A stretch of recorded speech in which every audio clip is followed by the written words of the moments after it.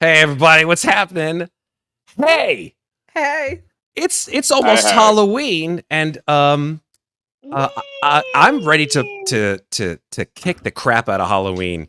It is not just any Halloween though, folks, because it is a very special uh, Halloween, which I've found a really great way of sort of tying Halloween together with one of my favorite role playing games, Call of Cthulhu, and that is to call it the Great PUMPCTHULHU, also known as Happy Relayoween. Take it how you like it. I think it's very brilliant, and I'm a smart man. Flows off the tongue. Yeah, It does. So smooth. It does. It's just it's Fatagan. And next thing you know, I've summoned 4 people here to play this game, and we're gonna play this game in a way that I don't think I've ever played it before, which is that we are going to do 3. I can't believe this is coming out of my mouth. 3 Call of Cthulhu scenarios in a single stream. He thinks that's possible. It's possible. Not only is it He possible, thinks it's actually going to happen. it's gonna happen. I'm going to will this into existence. He thinks die. they're only going to take an hour each. Chat, what do we think? I think it's gonna happen. It's gonna It'll happen. become a Dark Souls game real fast. They have no backup characters, chat. They have none. Roll dodge. So Chat, has anyone here ever watched Slices and Dices before? Do you think Matt can do 1 hour shut each? your mouth, Ashley. Shut I your want mouth. to be invited back next Halloween, please. I'm sorry. Last Halloween, we did a Scooby-Doo D&D adventure, which was goddamn hilarious. So much I wore fun. my onesie today in You did- honor of that. Very kind. Very happy about that. So I At thought, work, like, by the way. I would just go, totally left of Albuquerque and just bring in some Call of Cthulhu folks to do just a bang, gateways to terror.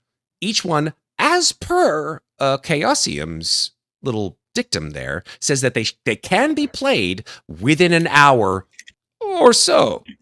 If you don't play Matt, them with we already people have who a like to redemption for roleplay. some spoop. Yes. Amazing. Chat has already come in with Spoop Happens. Well done. Okay, so this is an example of what you can do here in Twitch chat. If you're watching this on YouTube, sorry, it already happened, but hey, come on, Ruh-roh. check us out live, and maybe you can join in the chaos. But chat will have the options to spend their channel points to do some things.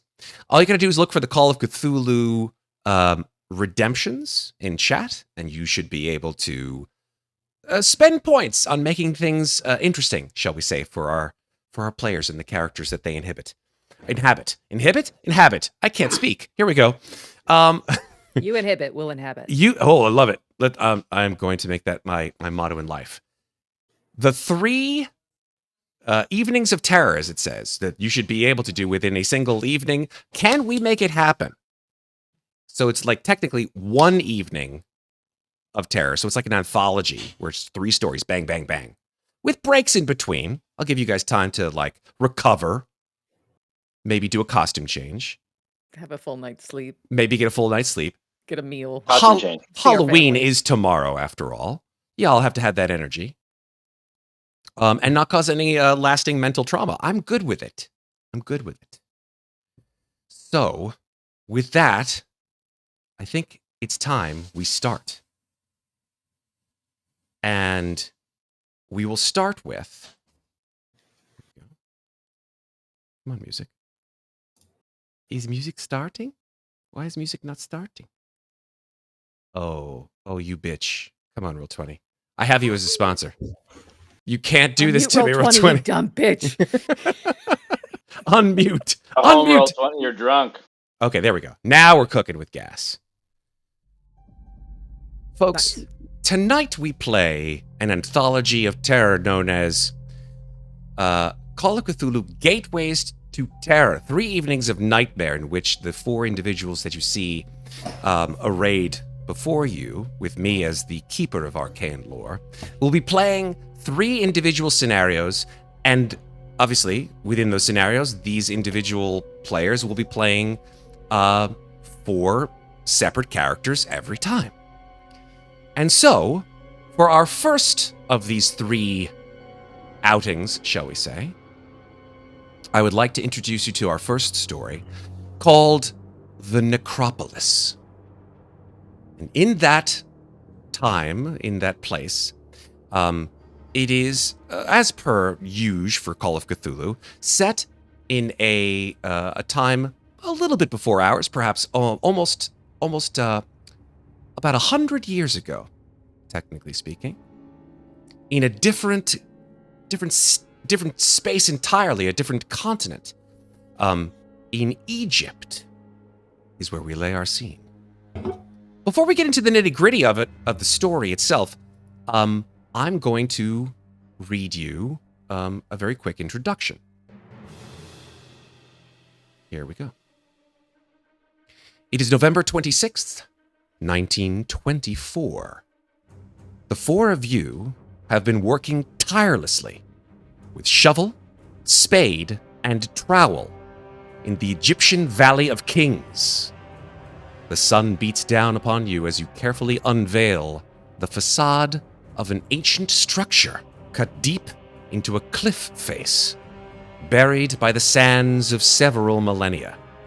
Your party of contracted laborers works like busy ants, and soon a doorway is uncovered.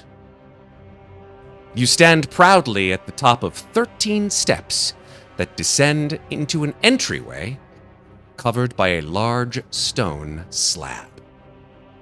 At this point, I'm going to reveal the characters for this particular scenario. And they are from left to right, as you see them on the screen. Let's start with our furthest left. We'll be doing this every time that we do a scenario. Matthew, please describe who we see and what his name is. Jacques-Louis Delacoste is a kind of a very gangly man. He gangles. Just tall, awkward, bumbling about a bit, and kind of guy who would, bumping into a chair, say sorry.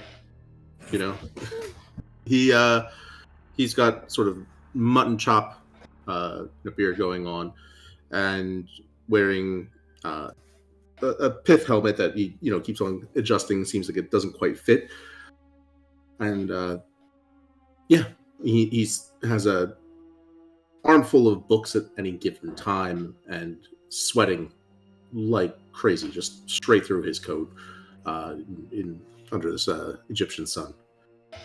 Awesome. I just realized as I spoke that you were actually on the wrong position, but I'm perfectly fine to fix that. That's okay. It's okay. So it was fixed in media res, so you'll have to excuse that. Let's go. Now we can actually start with the person on the far left, and that is Chris. Chris, could you scoot over, because your amazing token is taking over the face. Just scooch over a little bit to your right. There we go. Chris, who is it that we see, and what is his name? You see a gentleman of tall, thin composure, wearing a brown fedora in a tan linen suit with white shirt and a nice white bow tie. And he has a attaché with him, who is constantly looking around at the surrounding areas, taking notes. He has a posh British accent. His name is Ward T. Carter. He is here to make discoveries of a very, very important nature. Okay. And then let us now move to the next person along the line. And that is Vanessa's character. Vanessa, please describe your character as well as what her name is, please. Her name is Layla Taylor, and she is one of the younger daughters of an earl in the British Empire. And her great wealth and education has afforded her the ability to pursue her studies without the need to work. So she has developed and funded this archaeological dig in Egypt. hoping to uncover priceless artifacts and hidden lore. And she's very excited to potentially discover previously unknown items and prove her worth back home, essentially.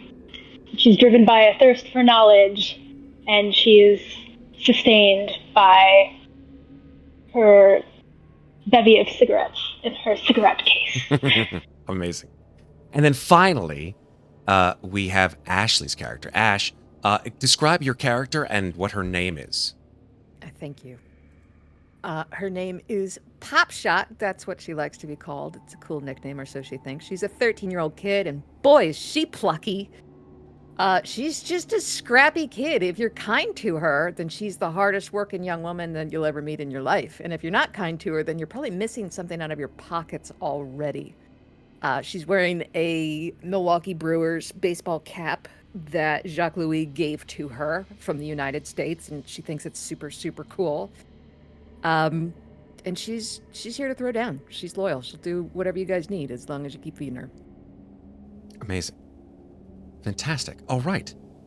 So the four of you now stand at the top of these steps that go down to, ostensibly, a very important archaeological find. And yes, thank you so much. Matt G, putting children in danger since 2024. Let me tell you something. I have put them in mortal danger long before 2024. I'm just letting you know. Okay. Just Facts. It's something I'm proud of. The assumption is that the four of you, seeing all these workers around you, would then move down into the dig, into the actual. Oh, Carter is all on that shit. As soon as this was discovered, he is like pushing forward. Yes. Amazing. Okay. I'm actually going to give you guys some pretty cool actual artwork of Egypt at the time of this particular scenario. So, for example, although this may be, or maybe similar to maybe one of you, I'm not quite sure if you would recognize one of these individuals, but this could be just as easily Ward, with perhaps some of the local folks who are sort of helping him to discover the secrets of Egypt and of the pharaohs. And then perhaps there's another piece of artwork, another photograph here, which is, here we go. Of course, the pyramids themselves, and the locals herding sheep, which they would certainly do to avail themselves of all of the materials that they could glean from their, from the animals that they feed and raise. And then there is the Valley of the Kings itself. Now, I don't know about you, but the Valley of the Kings in the 1920s was sort of like where it's at since the discovery of King Tutankhamun. Yes, that's why I'm here. Of course. So, I live here. Yes, and many of you either have traveled here or live here or something like that. That's what the Valley of the Kings, or at least a portion of it, where many of these pharaohs were buried. A couple of spoop happened redemptions. I'm going to have my work cut out for me. All right, love it. Here we go. What does that mean? Is it like a party? Spoop? Yeah, it's a party. Something good? It's a me party. Party for me. So we'll see. Maybe you can be invited to it. Okay. I've got things. Here we go. Here we go. So under your watchful gaze, the laborers construct a primitive pulley system and hoist the hefty slab, blocking the tomb's entrance into the sky. This massive gust of stale air from the dark hallway sort of balloons out towards you, but somehow feels almost inviting you inside with the promise of untold treasures. The four of you, perhaps spurned on by Ward, excitedly rush inside into the darkness. You are mere steps away from fame, fortune, and the discovery of a lifetime. Yet, as you all enter the ancient chamber, you hear a cry of alarm from one of the laborers behind you. The stone slab behind you suddenly slams to the ground, and you are plunged into total darkness. You are trapped. I think I have dark vision. No, dark vision you do not have. I have dark But vision. maybe you have something that would give you a better view of things, shall we say. All right. Take out a match and light a cigar. Okay? I'd take out a match and light one as well to just kind of... I light a cigarette. I don't think the light from a cigarette is going to be that helpful, to be honest. We're But just smoking our way through this. I like You one of know those that matches. you're going to burn up all the oxygen if you continue to smoke like that. Golly. So, more than happy to have you guys light matches, but I'm going to ask you to do something which I'm going to ask quite a lot tonight, which is a sanity roll, as you realize that you are all trapped. Okay, Ward success, Pop Shot success. That's my boy, Pop Shot.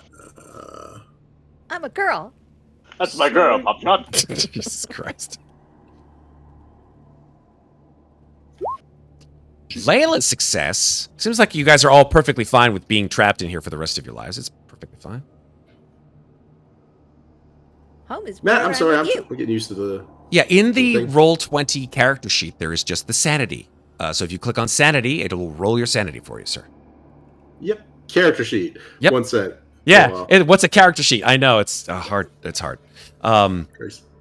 It's the 1920s, lighting a cigarette. I don't with a free understand this action character and sheet snorting stuff over some here. cocaine. Oh, there it is. Okay, hold on. I think there it is. Yes. Push the Sanity. button. Push the button. And after I do the cocaine, I get dark vision. I mean, You're staring. location. Sanity. Looks like you There we have go. ghosts in your butt. Hey, that's why you. That's what I There get. you go. That's So what I that's get. Jacques-Louis de Lacoste. Unfortunately, fails with a Oh, you can't 63 push out it, of right? 60. So here, let's talk about some mechanics very quickly. About luck. So let's talk about that too. So the things that you can do to affect rolls in Call of Cthulhu, hopefully in your favor, if you fail a roll, is you can do one of two things on types of rolls, different types of rolls. And it's important to distinguish the kinds of rolls that you can do to affect them so that we don't sort of fumble over them, no pun intended, later in the game.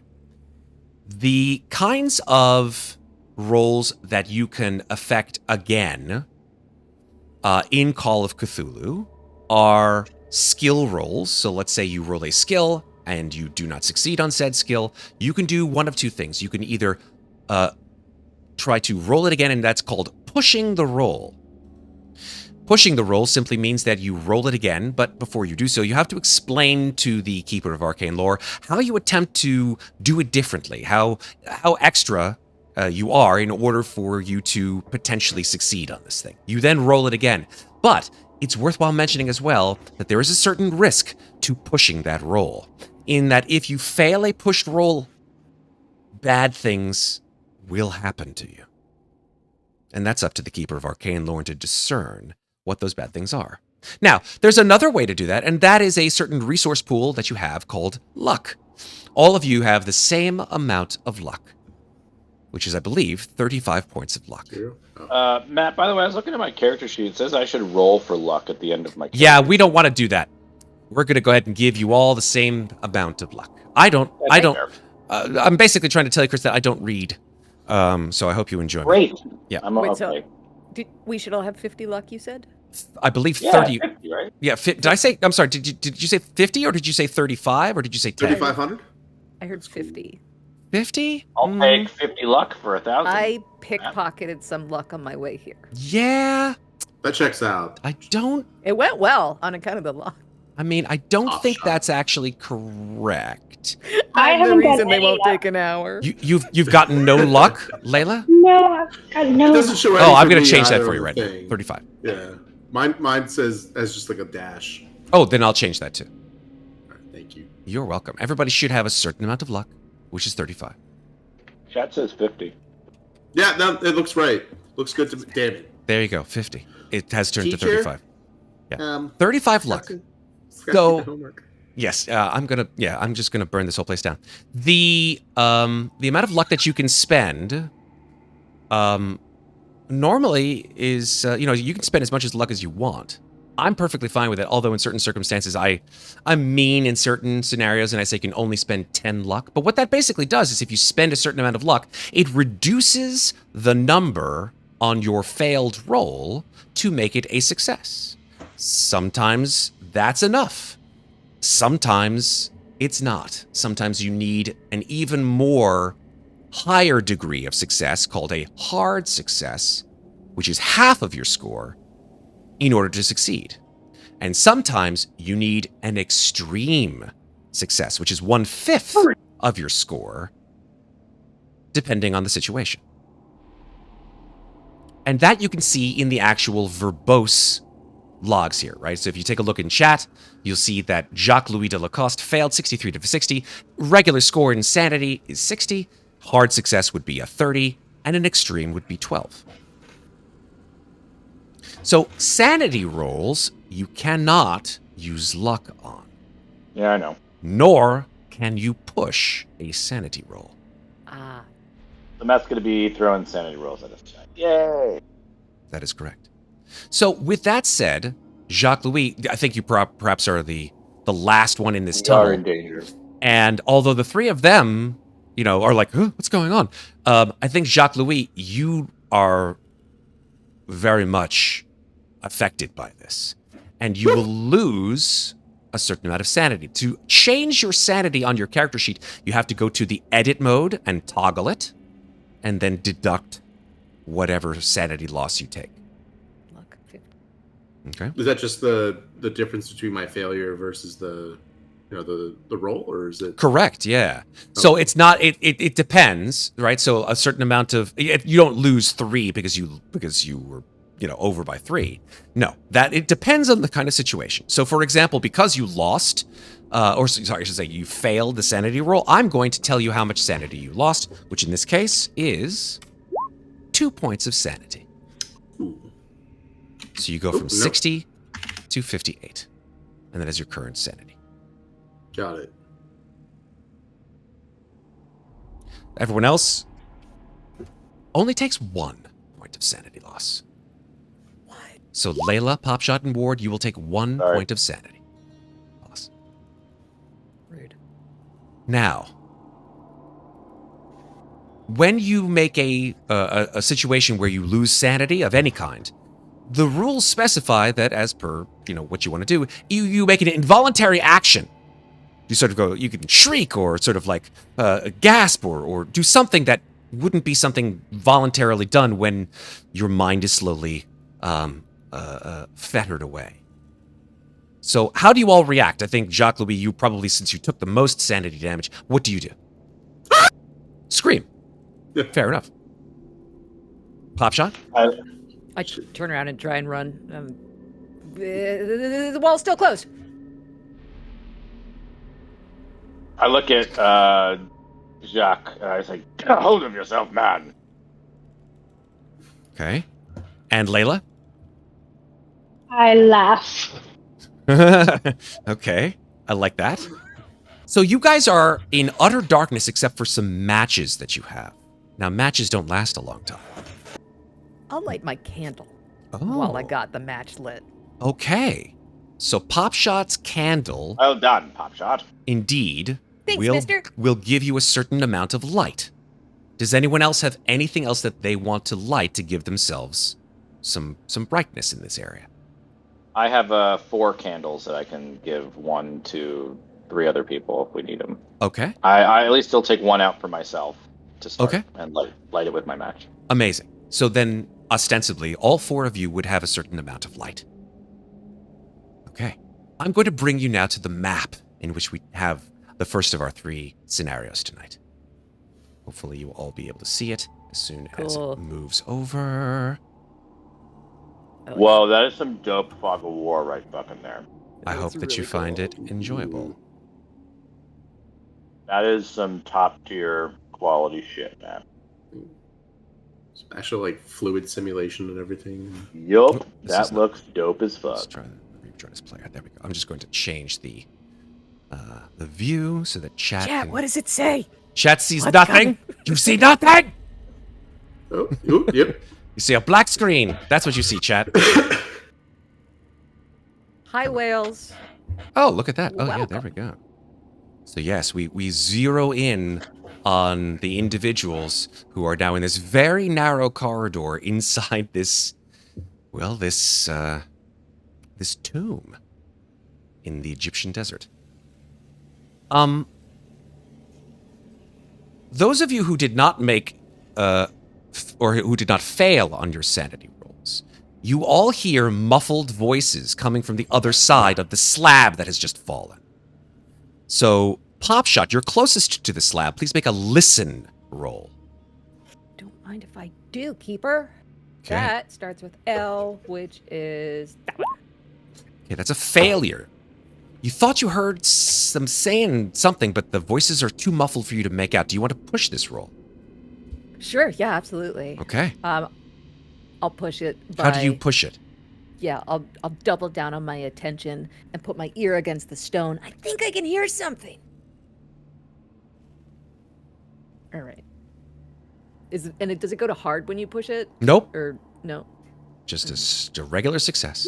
Depends on the roll. Which is that is a success. So that's a perfect example of pushing the roll and succeeding. Congratulations. And my luck goes down, correct? No, your luck does not go down.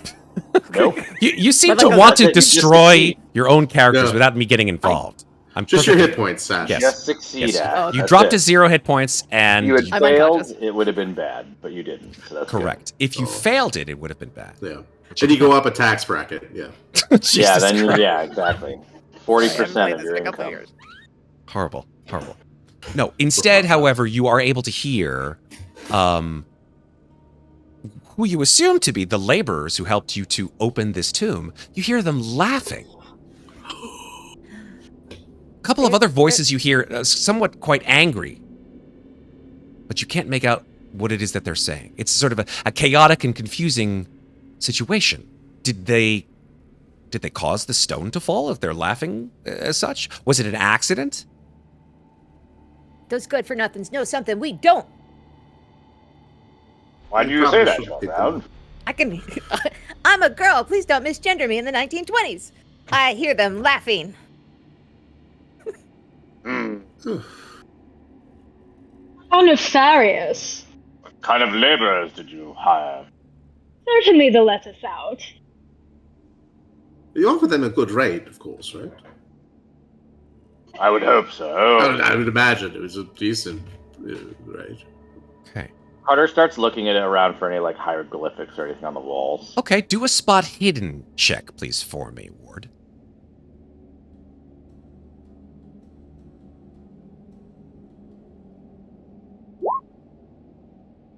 Okay, that's a failure.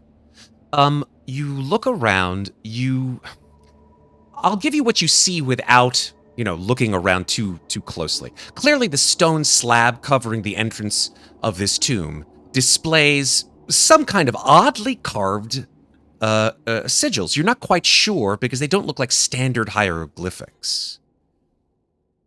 Do any of you have decent skills in anything like occult or archaeology? I have archaeology. You've already taken your spot hidden. Does anyone else want to try something?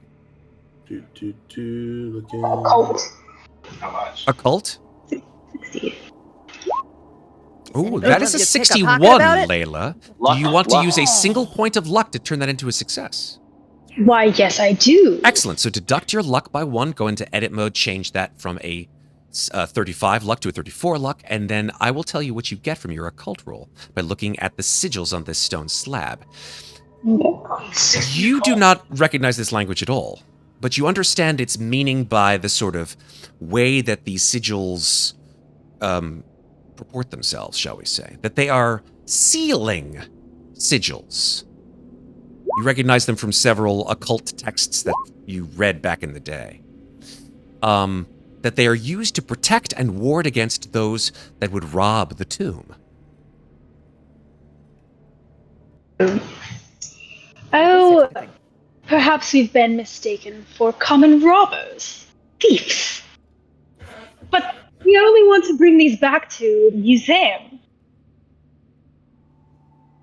As I always say, it belongs in a museum. In its country of origin, right, Mr. K? Well, Precisely. That's what you said? It's going back to the Egyptian National Museum? Precisely, Popshot. Yes, the branch in London. Yes. Wait a minute. Yes, of course. Since the four of you... wing of the London Museum. Since the four of you have your candles lit, you can see barely 10, 15 feet ahead of you. But you are able to sort of see that the ceiling above you is cracked. That many of the frescoes have these massive cracks through the ceiling. But the passageway seems to go on ahead. And perhaps in the vaguest portions of your vision as you look, you see maybe furniture or something like that towards the middle or end of the hallway.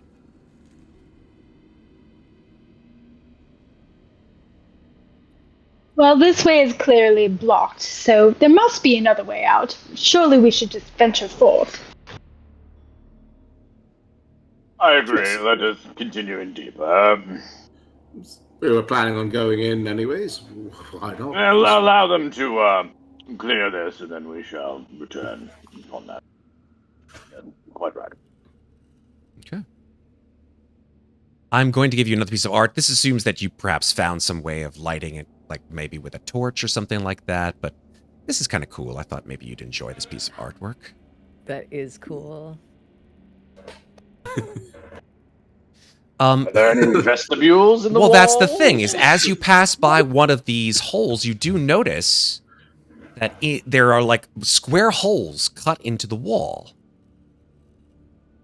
And as this picture depicts, there seem to be objects inside. Do any of you guys want to pull them out or take a look inside of them to see what's going on? Picture's just somebody taking somebody's Jordans from the grave. Like a chain, man. So I will stand back. Yes, I will lean in with my candle very delicately. Well, Carter, what is in the wall? Ward, What do you're I see? going to have to move up a bit. Just a bit. Just a spinch. A little bit more, sir. Traps. Okay, there we go. Perfect. So, at this point, what you see is that there seems to be an object inside. Maybe about 3 or 4 feet long, wrapped in linen. Do I recognize the? Is there like a burial mask on it, or some sort of like head covering above the linen? You sort of like look Do I inside with your candle, and you see that there is this object wrapped in linen has a painted wooden dog head protruding from the bandages. Anubis, I think. Would I roll archaeology, Matt? You can make archaeology or history check.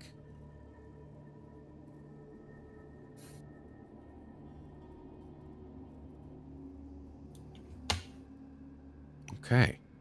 A 41, success, absolutely, yeah. So this confirms your thought that it's seemingly like what the ancient Egyptians used, that they often left animals as offerings in shrines dedicated to their gods. This may be one of them. I'm assuming that if it's a dog god, I wouldn't know what the actual god is, or would I know? There were Chris, several... as a player, thinks he knows, but Yeah. just he's asking. I think that you would assume, based on your knowledge of archaeology, that it could be any number of dog... I mean, gods didn't have dog heads. You know of some that had, Yes, like, jackal heads. Like Anubis had a jackal head. It wasn't a dog, per se. Well, jackal is technically a It canine. is. It's a wild dog, but this one looks a little bit more like a wolf than a... Wait, did you than just say it's a wild dog? Yeah, wild dog. Okay. So the dog's just a wild dog? No, meaning that this is not a... This doesn't have the same kind of features as a jackal. It's an Irish Terrier. So. Yes, it's a Pomeranian. Scottish wolfhound. It's a golden doodle. Fuck all of you. This looks more... This definitely looks more like a wolf than like a hyena or a jackal. Got it. So more of a full face than a skinny little muzzle. Got Exactly. Yeah. This one seems. It's yes, you know that in these times that the ancients they would wrap offerings of their beloved animals to be with them in the afterlife. It seems that this is one of them, a dog or canine of some sort. Yes, they've done a lovely job with it. Do they still do the thing where they have to scoop out all the bits and... You mean mummification? Yes, I know the some of the details or the grotesque Yes, of course. parts. Yes, it would not have been preserved so eloquently as it was, as it were, if it had not gone through the entire process. But for a dog, do they still go through the nose? Because it seems just kind of... it's a bit I believe difficult. so. I believe so. Longer implement, I believe. Ugh. Layla and Popshot, what are you guys doing? Popshot's sticking behind Layla a bit and just kind of like shadowing her. 'Cause she's not scared per se, but she's not feeling super confident about being trapped in here. Layla is near the edge of the light, so not wanting to be completely left in the darkness, but letting the men go forth and lead, and also looking around at the walls to see if there is anything else that she might recognize or be able to read. Okay. As they progress. Fair enough. Yeah, I don't think based on this... Well, I shouldn't say that. I will say that you can make a spot hidden roll, Layla.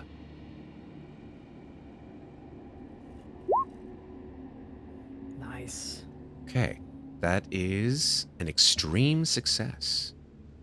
So I'm going to give you a 2-for-1 here, Layla, since you were got a 5 versus 45 on this. There are a couple things. One, there are limestone chips scattered across this floor here in this corridor. And the limestone chips on the floor, you sort of understand from your experience with other archaeological excavations. It indicates basically that there seems to have been a prior excavation of the tomb.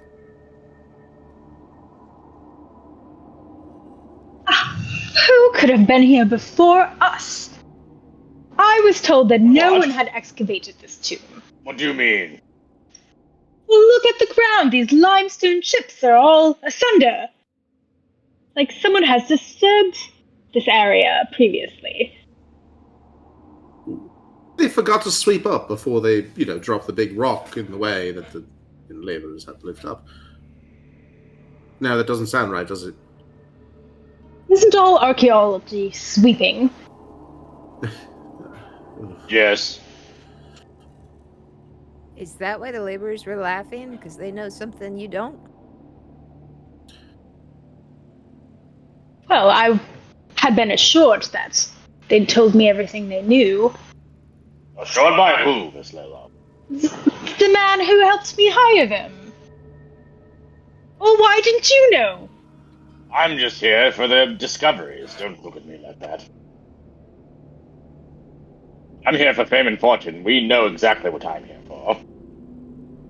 Ward. Well, there's no fame nor fortune. Should we not get out of this place? Agreed, so let us go continue. And Ward, Matt, go ahead. Yes, your candle, since I believe, if I'm not mistaken, I think that you and Popshot lit yours first, right? No. Your candles are about a quarter of the way down. Ward, as you sort of spy around this corridor and see all these things, you are probably closest to the edge of or what you assume to be the end of this corridor, because there is a sealed archway etched with symbols and hieroglyphs similar to those seen on the door slab at the tomb's entrance. There are several sections of plaster, a small ornate table, and a golden chest that sit in front of this archway. The items, and I'm saying this without any kind of Say that all again, Matt. Sorry, what's in front of it? A table and what? A table and a chest. And these items seem to have been dragged through a large hole that has been chiseled out from the bottom left-hand corner of the plaster wall, hence the stacked plaster sections that you see. So a crouching adult could easily squeeze through this gap and into whatever room lies beyond. Well, Miss Taylor, it seems that there has been indeed more people here before us. Observe. Awfully fancy chest. And a hole in the wall, Popshot. What's the likelihood this chest hasn't been tampered with? Carter, would you go inspect it? Yes, of course. I go and over look at the chest and look around for symbols that I would recognize or, booby traps. Yeah, it's heavy, right? This chest looks like it's made entirely out of gold. It's ornately decorated, and it has a lid. Do the symbols mean anything? You can make a. Do you have language Egyptian hieroglyphs on your sheet? Who does?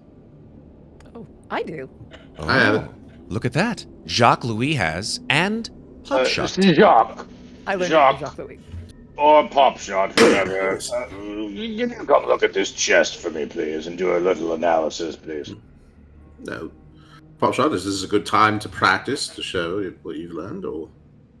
Okay, yeah, Yes. no, I think I can do it. Let's see. Get up there, Popshot. Or the brewers. Yeah.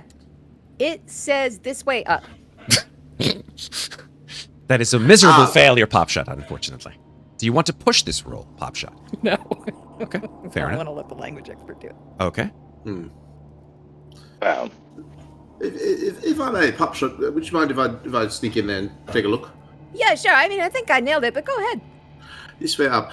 Yes, I see where you would see that the bird would make you think up, but if I may. One moment. Sorry, 1 second. No worries. Popping out of edit mode, going to the thingy. Yes, and then click on the Egyptian hieroglyphs and failure. But Oh, you Yes. could use 10 of your 35 points of luck to make that a success if you'd like. do it. Yeah, why not? Or you could simply push the roll. 70 is a good chance. It's all about risk versus reward, isn't it? Push it real good. I'm going to pull out my book of. I think this is from the Middle Kingdom period. If just a moment, I'll pull out my book and use that to try and find one of the symbols that looked like it could have a different meaning. I'm going to push. All right, push it. That one says fragile. All right. Ooh, No! that is a failure. Double failure. Oh, So Yes, it says this way up. Very good, Pop Shot. So Thanks. Jacques Louis, you sort of like you take your book. Ooh, a cat. Ooh, there's a cat in here. Spoop is happening in my mind. Here we go. So Jacques Louis. The underworld is being called. Jacques Louis, you look at the treasure chest, you look back at your notes, you look back at the treasure chest, you look back at the notes, you look back at the treasure chest, and you see that the Egyptian hieroglyphs seem to have sort of melded together and warped and changed into a screaming human face. And you take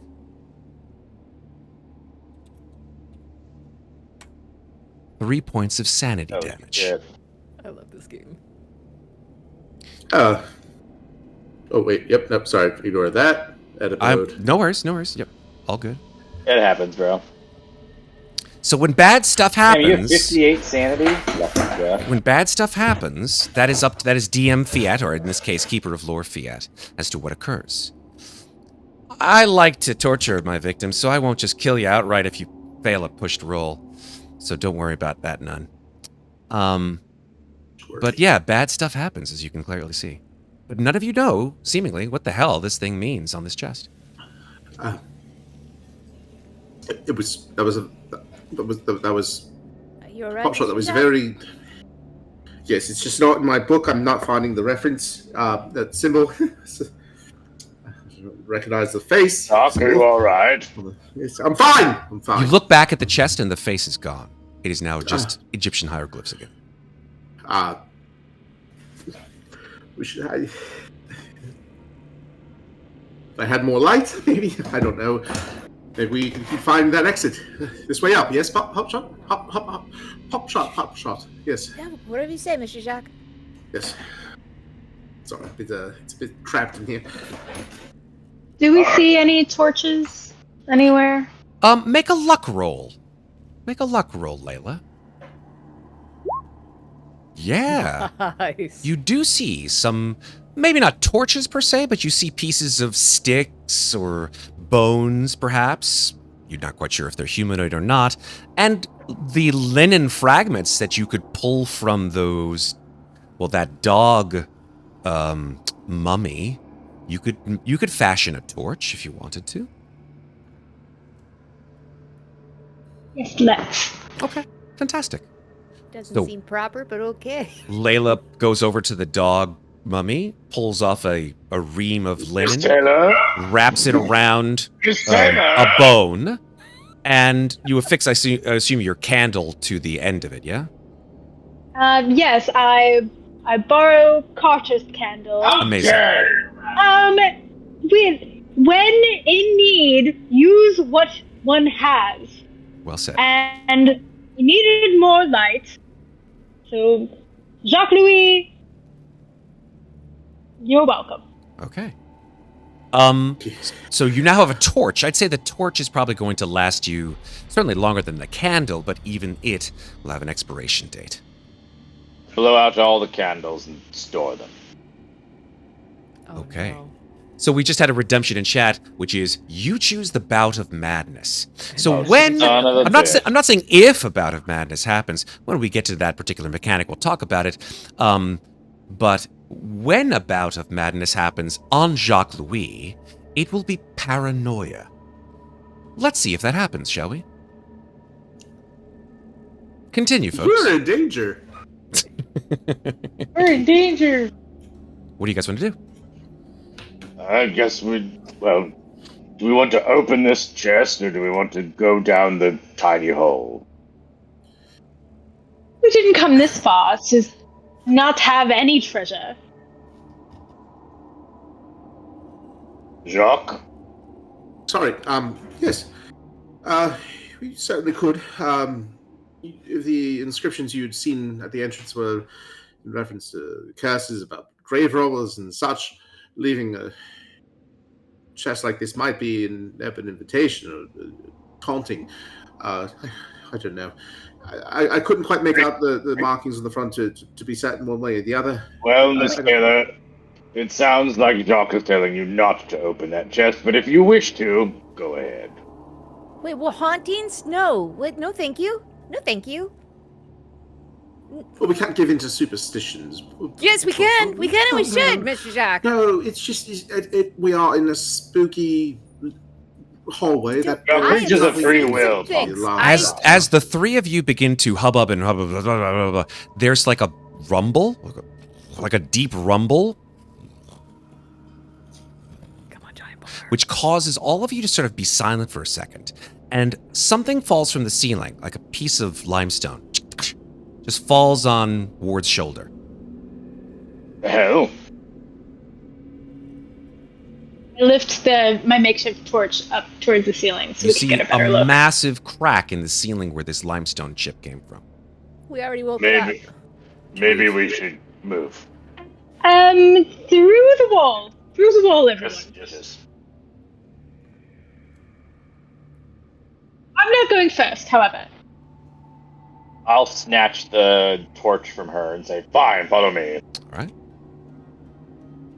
I'm skinny. Good for thieving. Okay. Ward, well said. You scuttle through the small opening, and you see, with your torchlight, another chamber.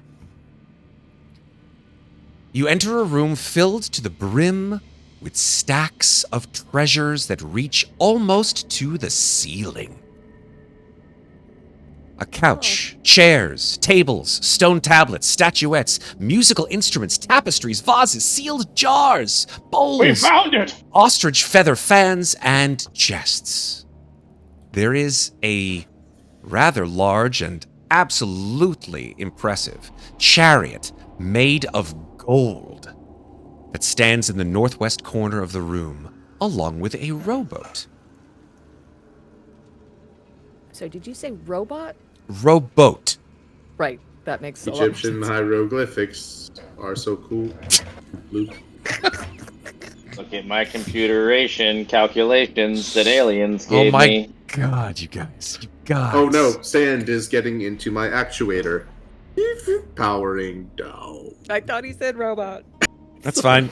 That was the Just kidding. That was the anti-Canadian in me, I guess, that decided to completely The not robot- say reboot. Reboot. Reboot Gilliman. All right. They absolutely would bury a robot with him for the Right? afterlife, though. Exactly. Yeah. I mean, because aliens Everybody built needs the a bender pyramids. unit in the so, afterlife. 100%. Matt thought this would take an hour. Oh, please. All I have to do, actually, I'm enjoying the shit out of this. All I have to do is pull the lever. Don't pull the Kronk. lever. I'm just going to pull the No. lever, Kronk. No! Check the ceiling! And it will not be the wrong lever. So what do you guys want to do? It's in a chair. Sit in a chair. Very uncomfortable wooden chair. I just start taking everything in and start looking around at everything. Okay.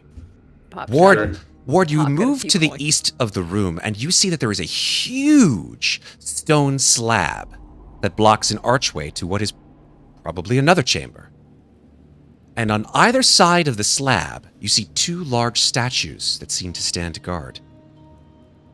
Now, across from the room, which you can see with your torch, Popshot moves toward it, there is an open archway that leads to yet another room. It's pretty obvious without any kind of roll that the plaster wall sealing this archway has been completely demolished, because you see bits of it lying scattered on the floor around the entrance. I investigate the statues. Okay, what do you want to investigate them with? They have a. What do they? Well, first off, what do they look like? Yeah, so you take a closer look at these statues, and you see that they're humanoid in their shape and outward appearance. They are covered with linen bandages. But you look closer, and you see that they're actually impaled on long spears to keep them upright. And as if this wasn't gruesome enough, their heads are not human. Their heads are actually replaced. One of them with a crocodile, and the other with that of a jackal. Ward, please make a sanity roll. That is a failure, Ward. You take 1 point of sanity lost. What do you do? I back away from both of them and being like, my God, they're animals.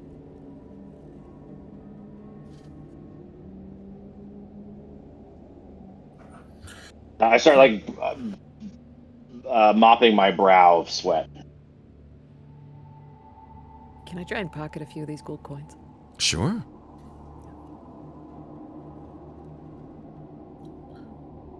There's anything at all with like writing or something that might, help in my efforts to get published by the Royal Society of Egyptology? I would say, Jacques Louis, if you would like, you can make any of the following rolls, and you can tell me which you think is the best. Spot hidden, appraise, because there's a lot of gold items and stuff in here, or archaeology. Shoot.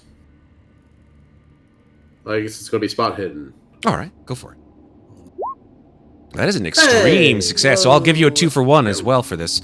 So, Jacques Louis, first of all, as you look through these items, first of all, some of these items in here have been utterly broken, as if someone had moved through here quickly and with little regard to their surroundings.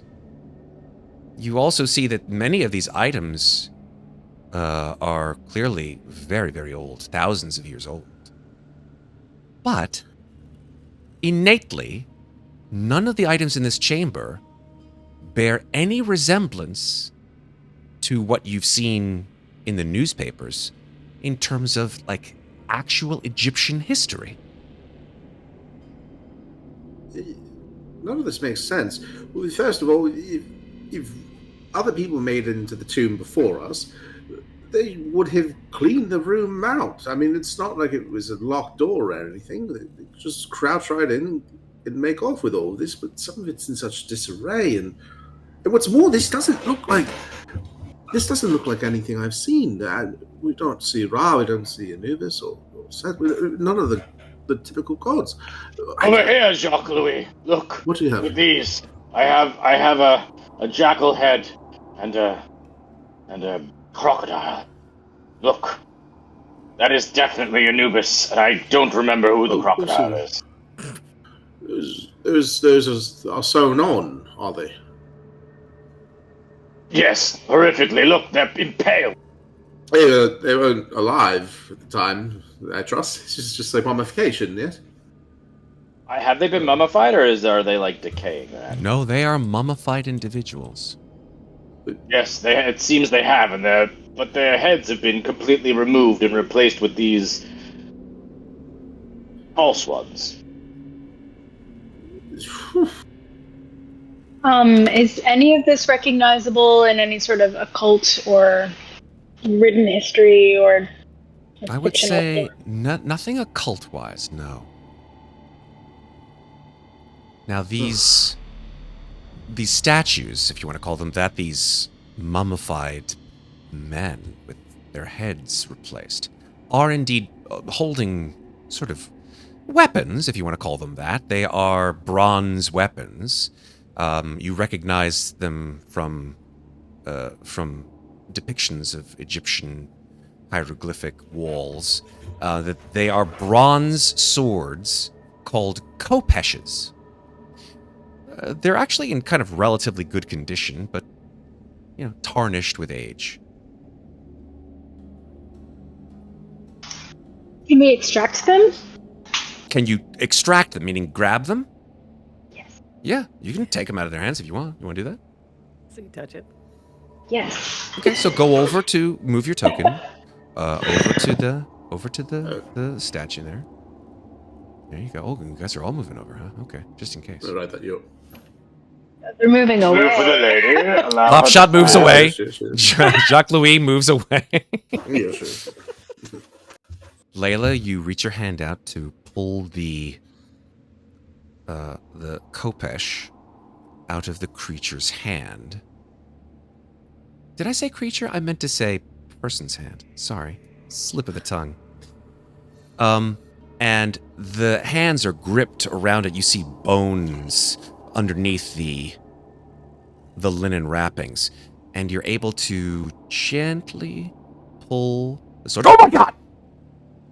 Did it move? Did it move? Must have been a trick of the light. No, couldn't have moved. I hold the torch closer for her to see. No. Hands are still wrapped around it, so you're able to gently lift the khopesh, and you have now a bronze sword. You know, I think we've been down here too long. I could have sworn that this thing was putting up a fight for its weapon, but I know. Matt, the door to the right, is there any like fresco or anything on it that would... No, it is just a stone slab. Stone slab. Okay. But it's massive, dude. It's Yeah, I figured. impossible to move with just your hands. Yeah, no. I was trying to figure out if there's like a switch or something. I mean, you didn't spy anything that looked like a wall switch. Insert a sword into a fresco and make the door open, kind of thing. Yeah, this is not that kind of a story, I don't This believe. isn't The Legend of Zelda. I hear No. a cat somewhere. Let me go down this hallway. Hmm.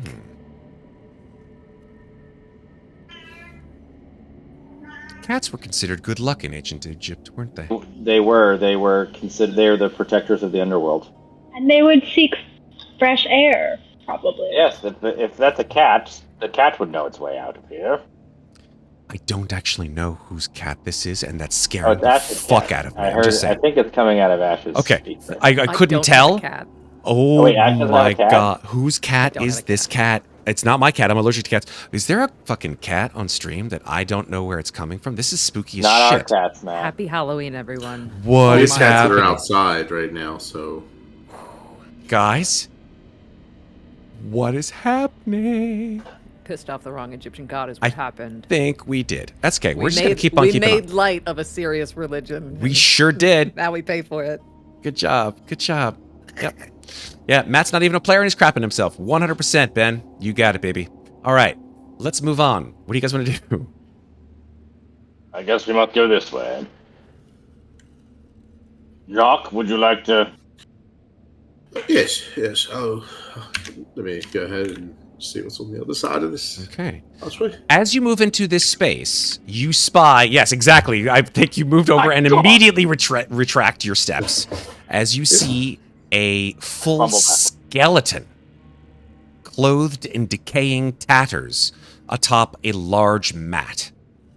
This is a horrifying sight.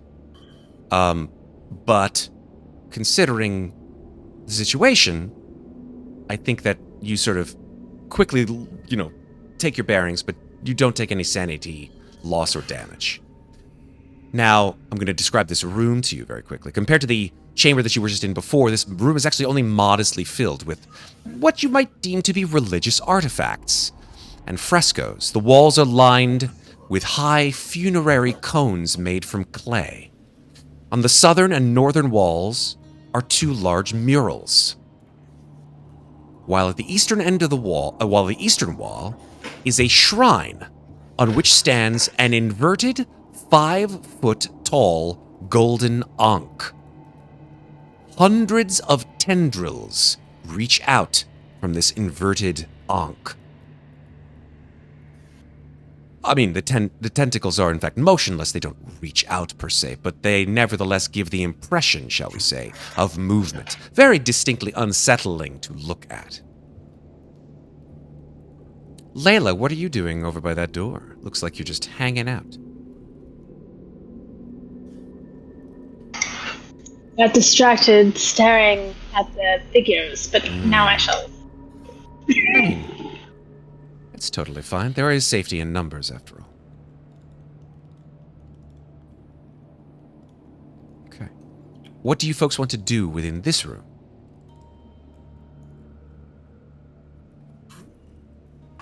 Look at the mural. Yep. Okay. The mural, there's a mural on the northern wall and a mural on the southern wall.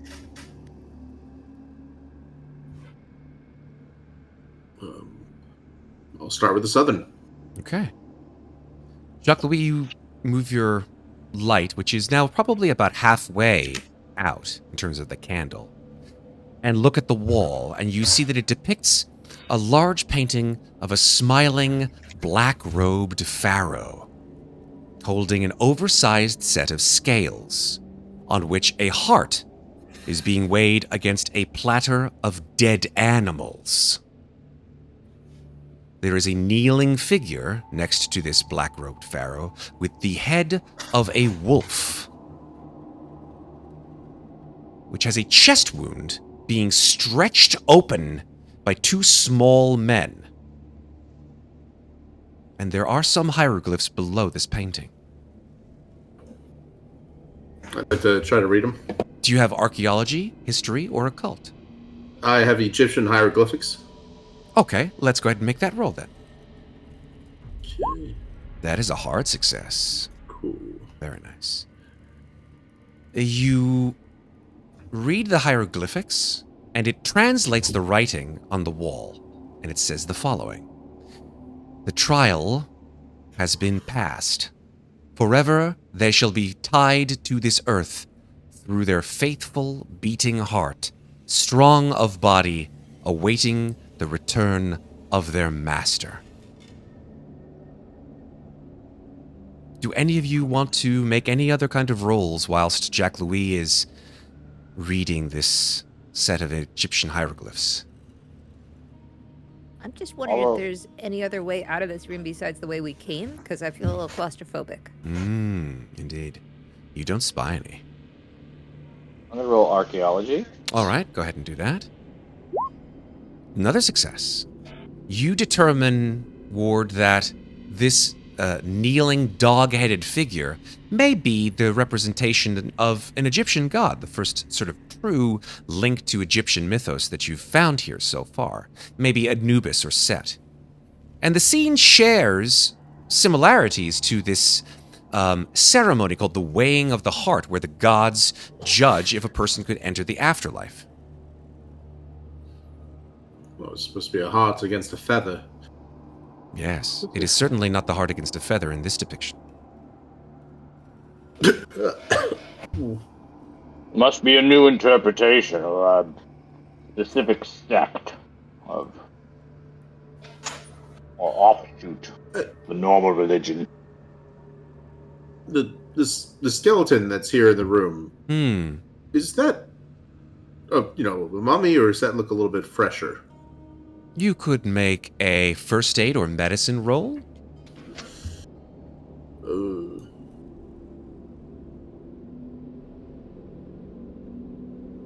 Okay. Yeah, I'll make a first aid roll. All right, go for it. A check for a pulse. Look at you! Look at you! A critical success. He's dead, Jim. Congratulations. Yes. Wasted it on a skeleton. No. With a critical success, you get the whole shebang, right? So, first of all, you immediately look at this skeleton. I don't know, maybe you've been looking in some anatomy books. First thing that you notice is that the skeleton's ribs are crushed and the skull fractured. One or both of these injuries likely led to this individual's death. You are able to sort of date the demise of this individual to probably within the last 10 years, considering the skeletonization of this person. But you also notice that there are small indentations in the bones that are probably similar to animal teeth marks. But there's no animals here. There is a sack next to the body, though.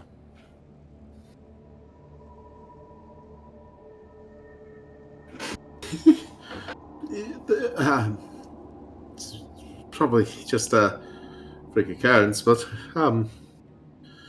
coincidence, maybe. Coincidence. There's no coincidences, Mr. Jacques. That is a curse. That is a ghost. They're not happy. They're not happy when people are in here. There are no curses. There's no such thing as a curse. The person must have gone mad. They were probably locked in here, and... Maybe they did it voluntarily, Doc. Voluntarily caved their head open and pulled out the heart and were nibbled on by animals, yes? That's yes, of course. Let's have a look at the other mural and see if we can exit this place. Okay, perfect timing. You stare at the other mural, Layla, and you see somewhat horrifying sight. Which you see that it depicts a sickening scene of an Egyptian city being attacked by an army of horrific beings. There are two notable types of creatures, those with the bodies of men and the heads of animals who wield various weapons, and those with the bodies of animals and the heads of men.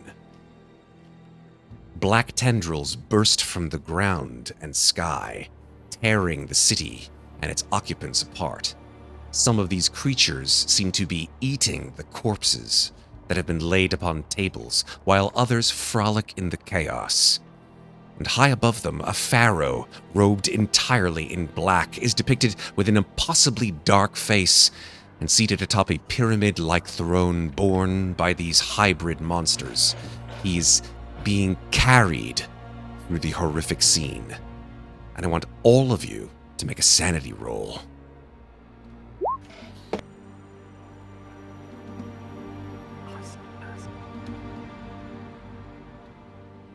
Into my fucking teeth. Okay. Failures from Popshot and, again, from Jacques-Louis Delacoste. Louis! That's a curse. We should not be in here. We should not be in here. She takes out the coins that she stole earlier and just throws them on the ground. This is... No, Pop Shot, it's fine. Do not worry. Layla and Ward, you take 1 point of sanity loss. Very interesting. Very, very interesting, this. Yes. Look at these frescoes. And Jacques, you also take 1 as well as Popshot. I rolled very poorly. That's right. Just hit edit. So if I passed, I didn't take pass, any? if you pass, you take 1. If you failed, you also take 1. It's just a D4 roll versus D3 roll. But you can feel better about it. Yes, exactly. I do. Do any of you have Cthulhu Mythos? Nope. I don't want any. Okay. Oh, I got a Shucks. 0 on that shit. Shucks, that's no fun. Oh well. Most of the time you don't, unless you survive a encounter. That is fair.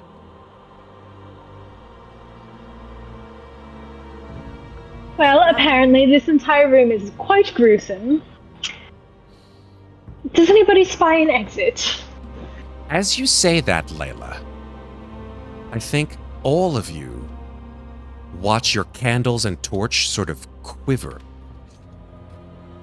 And immediately after, you hear a muffled scraping sound, followed by a loud, heavy clang. What do you do? What the devil was that?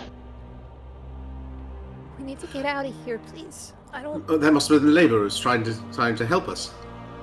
Great, let us return to the front. Quickly. Yes. Does anyone want to do anything in this room? Nope. All right. There is that sack, right? There is a sack. Satchel. Yeah. There's a sack and a satchel.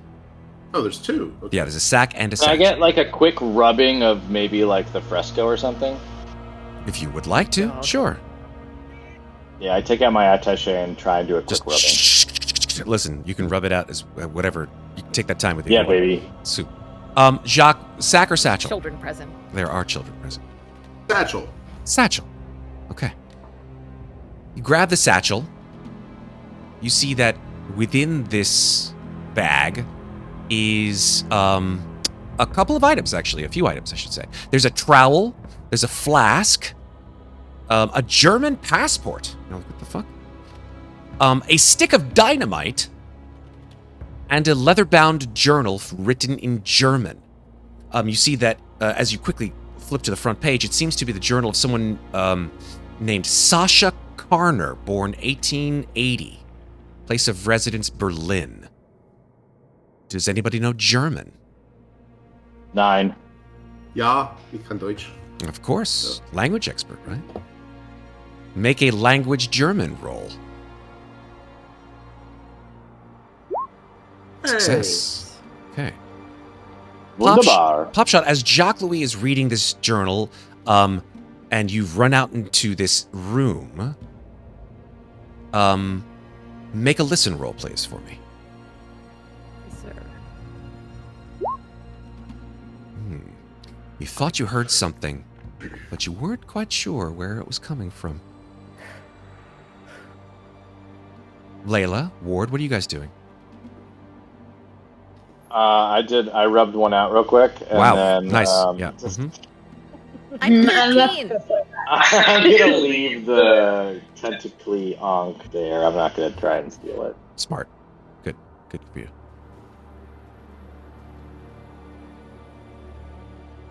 Okay. Jock, you take a quick gander through this just in like 30 seconds or so. The journal seems to have entries dated from 1910 all the way through 1916, and they seem to describe this individual, Sasha Karner's time, as an anthropologist. It outlines Sasha's trip to Egypt and his attempts to unearth ancient Egyptian artifacts. In addition, he writes about his English companion, an archaeologist named Dr. Gerald Sutton. There are in fact many entries outlining the difficult work environment due to the Great War, and Karner often praises Sutton for his assistance in dealing with the English authorities. The last 4 entries, however, appear to be the most significant, and I'm going to give you a handout, and I'd like you to read them out loud swiftly, please. Yes. Okay, shoot, hold on. 7th August 1916. Word has reached us of fierce fighting north, close to the Suez Canal. Our men are scared enough as if is without the fear of being killed in any crossfire. Their superstitious beliefs have delayed the dig more than once, and I do not care for any further stoppages. We dig tirelessly through the loose sand and rock. We are close. 3rd of September 1916. Today was glorious. We have found the entrance. Removing the doorway was difficult. We created a pulley system that allowed us entry. More work greets us inside. Limestone chips have clogged the entirety of the tunnel. I've halted the removal of the stones until I've surveyed the structure and documented what we have learned thus far. Sutton thinks my meticulous records are unnecessary and time-consuming. 1st of December 1916. Finally, the tunnel is now almost clear. Some of the workers have taken a great interest in the damaged hieroglyphs in the passageway. Today we remove the last of the stone chips and explore. The stonework looks unstable. Maybe too risky to use the explosives. 2 days later, 3rd of December, 1916, Sutton is dead. The local labor attacked us, broke his neck when he refused to be forced inside the tomb. Beware the children of the Sphinx. I plan on waiting a couple of hours in the hope they will have gone. I'll gather some of the jewelry and then make my escape. This place will not be my tomb. I can hear noises. Something else is here with me. As you say that, in your mind or verbally, I think all of you begin to hear noises through the stone slab. The sound of massive feet shuffling behind this stone slab.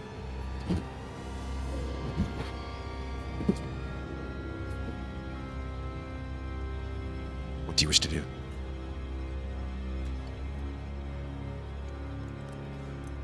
Not be here.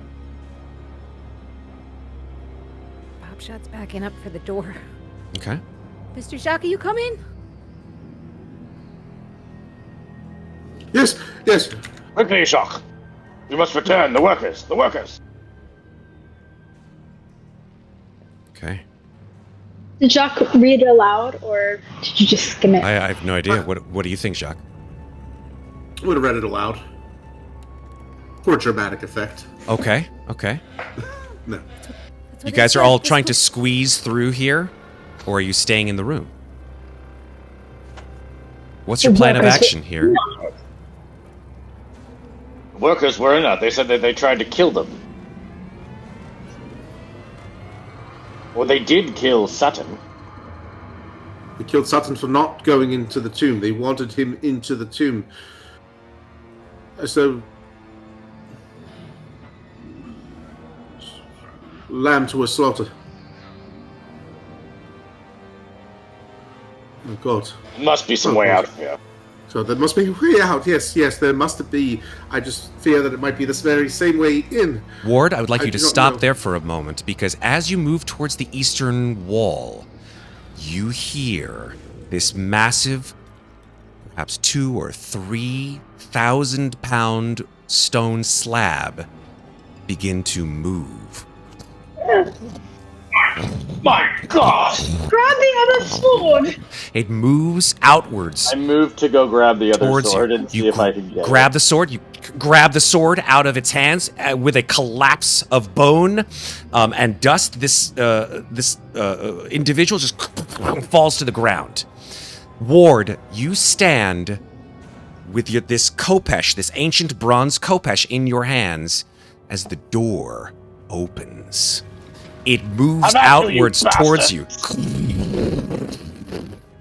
And what you see in the light of your torch defies imagination.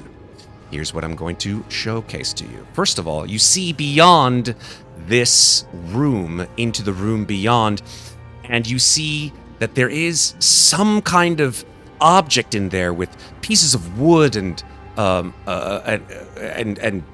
clay and bone and metal splayed about. There's some kind of massive object in there. But coming through the door is an absolute titanic, clearly inhuman creature. And I'm going to show you, not tell you, because a picture is worth 1,000 words, what it is that you see. This is what you see. My We woke it up. God. A 10-foot-tall, wolf-headed creature covered with rotting linen bandages. Its fanged maw splits open, and you see a lolling, rotted purple tongue come out of its mouth. And a horrifying, low, animalistic voice comes from within and says something in a language which none of you know. It clearly predates even the Egyptian language itself. I would like you all to make a sanity roll.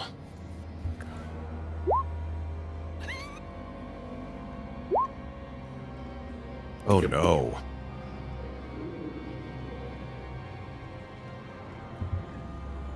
It seems that Jacques-Louis Delacoste is the only one who failed that sanity roll.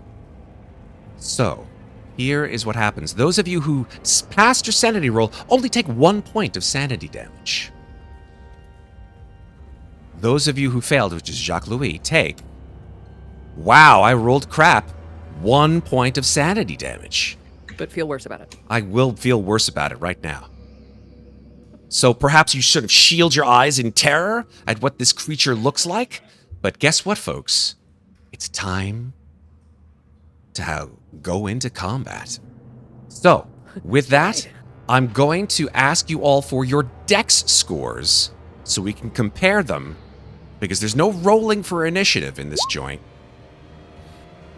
All you do is click on your token and click on your dex score, and then it will Combat, populate, guys. or the Combat initiative. tab There's on the initiative. left. Yeah, there's an initiative button as well on your Oh. character sheet. Yeah, that's the easier way of doing it, right?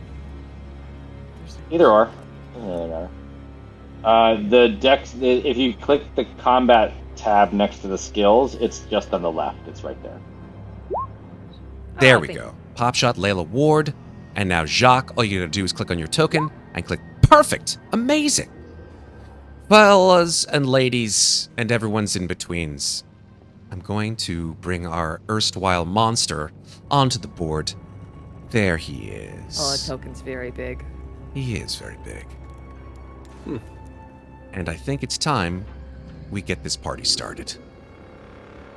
Let me go ahead and... I don't see a token. What token? Uh, Oh my God, that token.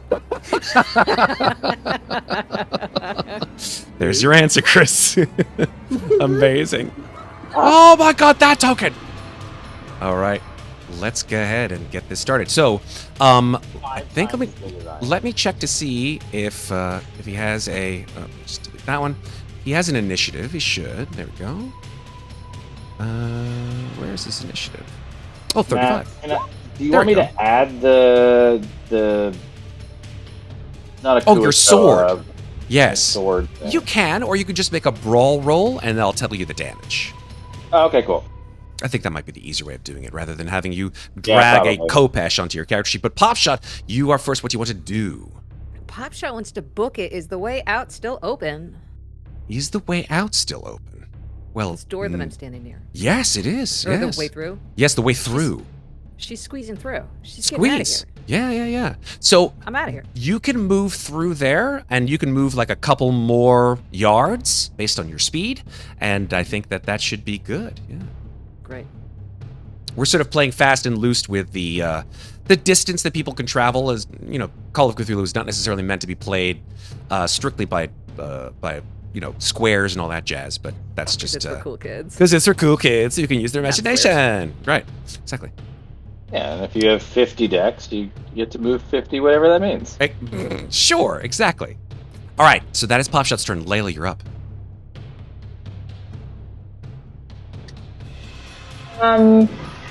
Yes, also running away. Through the door. Okay. You scrabble right through the hole right after Popshot. Don't blame me.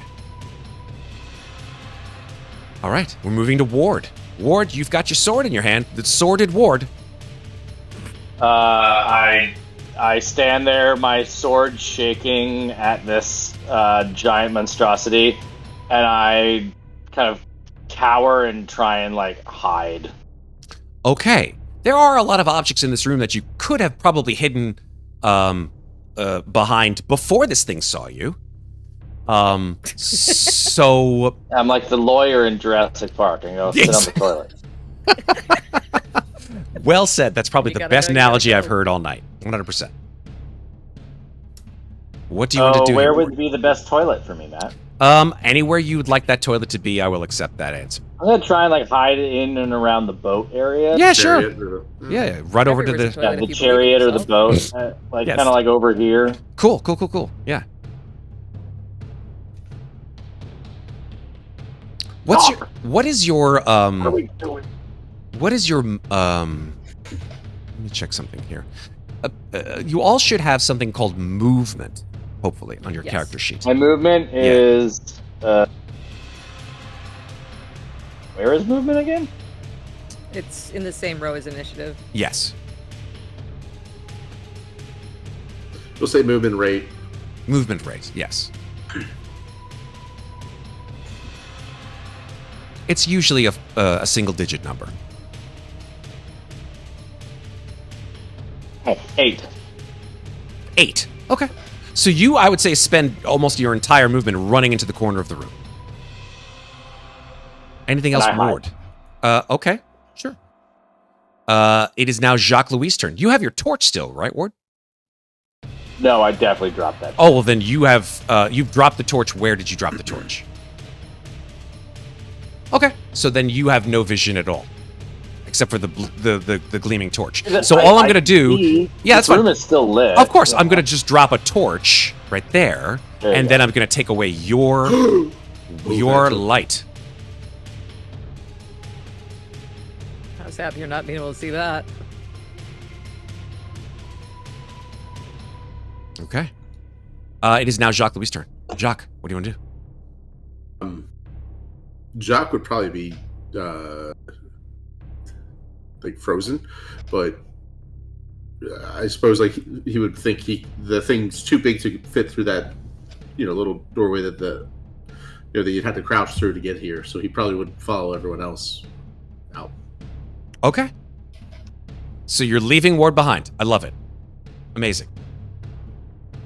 Ward stands there, no torch, just a sword, stands in the corner of the room, and Jacques, you scuttle out with Layla and Popshot.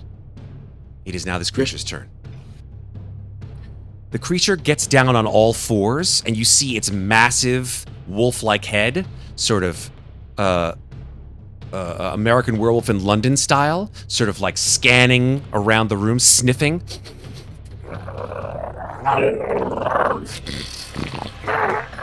Passes the torch, sort of growls at it.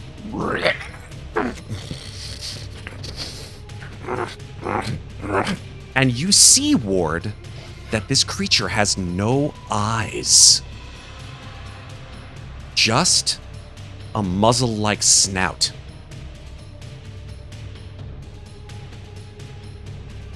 I'm going to have it make a...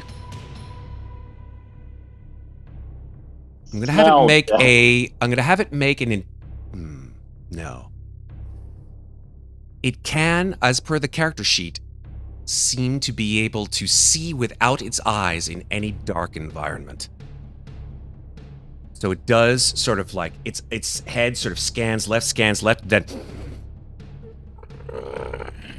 It makes sort of a soft gurgling purr, and its tongue lolls out and just sort of licks the ground, and then its head comes up, and then it just fucking leaps at you. What do you want to do? Do you want to dodge or fight back? Fuck it. I try and dodge. Okay. So, I want to go in like this direction. Fair enough. Let's see. Go ahead and make your dodge roll. Let's see if it's better than its attack roll.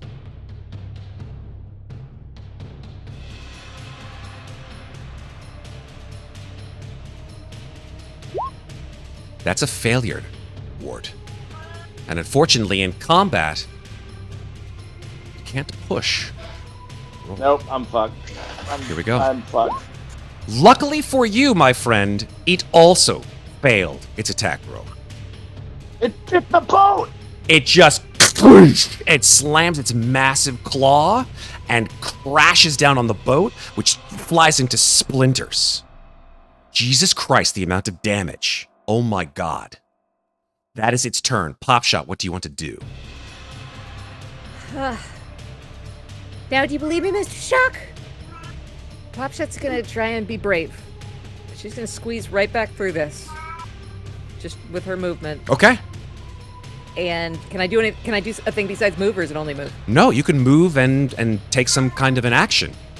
I'm gonna use what's left of my candle to light the firecrackers I have in my pocket. Oh, firecrackers. Very cool. And after they're lit, I'd like to throw them. I don't know how to toggle, but that room that oh, here we go. Yeah, in that direction. The cat is indeed back. He heard that I had a dog, and he wanted to be part of it. It's fine. All right. So, do your firecrackers? Do they have like a damage on the character sheet or no? Does it say? They're just a possession, I think. I'm not trying to hurt him. I'm trying to distract him. Okay. Cool. I love that. I will say this will be a success if your throw is an accurate one. Okay, Popshot? Which is unfortunately a failure. That is a 75 versus 50. Well, I'll say that like maybe you sort of throw it and you're like maybe this is not a this also is because you're in combat too, so you can't push the roll anyway. Okay. Yeah. So yeah, you throw it and the firecracker sort of goes whistles through the air and like lands maybe in the other room where you found the skeleton, and you just hear. But it was loud though. It was certainly loud. Loud and distracting. 100%. Anything else you want to do, Popshot? No. I'll stay right here and weigh my chances. Amazing. Layla.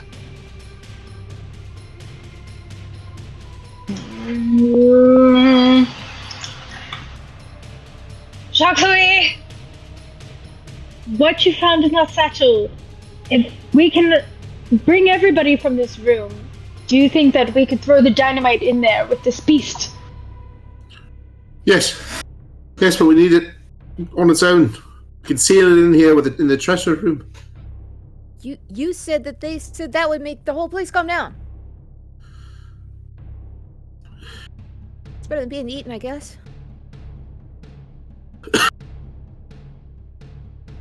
We'll do our best. What do you want to do, Layla? I'm going to kind of squeeze through the door right here. Okay. And beckon everybody back into the previous chamber. Okay. And collapse. What's our alternative here? Did you take the dynamite from Jacques Louis, Layla? I'll say yes. Okay, so I'll say it's perfectly fine. You just grab the stick of dynamite? Yes. Okay. So I have that, and I have my sword. I'm going to say, pull back! And I'm going to try to hide behind, what is this, the chariot? What is... Something like that. I'm going to say this out loud, Layla. If your throw is inaccurate, it may blow up not only the creature, but all y'all. Do it. That's what, well, I wanted to wait, ideally, Oh, until okay. everyone tried to exit Totally the fair. room. Totally fair. I gotcha. Let's give it one round and see what happens.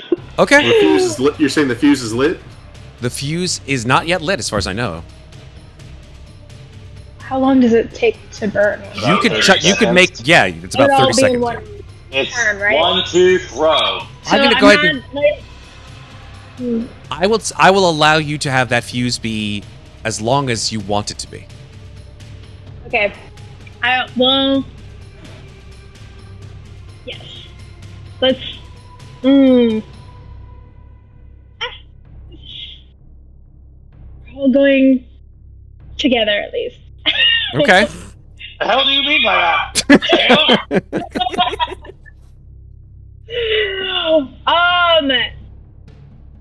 Get yourself out of this room, Carter! Don't go back through the front door. Don't collapse. I'm telling you. Well, which way shall we go? Where the creature came from. You do see that the door has been moved open by this creature who has shoved this titanic slab of stone. All the way to the right? That's correct. Slap. Because I'm like ducking behind Napoleon-style explosions happening by my. So what are you doing, I Layla? didn't do anything yet.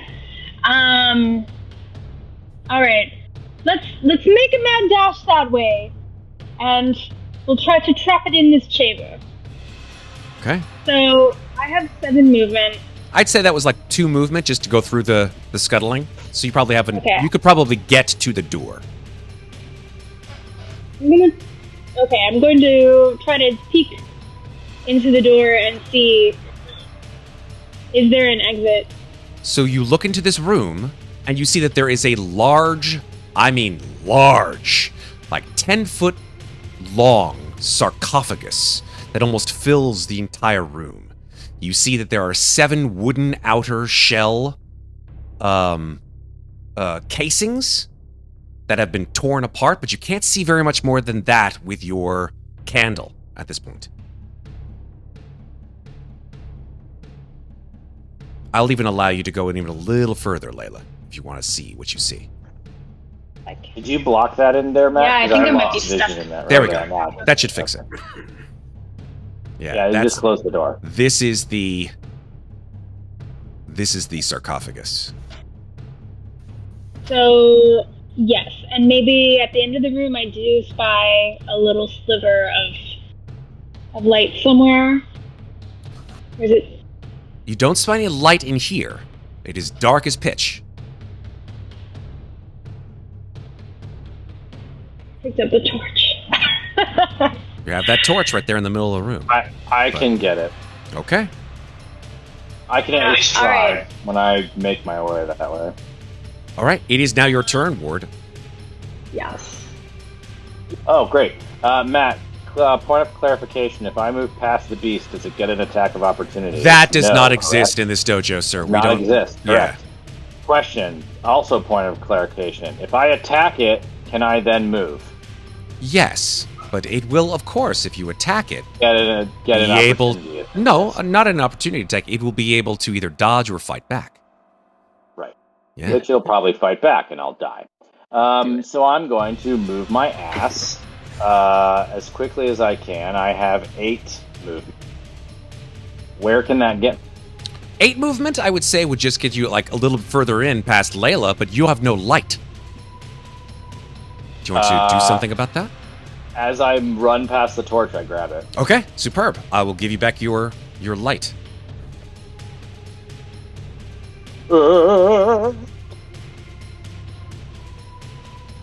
Pop shot! Get the fuck out of here! Wow. Good job, Ward.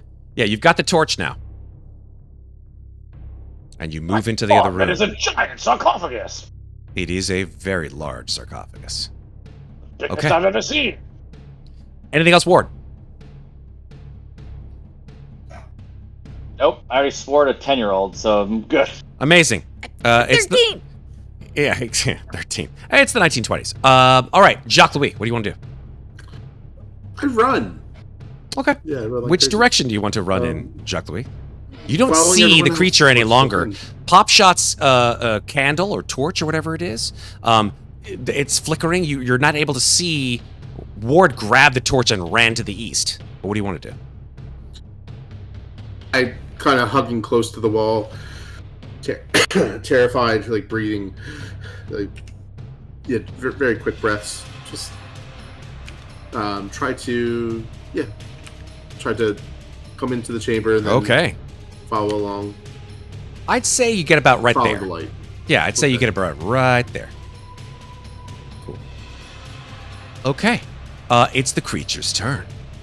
The creature, Oh, no. you hear snuffling in the darkness. And then you just hear sort of like scratching, the scratching of massive claws, like along the stone wall. And it leaps at Popshot. Yes. Popshot, do you wish to dodge or fight back? I would love to dodge. Thank you so much for asking. Are you kidding me? That is a failure. It's the one thing I'm good at. It's the only thing on my character sheet I'm good at. You can't push her. Use luck. That's so cool. What happens? You can, Wait Oh, on me. no, you can undodge. You're right. You can. So hold on for 1 second. I'm going to double check that you can't use luck on dodge rolls. I don't think you can. I think you What's the can. point of luck? No, I think that you can use luck, Maybe Scabby Peg. but She's you like, actually, I can't was planning to die. push. No, I Yeah. think you're right. I think you're right, man. So I guess the question is, do you wish to make that 84 a 70 for 14 points 14. of luck, Popshot? Absolutely. Yes, please. Okay. Oops, Yeah, that's okay. don't Just hit ignore edit that, mode. ignore that. I'm ignoring it. So you deduct 14 points of luck to make that a success. Now, if this creature gets a higher degree of success, it will still hit you. So we will need a hard success or higher in order to hit you, Popshot. Here we go. That is just a success. And as they say, tie goes to the defender. Meets it, don't beats it. Exactly. In terms of the success itself. So, Popshot, you duck to the ground. This thing's claw whoosh, whistles through the air where you were, but you're able to dodge its attack. Good job, Popshot. Better move on. You left me in here. Why did you leave me in here? Follow the light, small one. You still have some movement, Popshot. What do you want to do with it? Is it my turn? I thought it was its turn. Oh, that was its turn. Now it's your turn. Sorry. Oh, sweet. Then I have all my movement. Popshot has a movement of 9. Can she get into the chamber? She can with a 9, absolutely. She could. yes, she can. She could scuttle right past You- Jacques Louis and into the chamber. You hear the cartoon sound of Scooby-Doo scuttling feet. Yes. Yep. Okay. You all gasp in horror at this monumental, huge sarcophagus, the outside of which has been absolutely just ripped to smithereens, and the lid of which has been unceremoniously dumped on the side. You assumed that was the sound that you heard previously. Layla, what do you want to do? It's your turn.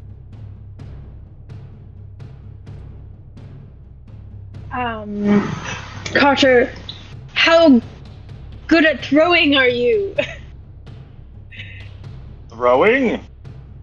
I bestow this dynamite upon you. Let me look at my character sheet. Good job. Good job. Jesus. This is so in character. I love it. Throw, 20. 20? Out of character, 20. Not great. I got a decent arm, miss. Okay. Pop shot. Wait, Jock's still in there. No, we'll wait for him. Let's be ready. Let's be prepared. He shall join us, and we shall dispatch of this monstrosity. And I feel all sorts of ways about giving a dynamite stick to a young child. However, Don't worry, they're better at eating it than you are. Do any of you guys want to do anything in this room besides talk about fucking throwing dynamite? yes, I would like to explore a little further. Okay. I'm going to. Yeah, you look, you explore, you look around the room, you see that a couple things. One, the sarcophagus in the center made completely of gold. There's a pair of wooden oars standing in the far corner of the chamber. So if you wanted to, you could grab out those oars if you really wanted to fight this thing. You could grab the oars and start smacking it with the wooden oars. Another thing that you note as well, Layla, as you sort of look into this room and start looking around, you spy little pieces of wood on the ground which were part of the sarcophagus. You see painted scenes of atrocious and blasphemous sacrificial ceremonies on the larger pieces of wood. You see figures depicted embalming, screaming men and women. These scenes are horrific and include people being used as fuel for ceremonial fires. Please make a sanity roll. Success. You only take 1 point of sanity loss. You guys are very, very sane. I'm very disappointed.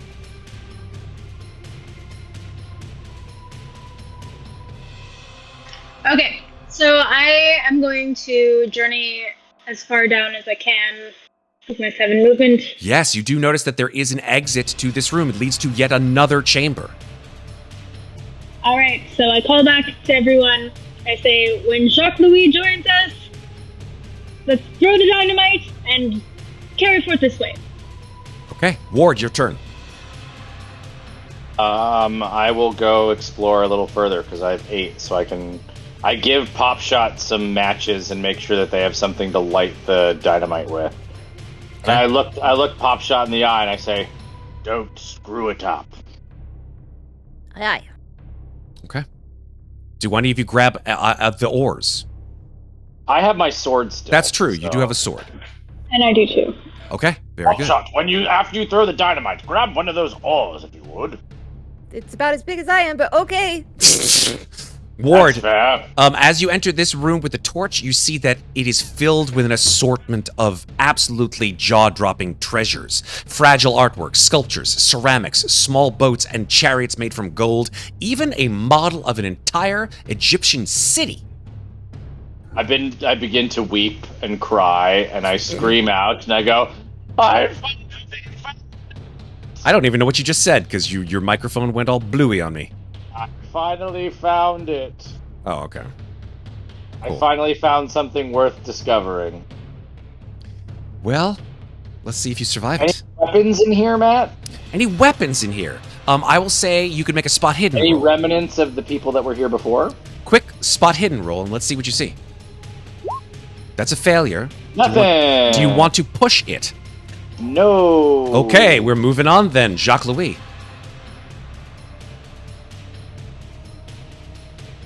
You're in a dark room Yep. with a grue. Yeah. What do you want to do? I run in. He's given us a name. It's a Gru, guys. Yes. And if any of you get that reference, then you're older than I am. Yeah, I got that reference. Damn it. Gru from the original Gru. D&D?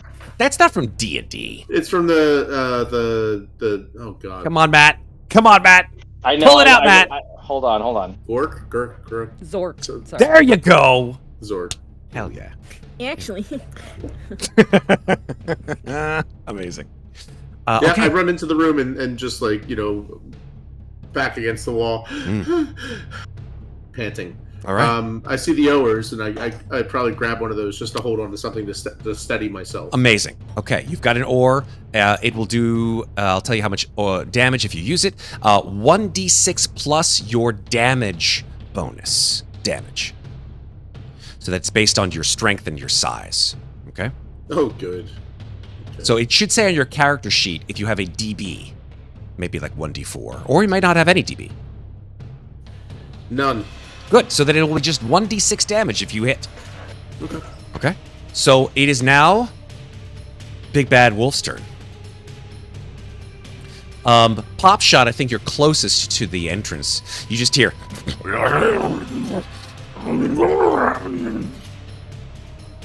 and this thing has a movement of 10. Goodbye. So this thing you hear just bound. And it comes just screaming out of the chamber towards your torchlight. And I'd like you to tell me if you would like to make a dodge or a fight back. Roll. Let's dodge, Keeper. Let's see how it goes. Let's go. That's a failure. Oh. Do you want to use the 8 points to make it a 8 success? Yes, please. Yes, Okay. yes, please. That is a single success. How many luck points you got left there, Popsha? I'm down to 13. Okie Did you dokie. say pop shit? Pop shot! Not pop shit. Rude. Pop quiz, hot shot. Pop shit, hot quiz. Pop shit quiz. Are you guys having a stroke? Do you smell almonds? All Smell right. burnt toast. Here we go. Here we go. This is the roll from the creature.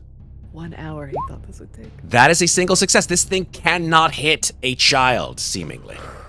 Plot armor! It is plot Plot armor. armor. That is its turn. Pop Shot, what do you want to do? Pop Shot's not stupid. Good. She's a lot of things, but she's not stupid. If one were to light dynamite in one of these chambers, would the roof come down? Ugh, yeah, it's hard to tell. Hard to I tell. could make an intelligence roll if that would help. I think that would work. Making an int roll. Success. Depending on where you light and throw this thing, you know, how far into this limestone cave you are, clearly the front area where there was cracks along the ceiling, if you threw it in there, you would most likely die because the ceiling would just cave in on you. If you found a more secluded space where the damage from the dynamite wouldn't wreck the surrounding cave, you may not have to worry about that. Pop Shot would like to do 2 things. Let's hear it. She would like to light the dynamite Oh shit. and run to right here. Okay, so how short is that fuse? Mm.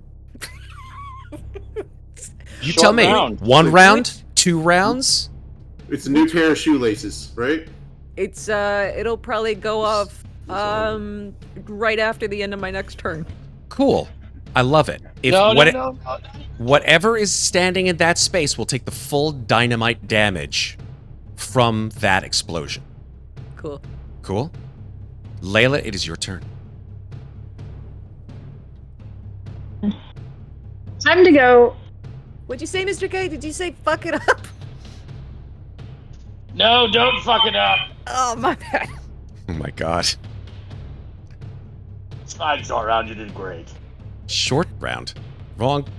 Sorry, pop shot. I'm a completely original character. There's never shit. Layla, interesting stuff. You walk into the room further than Ward is looking, and you see a chest. A stone chest. Right in the center of the room. I'd like you to make a listen roll. Oh, that's a fumble, Layla. Your ears fell off. So, no, your ears do not fall off. Your head explodes. Instead, your head does not explode. Instead, I think Layla, like, the sounds that are coming from this creature are absolutely, like, distracting to you. You hear this horrible roaring sound. So for a moment, it's like you hear like a ring in your ears, like you have tinnitus. Like everyone, for the next round, you can't understand what they say. I just lit some dynamite.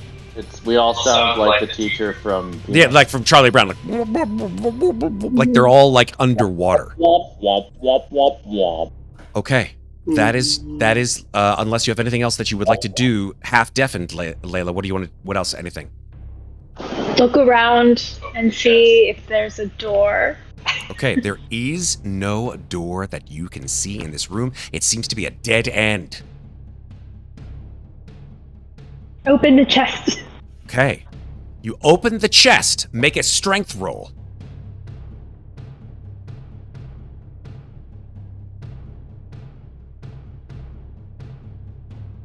That's a failure. This is not technically a combat roll. Do you want to push it? Yes, I'm going to pull harder. Okay, that's extra. That's cool. That's also a failure. Oh no. Layla, your nails dig into the stone of the wood, the stone of the chest, and you pull with all your might, and you just hear like, and your finger breaks. And you're like, ah! You're in intense pain. You take 1 point of damage. Regular damage, not sanity damage. It's gross. Can I hear myself scream? Oh yeah. It's like in your head. That's the only thing that you can hear.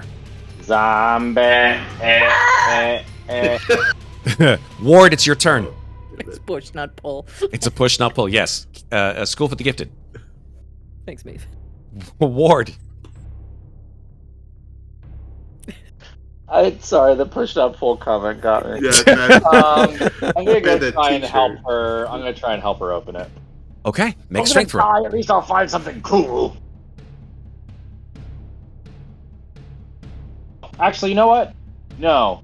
I'm going to take my sword and I'm going to throw it at the fucking monster. Actually, you know what? No, fuck. No, Okay. fuck that shit. No, I'm going to go for the chest. Okay. Strength roll.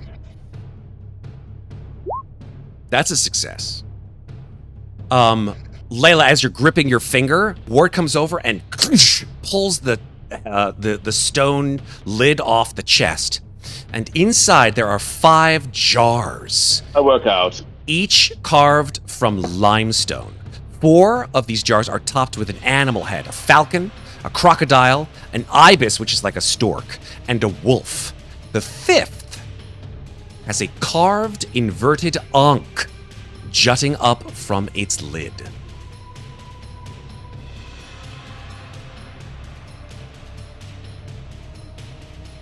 I think I take Ward. the Ankh one. Okay. Is that's my turn basically? You right? take. I'll accept the sort of picking up of the ankh one, but I'm going to ask you to make a listen roll as you pick it up. Yep.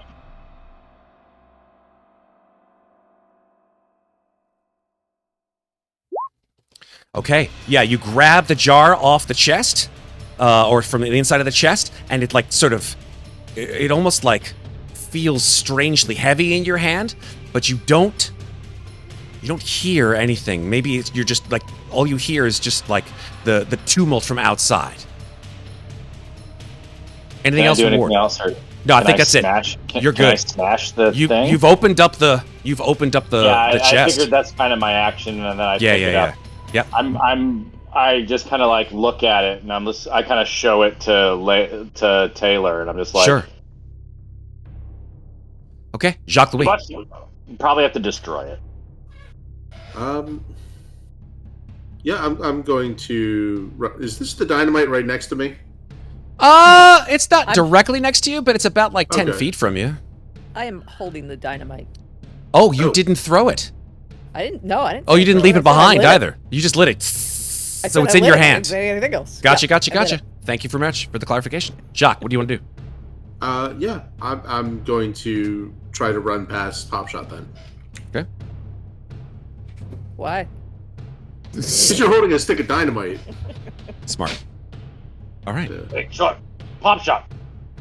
Jacques Louis, you run into this room. You see Ward with a limestone jar with an inverted ankh in his hands. Layla is gripping her finger, which looks massively Smash sort it, Jock! Smash it! of brutally broken.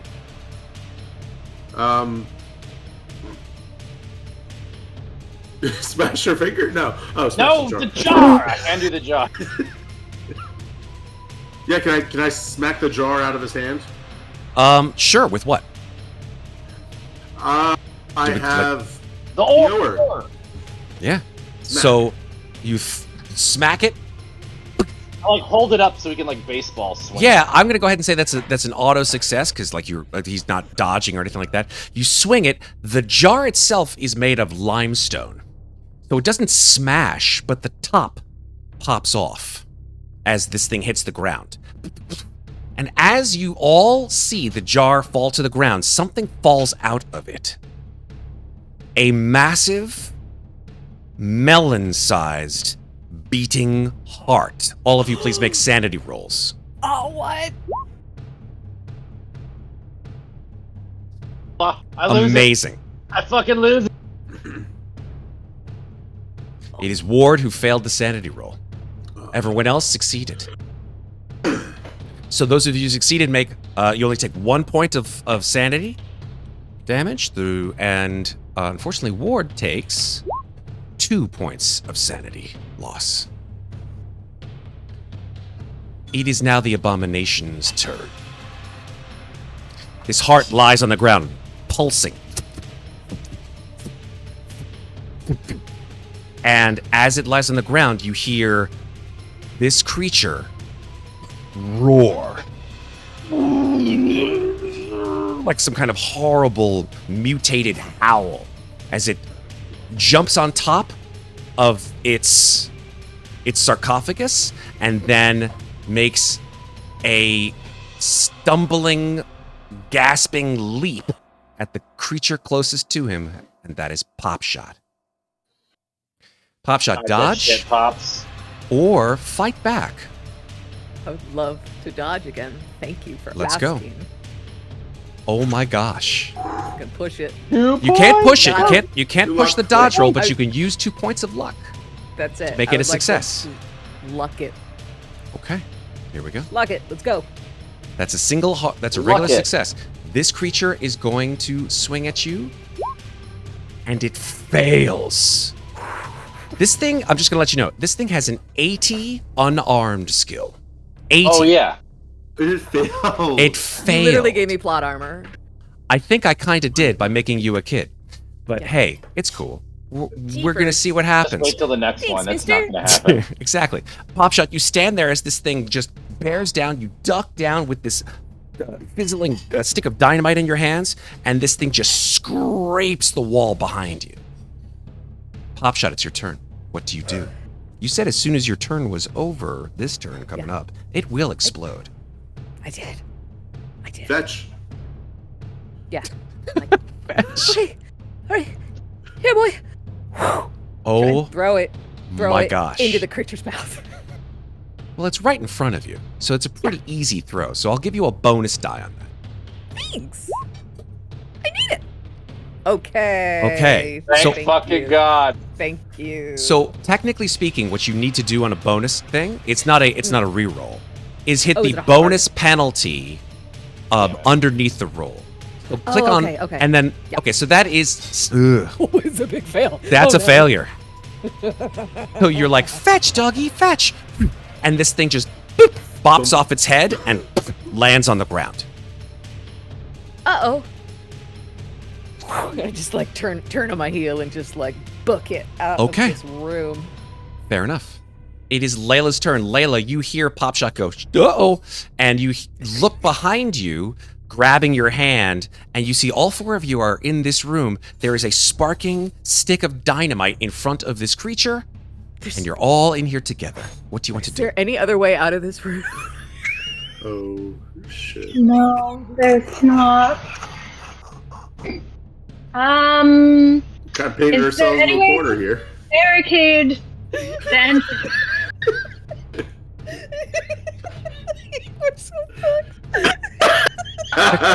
There comes a time, I'm going to say this because I'd like to move on to our next scenario soon, but I don't see that being a problem. But there comes a time in a Keeper of Arcane Lore's history with the game when you go, it's all coming together. It's all just coming together. You said that it wouldn't collapse in this area. You did say No, that. It doesn't but the matter. there's no only way room out is going to collapse. That's not true. That's not true. Probably is. It's probably going to, but that's Oh, fine. well. You know. So, this is still Layla's turn. So, Layla, what is it would you like to do? Popshot's Well- not stupid, but Ashley is. My finger's broken. I can't barricade the entrance. Stab the heart. Sure. I think back to all the books I've read, and I say, oh well. This one's for Poe. And I take my sword that I stole from the mummy. I stab the heart. You take the heart and just right through it. As you do so, this horrible wail comes from the creature in the next room. Oh, dynamite was completely unnecessary. The best. And this thing staggers, grabbing in like to its furred and a bandaged chest, and then you just hear a massive, titanic, like slump of this creature over its sarcophagus and pieces of wood. There's no reason for us to die. Yet. And I think I'm going to ask you all to tell me what it is that you think of in the last moments before there is a brilliant flash of white and a sound that you never hear. I told you this place was haunted. I just smile and I go, one last discovery. I'll never make tenure. Layla? Well, at least it was an adventure. And Popshot? I was right the whole time. This place was haunted. Kaboom!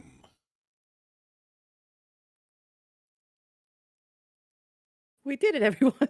We did it. We made it. We beat Call of Cthulhu. We beat Call of Cthulhu. No. Instead, We did it! We did it. You're welcome. you are welcome. I'm going to give a very brief conclusion. The dynamite exploded, clearly. And the explosion being a stick of dynamite and so close to it collapses the entire room on top of you. There is an absolute splintering of every object in this room, flying in fragments like shrapnel, which tears all of you to pieces. The abomination included. Ladder. That's a lot of damage. It Wonderful, is. Matthew. Wonderful. Almost as good as somebody falling down a grinding stone and That's- becoming paste. pretty messed up. Whoever did that, that guy needs to take a seat. As a coda to this, 1 week later, we see like in the desert, we see a group of European archaeologists with their massive pith helmets, approaching the tomb. The local workers, extremely kind, extremely cordial, extremely welcoming, as they Evil. unfurl a tarp, showcasing a massive slab with a pair of apparatuses and a winch and some kind of a pulley system that they've attached to it. And Sounds with legit. massive yanks on these ropes, they open up this tomb for all to see. A horrible gust of stank wind comes out. The European tourists, or I should say archaeologists, put handkerchiefs to their face, and they speak to themselves in Swedish and say, "We've done it! We found the tomb. Onwards!" And they enter into the darkness of this necropolis. I hope I brought dynamite. And that is where we're going to take our break, folks, before we go into our next scenario coming up very, very soon. We didn't do too bad. That was like a little under an hour and 45 minutes. An hour? Didn't think it was going to Almost happen. twice as long as it's supposed to take. You know what? So, It's cool. Close. That was a One scenario. was practice. The next one's for real. The next one is Yeah, for real. for real. I'm going to push you guys into the spike pits, right? We're going to do that, right? So I'm gonna go to the bathroom. let's take a Fun break. Bit of, if I may, fun bit of Ashley lore. I've Yeah. never played Call of Cthulhu without it ending with me killing everyone with dynamite. Good job, Ash. That's Yeah, it's been hat trick. I'm 100% on my streak so far. as soon as the dynamite comes up, it happens. It's just Yes. I just love the fact that the creature died right before the dynamite blew up. That's so stupid. Call I of love this game so much. Call of Cthulhu Oops Edition. Oops, all morons. Oops, all morons. Guys, we'll be back in like 3 or 4 minutes. Stay with us. More Call of Cthulhu when we come back. See. All right, we're back for another chapter of Gateways to Terror. Sorry. Anyway. So as you guys can see, now we have some new character faces, and actually a new player face, technically speaking, as Matt has done the unthinkable and has mutton chopped himself for the sake of the game. Look at that. Yeah, a bonus die to you, sir, of your choice. Bonus die of your choice. He values his craft. Whatever role you want, you get a bonus die. You tell me when you want to use it. Amazing. dope. But everyone else looks gorgeous. Shh, look at you guys. I feel like I'm wearing merch. You are wearing I think merch. we- Shh. so, yeah. Yeah, we can just go to our merch store, streamlabs.com/slices and dices. Yeah, here we go. It's time for our second scenario. This one is entitled, What's in the Cellar? What's in the box? What's in the box? That's all I'm thinking. Today is Saturday, March 2nd, 1929. 8 months after Arthur Blackwood was arrested for the murder of his wife. As the four of you enter the law office of Joseph Klein, you look upon a breathtaking view of the New York skyline. Joseph Klein, who I'm going to give you an art handout. He looks like this individual.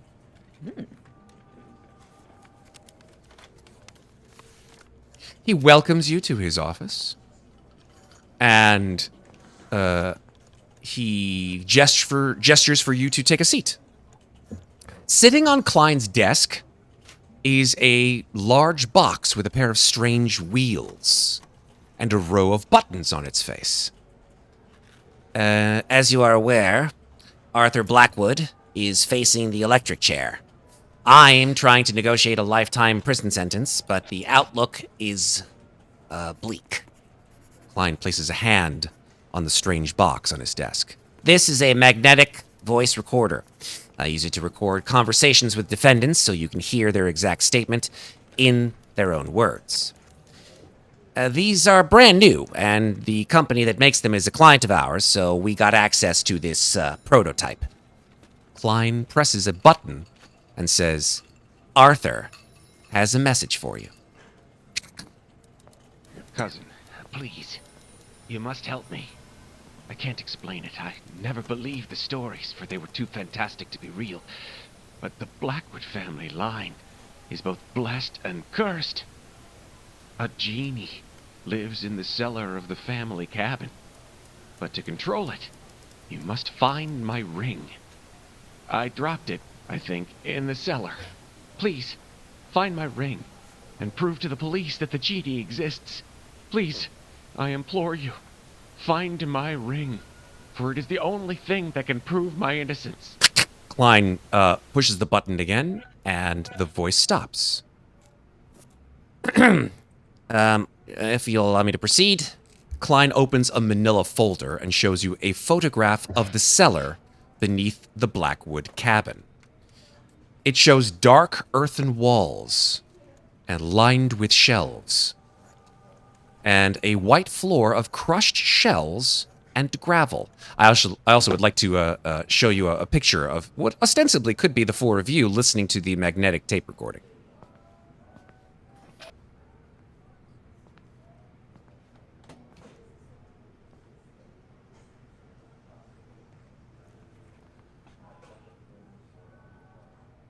So you also receive this piece of art, or I should say, this photograph, which I'm going to also show you right now as well, of what it looks like in the cellar.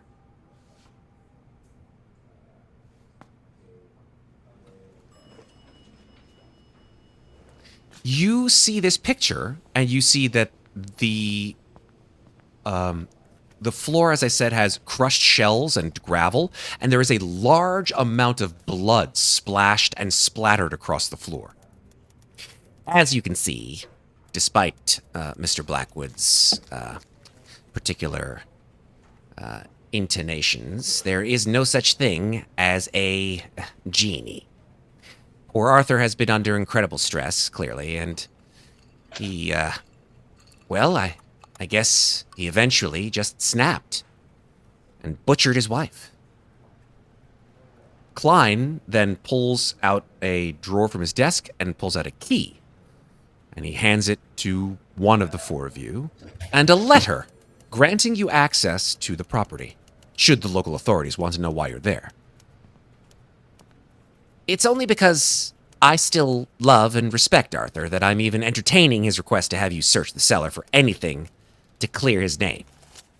So, he sort of shoves himself back into his desk and says, "Good luck, and good day."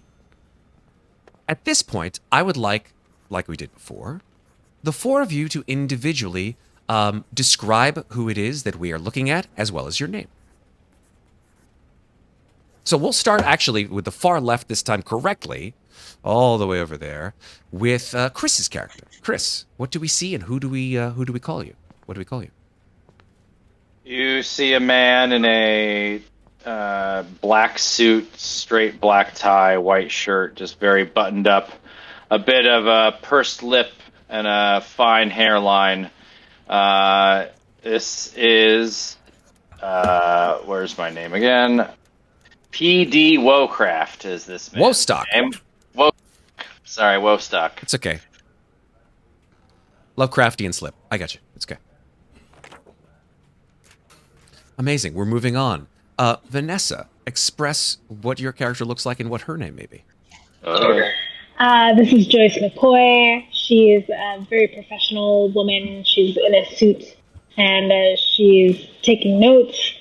She's very intelligent gleam in her eye, and she's very at home in this office because she is a rising member of this legal firm. Okay. Moving on to Matthew. Matthew, express what your character looks like and who he is. John Peoples is pretty, big fellow. He's got just a suit with nice fur trim, around the collar. Just a refrigerator of a man, sitting there and kind of guy says, "Hey, how you doing? Hey, how you doing? Hey, how you doing?" to every single person as they walk into the room. Okay. Jovial. Yeah. Of course. And then finally, Ashley, express who your character may be, please. Well, Ruby Flynn doesn't care for horse hooey. No, sir, she doesn't care for it one bit. She's been around. She's a bit of a skeptic, if she does say so herself, and she does, as she chain smokes cigarettes. She's wearing a perfectly tailored dark red business suit, perfectly matching fedora hat, perfectly curled hairstyle, perfect eyebrows drawn in.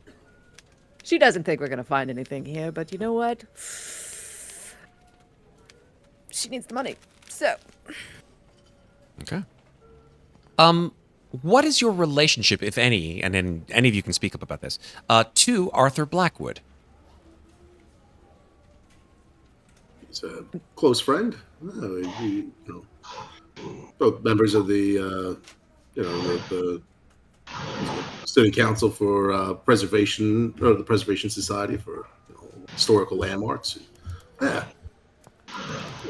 Known him for a while, but never seen the type to do this. Okay. Anyone else?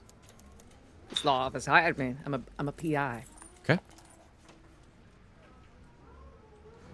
He is my senior partner, and I am convinced that he must be innocent. Okay. And then PD? I'm related to him through my maternal great-grandmother. Gotcha. Okay. Well, clearly there's some family, thing there as well. Cool. So you have the key to the house, and Klein says, "Well, I'm more than happy to let you go on your way, of course.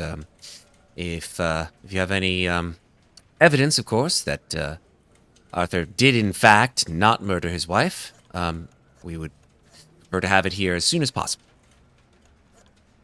He then provides you with a map, a big fold-out map, which is the map that we're looking at right now. Excuse me. Before there was Google Maps, there was just plain old paper maps.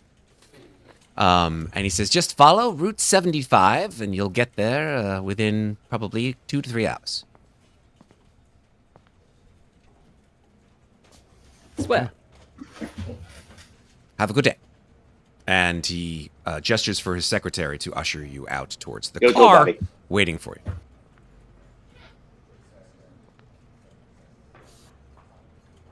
Okay. Very well. You all pile into the car and begin your trek towards the cabin.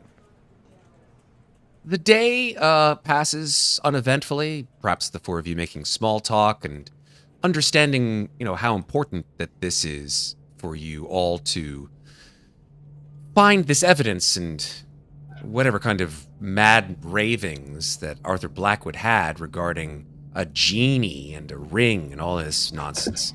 Clearly, some kind of stress-related fracture to his psyche has caused this nonsense.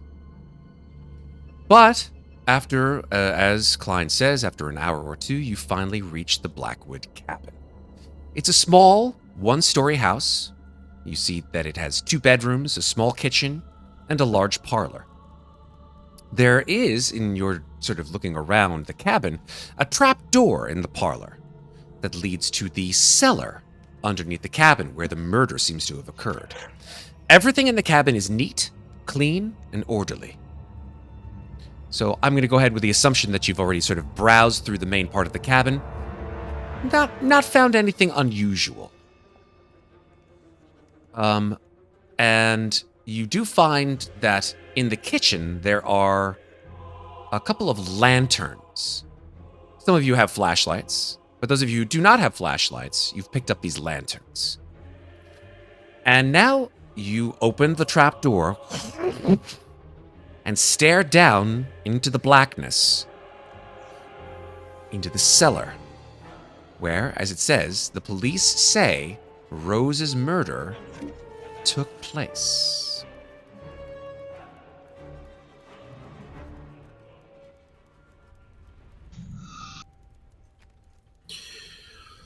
I'm going to move you to a map, folks.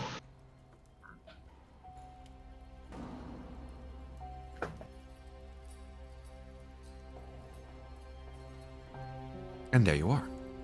You've come down the ladder from the floor above into the cellar itself. You see that there are hundreds, if not thousands, of pieces of shell and gravel that crunch under your feet as you reach the cellar. There's a sort of unnerving crunch as you walk to and fro. But you also find that, strangely enough, it's as if the floor is kind of spongy, that it doesn't feel solid, really. Why doesn't the floor feel solid?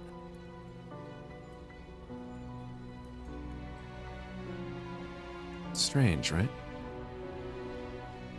Very strange. You look around in the light of your lanterns and flashlights. Everything is covered in a thick layer of dust. You also, as I said, note that the cellar has no lighting, so you have to use your own lanterns and flashlights. Cobwebs hang everywhere. Those of you who have flashlights, I'm going to give you a cool kind of way of using your flashlight, since it is actually sort of a beam of light. If in your token, you see, when you click it, a little blue circle at the top right. If you click it and sort of move it around, you'll be able to move the light of your flashlight in any direction you choose. That is cool. Yeah, there you go. Now, as I said before, there are items on the shelves around you. Jars, small boxes, other knickknacks, etc.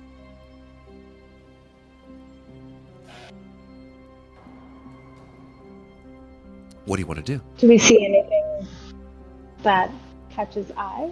I would say a couple of things. First of all, I'm going to give you a handout just so you sort of see what the sort of overarching view of what the cellar looks like, okay? So I'm going to give that to you. That's what the cellar looks like, you know, it's in its totality. So if you see where you guys are, you're sort of at the where the ladder is, but you see that it has a sort of an upside down L shape to it. There's shelves everywhere. There seem to be objects on those shelves if you wanted to go take a look. I would like to take a look, please. All right. Very good. What do we have here? I will tell you. Make a spot hidden roll, please. Very well. Oh my God! I've twisted my ankle. Oh Jesus, Ruby. Yeah, you sort of like reach up on the shelf for what you assume to be something, and this thing just sort of falls like straight down onto your head with a sound. You're like, ah!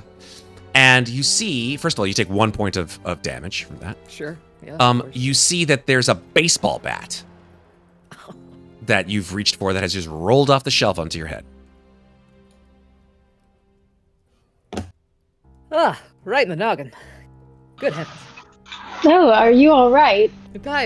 My pride's wounded more than anything.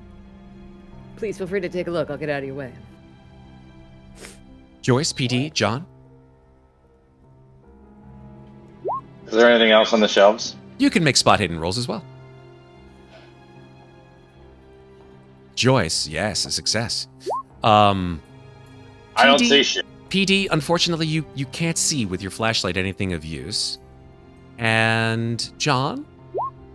Failure. Do you either you, PD, or you, John, wish to push your rolls?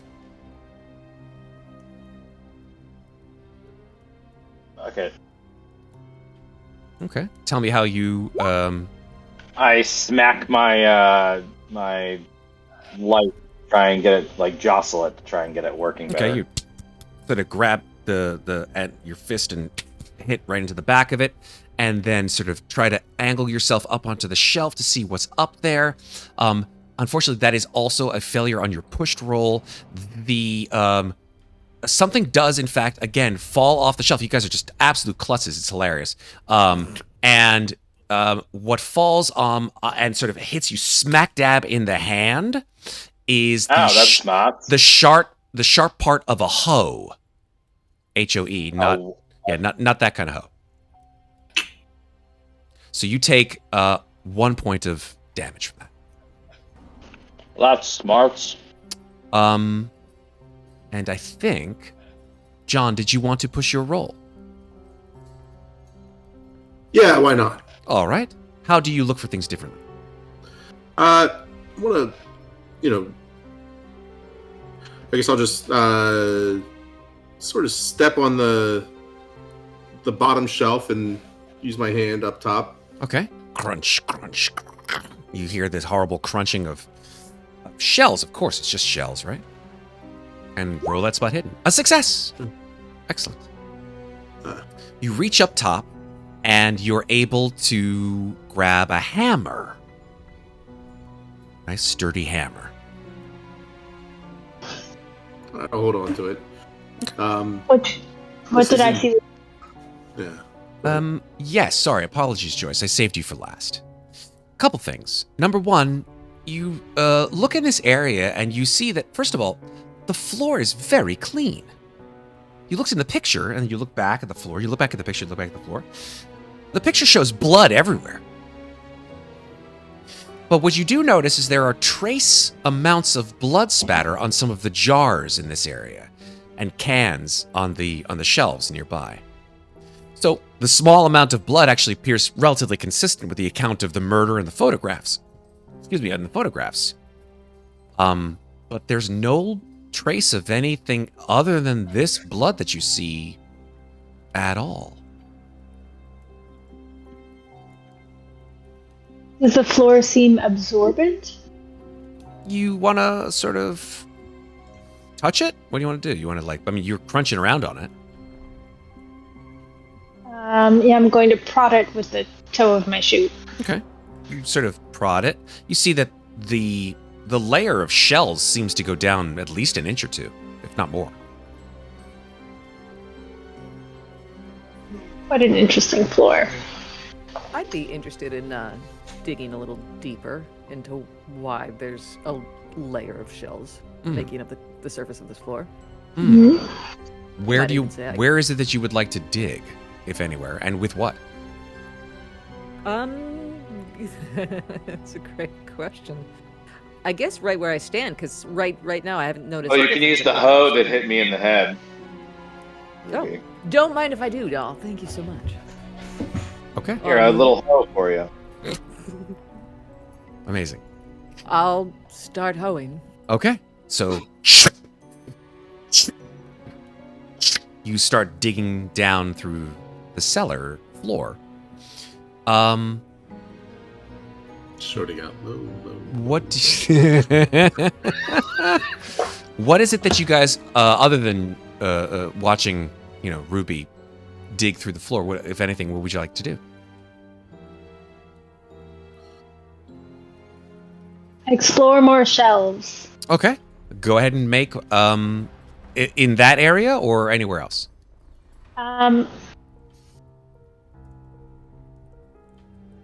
Over here. Why not? Okay. Over there. A success. You see that John has sort of pulled a hammer off the shelf there. And I think that you note that as you sort of reach up, there's an old wooden box, approximately 18 inches by 12 inches by 8 inches, that seems to catch your eye for some reason.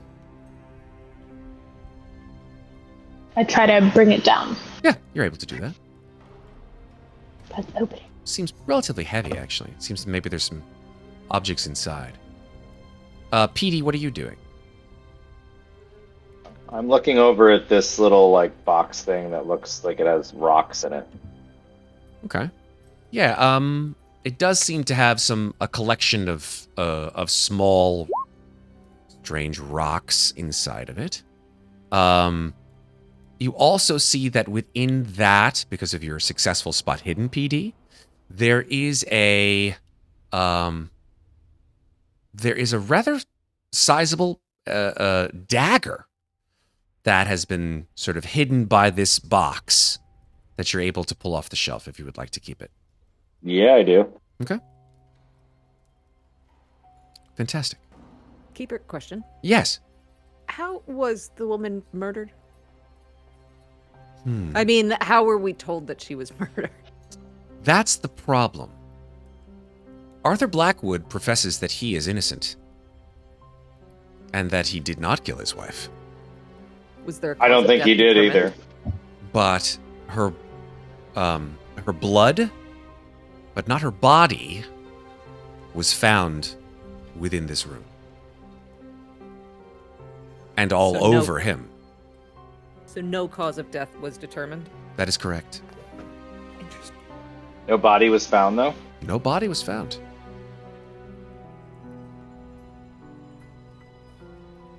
They're going to send him into an electric chair for a murder they can't even prove happened. Well, they can prove it based on the fact that the blood, his wife's blood, gallons of it, were all over him. Her aunt could have been visiting that month. Sure, exactly. Okay. Did I find anything Yeah, so you've been sort of, going digging through the shells and gravel with your hoe here, and You dig up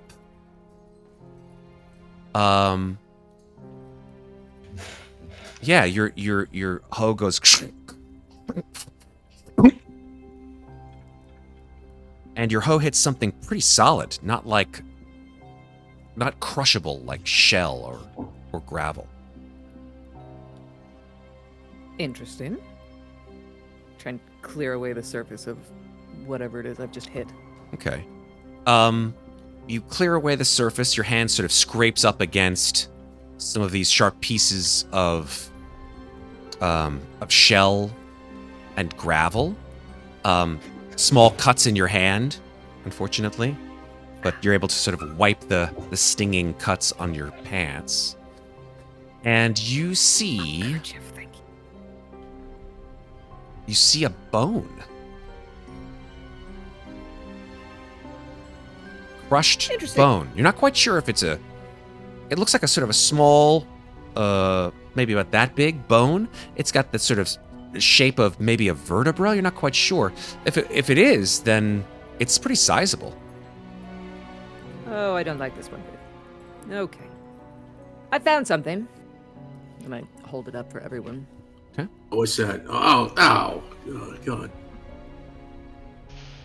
What is that? Where there's smoke, there's fire. That's what I'm afraid. We should preserve this evidence if none of us are able to identify whether it is human or not. Have at it, but I'm going to see if I can find some more. Okay. I want to keep going. Keep on digging. All right. Like over here, maybe. Yeah, it seems like the digging through the gravel and the shells, it's taking you down pretty far, like at least a foot, if not more. Oh no. Oh no.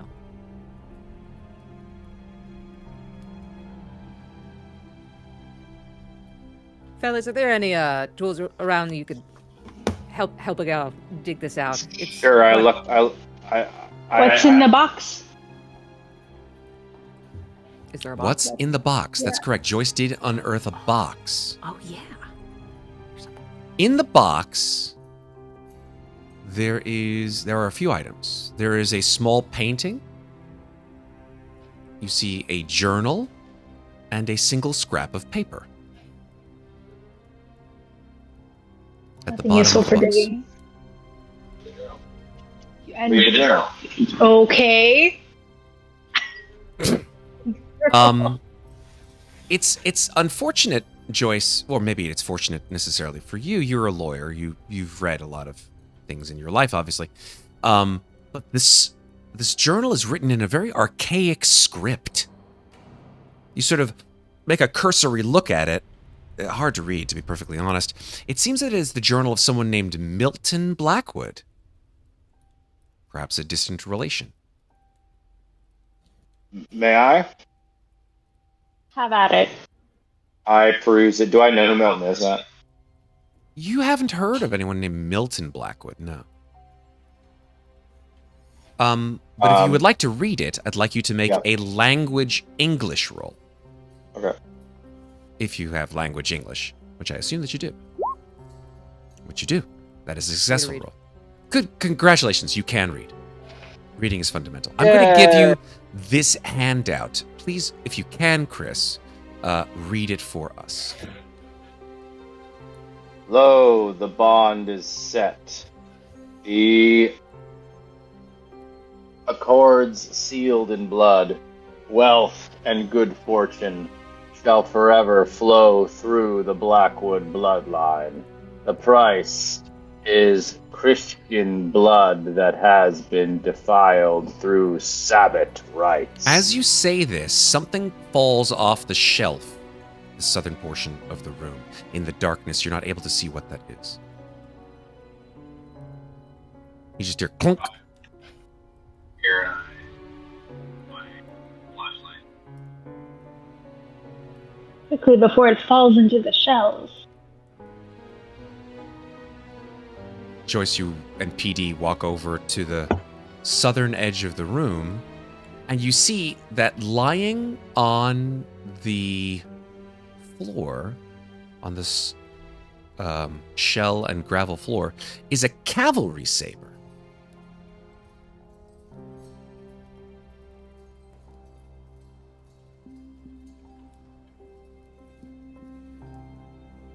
Well, that's historical. Yes, seems so. I pick it up. Okay. Joyce, you still have the box in your hand. PD has the journal in his hand. What's the sheet of paper? Yeah, so at the bottom of the box, you see another piece of this archaic script. If you would like to give it a go, you can certainly make a language English roll as well. Nice. Wow, nice. 64 versus 65. Very nice. That is a success. Please, by all means, Vanessa, read this piece of paper. Unto the very ground I have bound the daemon to the Blackwood bloodline. As long as a true Blackwood kin wears the ring, the creature will remain trapped and its gift of good fortune will remain untainted. Let this ring never leave your finger. Let it pass from heir to heir on the deathbed. Never let the creature out, for its hate is unbounded, and it desires to see the extinction of the Blackwood name. Okay. Joyce, you are all alone there at the southern edge of this room. Something flies off the shelf, and I'd like you to make a dex roll. Success. This thing just comes within inches of your face and lands on the floor with a tremendous crash.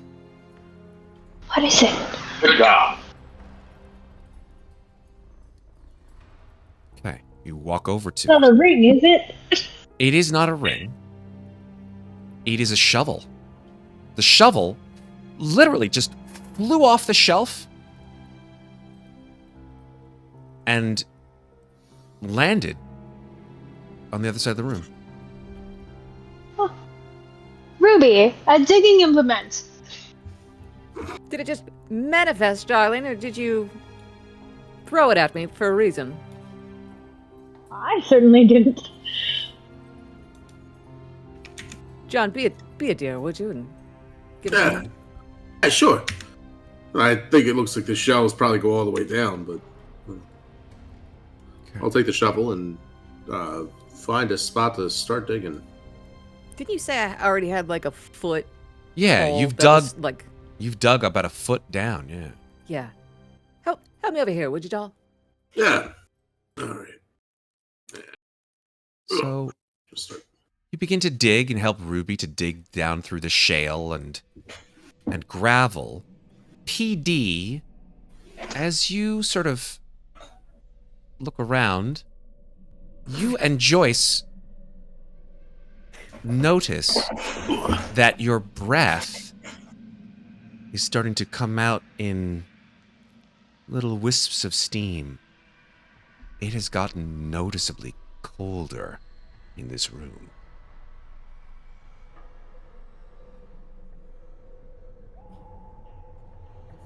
Just me, it's getting colder in here. Put on a sweater. We have work to do. Let's move around to keep warm. Okay. What else do you guys want to do? I see Ruby and John both digging. PD and Joyce, if anything? Anything else in this area? You could make another spot hidden. Success.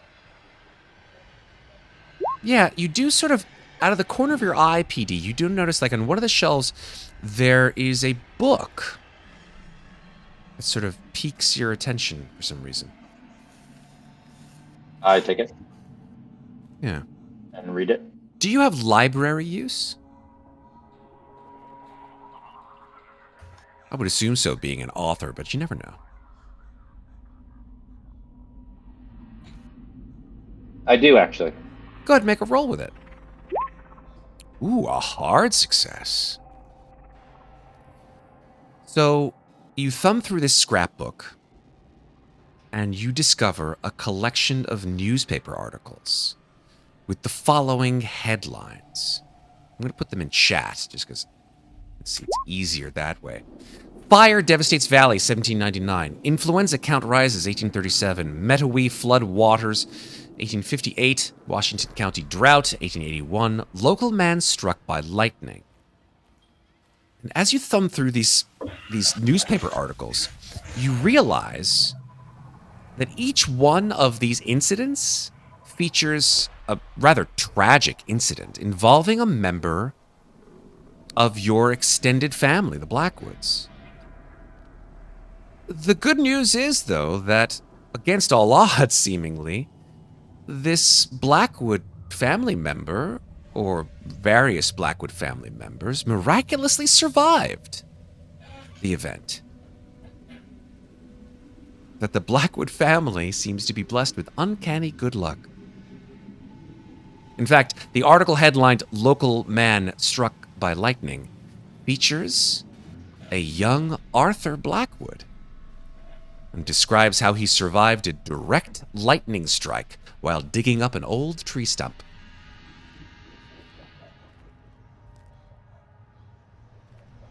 Interesting.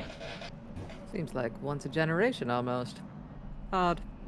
Ruby, you and John have begun to dug pretty sizably through this shale, and you do now note that there are other pieces of bone beneath the shell and gravel. Oh dear. Well, like I said, where there's smoke, there's fire. I start picking them out. Putting them... I'm going to ask for you to make sanity rolls, the two of you. Cool. Let's go. You guys are used to it. It seems you only take 1 point of sanity damage. This is just Tuesday for Ruby. For real. You sort of clear away the shell and the gravel with your tools, and that's when you see it. A partial human skull, to which pieces of desiccated flesh still cling. Oh my. Well, that is evidence for sure. I try and very carefully dig around it, see if I can pull it out without damaging it. Yeah, you're able to do that. How old does it seem? Make either a medicine or, if you have it, science biology check. Psychology? No, Is that no, what you said? no, Psychology? no. Wrongology. Wrongology. Maybe John has something medicine or science biology? Handgun? Nope. Nope, nope. Weird. Yeah. Oh well. You know what? Fuck it. Okay, that's a failure. Yeah, Ruby Flynn has a 1 in medicine. She's good with a gun and a smoke. Not so good with the medications of the things and stuff. It's dead. Yep, for sure. John, you can, of course, do this. And remember that I did give you a bonus die. Yeah. That's probably not going to help. You never know. But, hey, guys, I think they got like a pig bone or something over here. People did that, right? Like they would bury, like they had like a cookout. Wait, it doesn't look like a person, is it? Ruby, what do you got there? It seems to be some kind of skull. Doesn't look pig to me, but what do I know? Sometimes pig skulls look like other. I don't know. Sure, I can't tell. Yeah, marry a pig, murder in your basement. It happens. Yeah, I definitely have no idea. Looks pig to me. Let's preserve all of the evidence we find for the authorities. I've made a pile. Tag 'em and tag 'em, Dano. That's for them, not for me. John, you do note that even though Ruby has pulled a, as you call it, a pig skull, out of the layers of shell and gravel, that where Joyce is standing, it seems like there is a discoloration of the floor, perhaps under the shell. Hey, Joyce, 1 second. Pull myself up out of the hole, and I'll walk over. The floor over here, that the shells look a little off. Just want to try to dig here. Okay. Sure. John starts to dig over there. It's getting very cold in here. Like extremely cold. Like you begin to feel like your fingers are starting to turn numb a bit.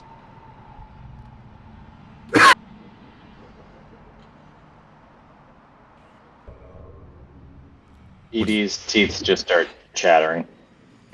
What do the rest of you guys do? He's digging. Look at him go. He's digging. He's digging. There he goes, folks. He can walk downstairs too. Imagine. While John is digging in that area, what do the rest of you guys do? PD, Joyce, Ruby, if anything?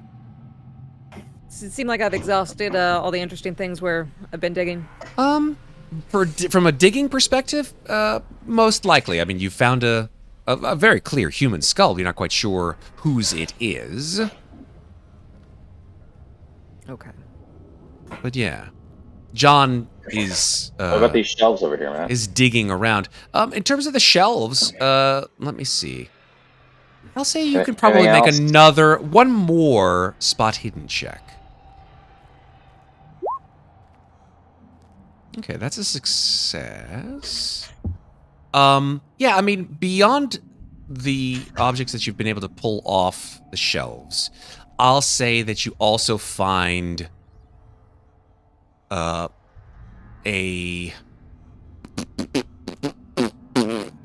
find a heavy wrench.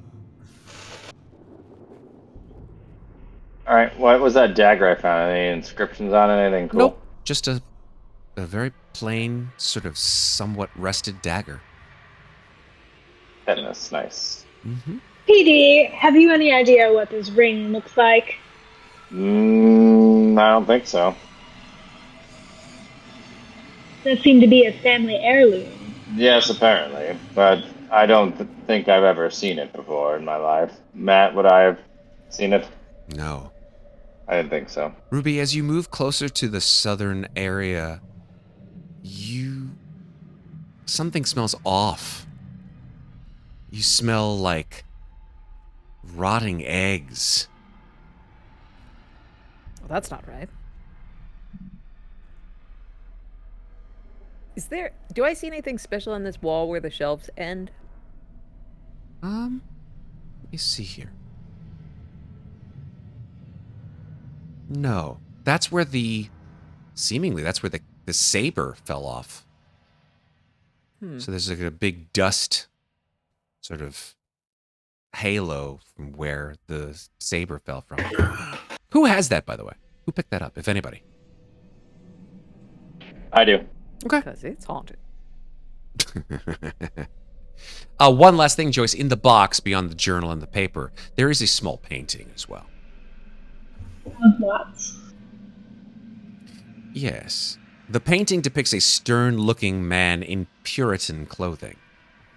You see an ostentatious black jeweled ring on one of his fingers. Must be the ring. On the back of the painting, it is written, Wizard Milton Blackwood. You flip the painting back around, and it's as if the painting's eyes sort of open wide and stare at you, almost as if his head is tilting out of the painting itself. Please make a sanity roll, Joyce. Amazing. You take no sanity damage. Back in the box you go, Milton. Well, how about that, Joyce? You believe in magic? Not yet. If anyone spies a metal detector, that becomes very useful. We'll let you know as soon as they get invented. Not John- sure I know what that is yet. You talking about magnets? You mean seeing metal somewhere? I can detect that for sure. Oh, we should have brought magnets. Magnets. Magnets. Science, bitch. John. They were invented in 1881. Oh, she schooled us. Thank you. Yeah. Alexander Graham Bell. Hell yeah. Amazing. Huh. Probably He's didn't- like, I think I should have known that. Touche, madam. John, after a few minutes of digging, you're able to unearth much of the bone and shell, as well as gravel, and underneath all of it, you see that the floor itself is a limestone surface. But it is not the limestone that causes you the most distress, as you see that atop this limestone surface, there is a strange symbol.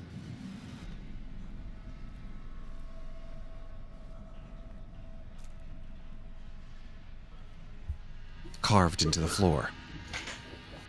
John, do you have occult or Cthulhu mythos?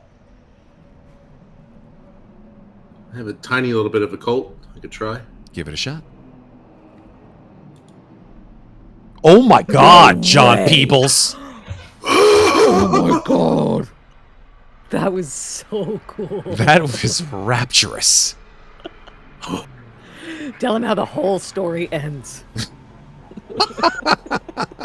We win.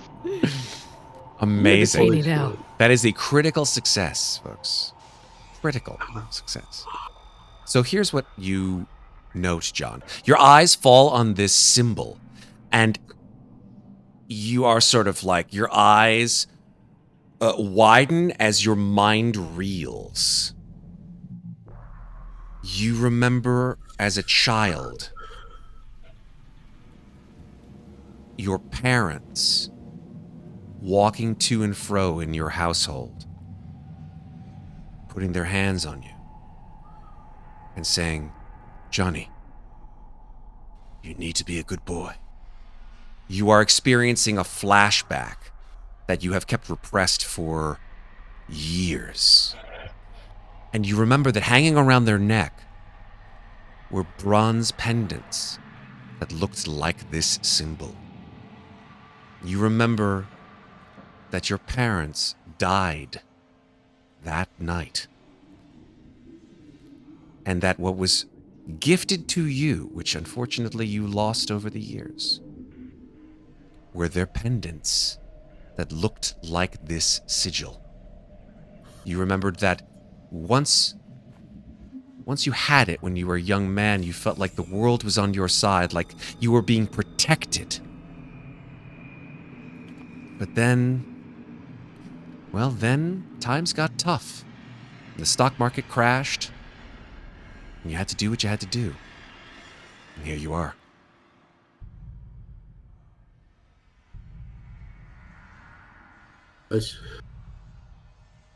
Let's guys. What's this doing here? What'd you find, Johnny? Arthur wouldn't have. Why was this here?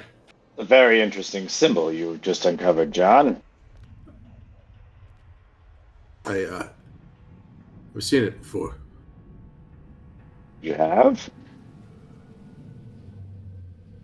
Yeah. That's my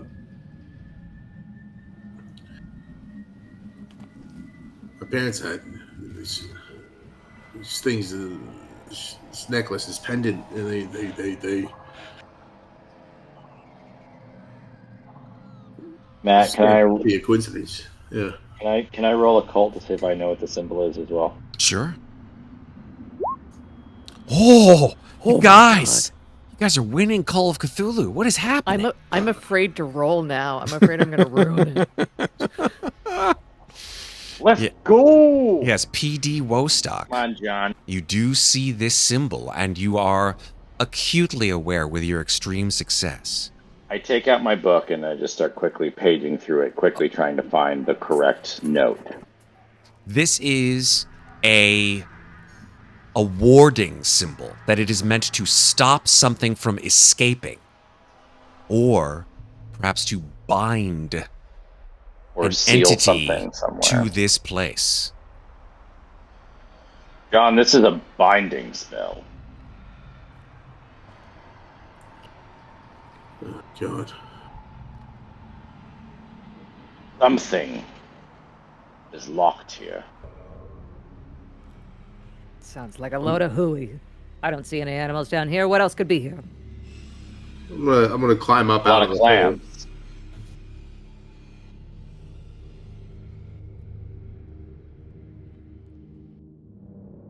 What was that, John? Sorry. So I'm gonna climb up out of the hole. Okay. Yeah. So I don't want to like break the circle on the marking or. Sure. Yeah. Yeah, it's carved into the floor. Oh, okay. So yeah.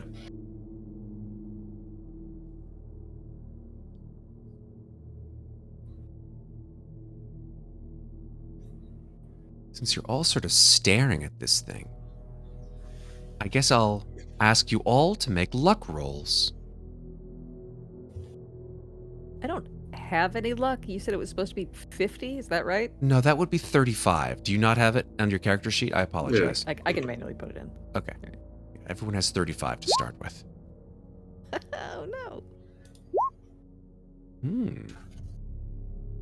John's on fire. For real. Can you use luck on your luck roll? You cannot, unfortunately, use luck on your luck roll. PD, your luck It was roll, please. 35, right? Yes, 35. I apologize, I didn't put it into your character sheet. Wow. PD Wostock. You have had the lowest luck roll, so therefore it is incumbent upon me to inform you that where you stand, you see something glimmering within the shale. I pick it up. It is a silver ring with a black stone. I examine it and see if it has any markings for, was it Briarwood? Blackwood? Blackwood, excuse me. Yes. I mean, it doesn't have any markings that imply Blackwood, but it is in fact a ring with a big black stone on it. I mean, I'm a Blackwood. You are. I put it on. Okay. As PD puts the ring on his finger, two things occur. I turn invisible. You don't turn invisible, nor do you See the spirit realm. No, unfortunately not. Two things occur. You watch PD drop to his knees. PD, please make a sanity check, please. That is a big failure, PD. No. PD's eyes go wide and immediately bloodshot as he sees something in the air before him that you do not. He's no, and he begins to drool in a very sort of little boy in the Shining kind of way, as he is seeing something that the three of you are very clearly not seeing. And you will take, PD, 3 points of sanity loss. Thank you for committing, by the way. 100%. PD, what you see in your mind that the other three do not is a... It is almost impossible to describe that would not scar the human mind. You see a cluster of horrible black tentacles that are writhing before you, at the end of which there is a circular orifice with hundreds of needle-sharp teeth just writhing and opening and closing in front of you. And these, let's call them dark tentacles, writhe and begin to sort of roil around you as you sort of are, you have this sort of vacant expression, and they begin to encircle you. What do you do, if anything? Desperately try to pull the ring off. Okay, you try to pull the ring off your finger, it does not come off. As you attempt to pull the ring off your finger, Joyce, John, and Ruby, you guys see PD pull his finger, and you hear a loud snap. PD, you have broken your own finger, and silently scream. You take 1 point of damage.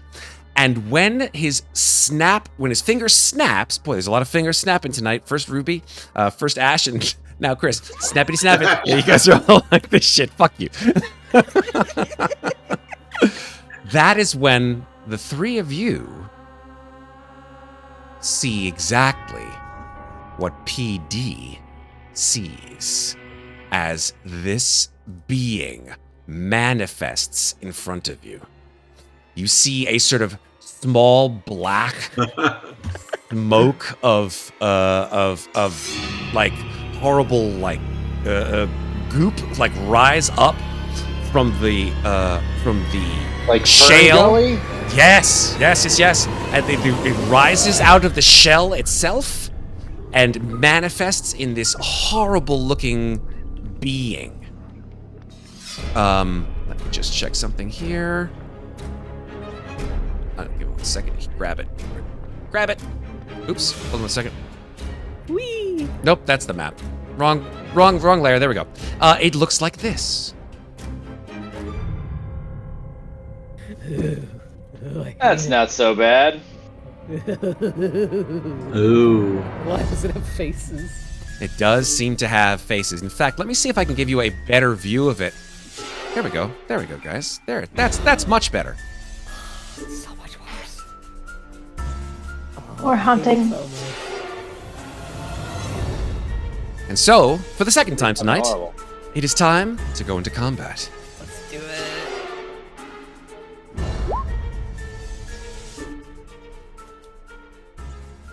Just for flavor, can I have slapped PD to try and help? Sure.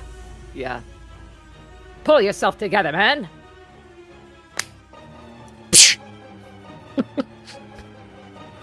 My hand! Okay. John and PD, it is your turn. Yeah, just roll your initiative and let's see how it goes. Okay, Ruby, you are first in the order. What do you want to do? Right. I do what I always do, Keeper.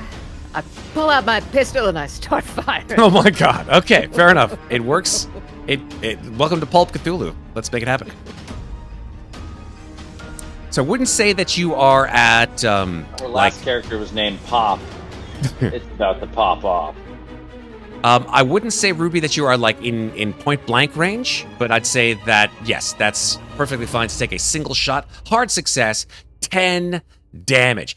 Boom! There is a massive explosion, which you see comes out of the end of your gun, lances directly into the middle of this creature, and 10 damage. Hot damn! Very nice. This creature does seem to take some of that that horrible damage as it reduces your damage by 3. Jeepers, didn't see that coming. Didn't see any of this coming. So you do 7 damage to it. Oh, I'll also back away, because that's a thing I can do. That is true, you can. This turn brought to you by Lucky Strike. Amazing. Joyce, it is Stream now your is turn. not brought to you by Reese's. Yes, exactly. Joyce, what do you wish to do, if anything? Back away. Yes. Back to this corner that has bestowed upon us so many sharp objects.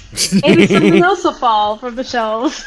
I mean, you guys do have a plethora of sharp tools that you have collected over the last 34 minutes. I obviously don't have anything in my hands, but the dagger and the saber are probably at my feet, so... Oh, God. Okay, well, fair enough. I scanned the shelves. Yeah, I'll say that's fine. Make a, what's it called? Make a spot hidden. Hard success. Yeah, I mean, the only things that you can see that may be some kind of weapon that hasn't already been either thrown at you or that you found already is... let's see. Doopy-doopy-doo. You found that one, you found that one, you found the wrench. Oh, there's a trowel with very sharp edges. Want to grab that? Sure. Okay. So Armed with the trowel. you've got a trowel. The damage on that one, well, we'll go with it if you hit with it. How about that? Okay, I'm going to try to hide a little bit. Okay. What are you hiding? What are you hiding behind? It's so open here. It's ridiculous. Isn't it dark? It's dark, but you guys have, lanterns and flashlights, so hey. I do have a lantern. I'm just gonna hunker down with my trowel. Okay. Fair enough. It is now John's turn. John, what do you want to do? I'm going to try to come over here to PD. Is PD still catatonic? He's not catatonic. He's just he's shocked and he's just absolutely, utterly infused with fear at this point in time. Stand guard next to him, and if one of the tentacles comes near us, then I'll smack it with a hammer. Okay, there's no real sort of held action in Call of Cthulhu. Okay. Can I smack it with a hammer right now, or? Yeah, you just got to go within melee range of it. But is it in the hole or is it above the? It's sort of floating over the Get hole. in there, Johnny. Show him what you're made of. I jump into the bear pit. Okay. Right. boy. Yeah. I like it, gumption. Yeah. I jump down onto the protective sigil thing and. Catatonic acceptance and nodding. Yep. Okay. Like his That's moxie. just it. Oh my God. you Like the guys. cut of his jib. Try and hit him. So that's just going to be. It just says. It's a unarmed brawl roll. Yep, brawl Right. roll. And what are you trying to hit with? Hammer. Okay, cool. So yeah, that is a success. This creature will fight back as its action. So it will attempt to whack you with its tentacles. That is also a success. So if I'm not mistaken, I think fight backs... I think if you fight back... There's this fantastic thing here. Yeah, the default mode for monsters is to fight back rather than to dodge. So I think that you do damage and the creature does damage. Goodbye, Johnny. The hammer does Hardly near you. 1d4 plus your damage bonus. Which is nothing. So it's 1d4. All right. Here's the. I don't have it in my tracker, so can I just. If you don't have any of your tracker, that's okay. On the left-hand side, there's a little dice. I see it. Okay, And you click it, and you say 1d4. 2 damage. Okay. Yeah, you throw the hammer full force, and smash it into the center mass of this creature. It just boing, it rebounds off this creature. Doesn't do a whole lot of damage against this thing. Attaboy. And that's when you feel a burning pain as this tentacle lashes you across the chest. Does 2 points of damage against you, John. So I'm going to let you guys know about a rule that's kind of important, especially with melee attacks. And that is the rule called, I think it's called Overwhelmed, or something like that in Call of Cthulhu. Let me just double check it. I'm pretty sure it's called Overwhelmed. Hold on, I'll find it right now.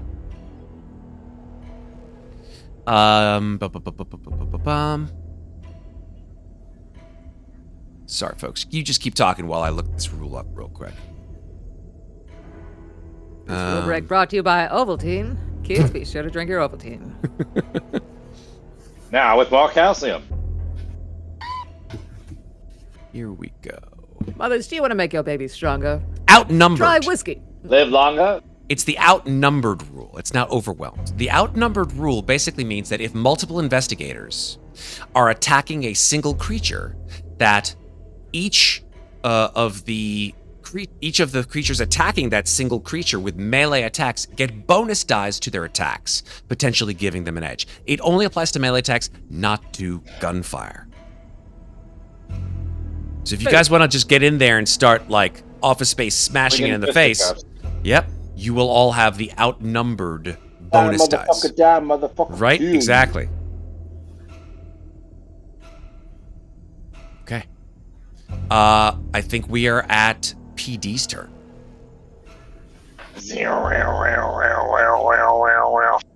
Hypnotoad.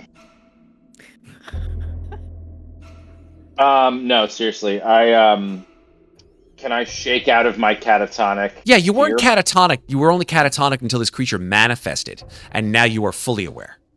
All right, I take the saber. Yes. I toss the dagger to Joyce.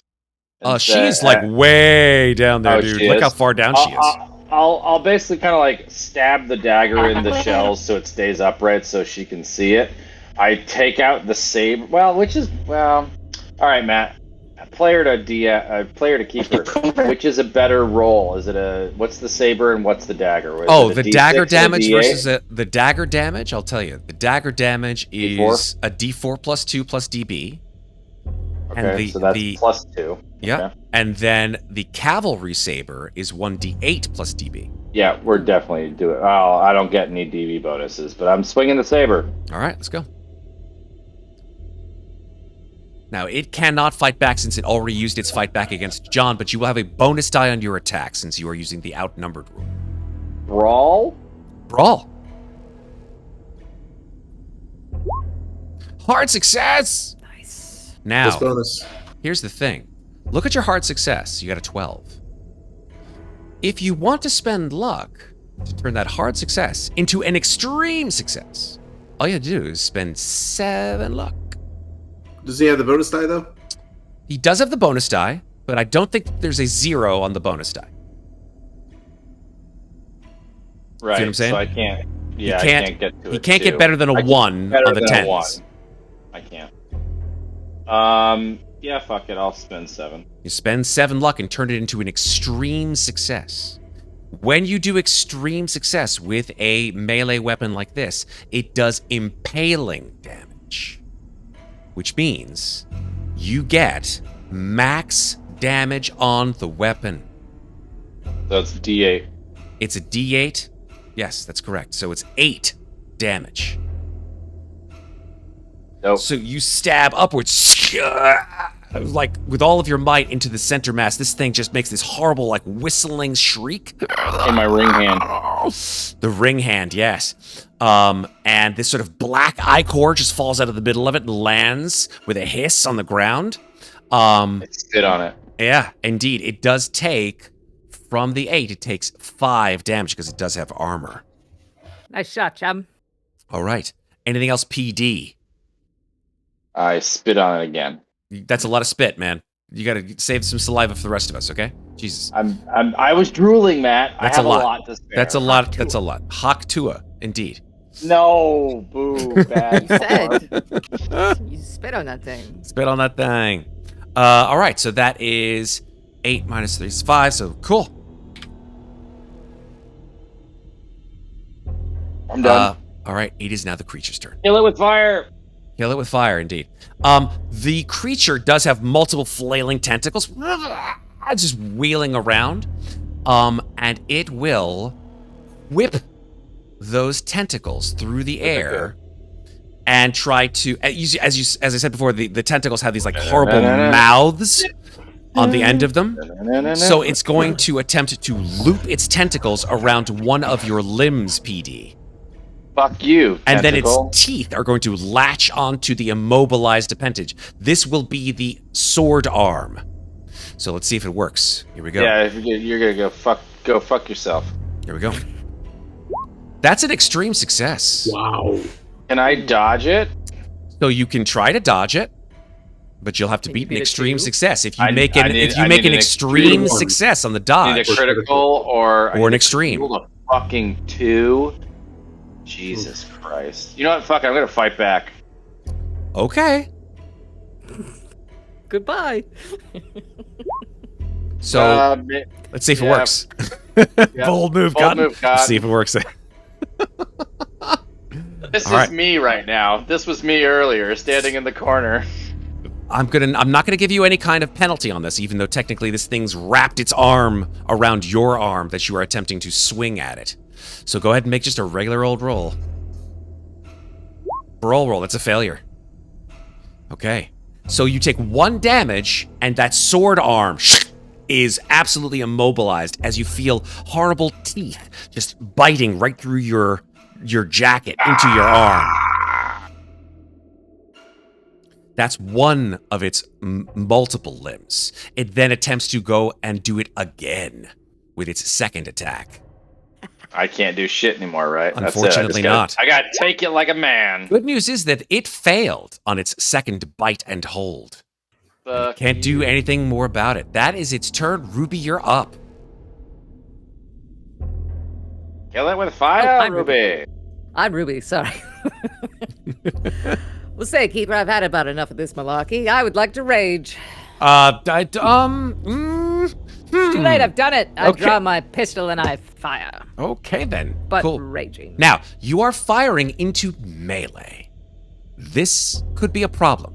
If you That sounds fumble, like a them problem. if you fumble it, you could hit either PD or John. I said what I said. You said what you said. That's a failure. You didn't fumble, 7 which is luck, fine. Ruby. You could use 7 luck to turn that failure into a success, doing 10 damage. Oh, please, let's turn that frown upside down. Bam! Oh, and- That's okay. We understood what you meant to do. So 7 points of luck away from you, Ruby, and that turns it into a success. 10 damage, reduced to 7. But no damage bonus because I'm ranged. Correct. Well, you would. There's no damage bonus for any pistol. Okay. Anything else, Ruby?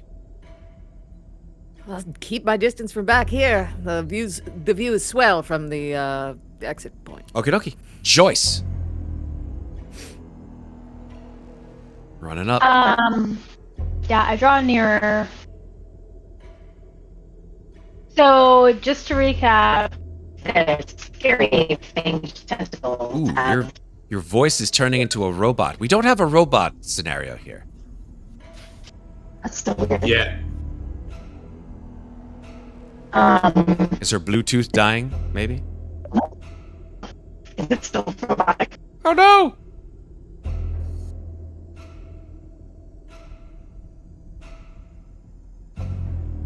Maybe there's a problem with the microphono. You had to switch your headphones, so. Oh, that's okay. That's understandable. Better? Or is it the same? Oh god, it's giving me sanity damage. Ah.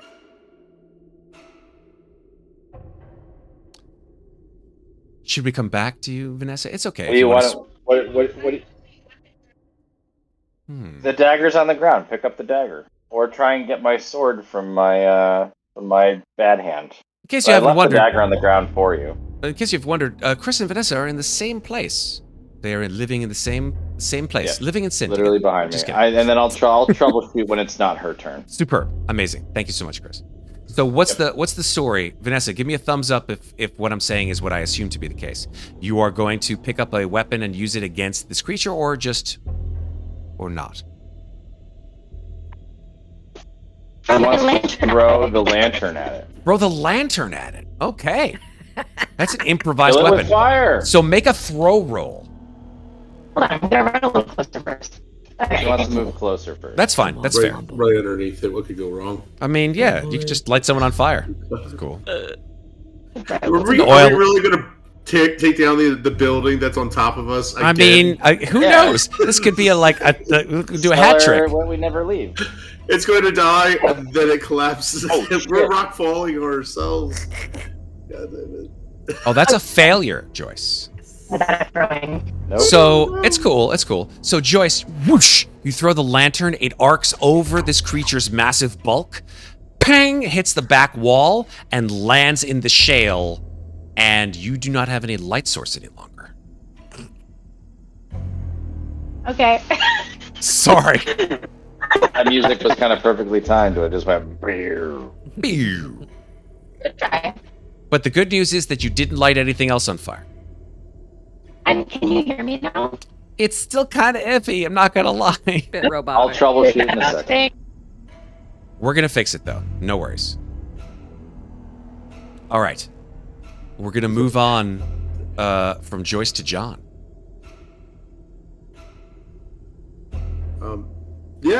Seeing that the hammer didn't do enough, but I see that. Can I try and take the saber from PD to? Yeah, you can grab it out of his hand because his arm is completely immobilized from this thing. Yeah. So I'll just try to snatch that from him and then cut the tentacle that's got him immobilized. You could try to cut it. Yeah, absolutely. All right. Yeah, I'll do that. Nope. That is a failure. You would have to use 20 points of luck to make that a success, Matt. Use it. That's a lot. You can't Can I take push- it with you. You can't push it. Yeah. You cannot push combat I don't rules. have that much. Let me see. Yeah, I guess I do have that much. Sure. Why not? Okay. How much damage does your it's a What's the 1d8 sa- plus the saber? DB. Yeah, 1d8 plus your DB. Do you have a DB? I do Damage not. bonus? No. You're not a big dude with like muscles? In my head I was, but I I guess get the you. I like build it. and size and Yeah, all listen, that. I get it. He's a teddy bear. Soggy. I get it. Cool, so just 1d8, please.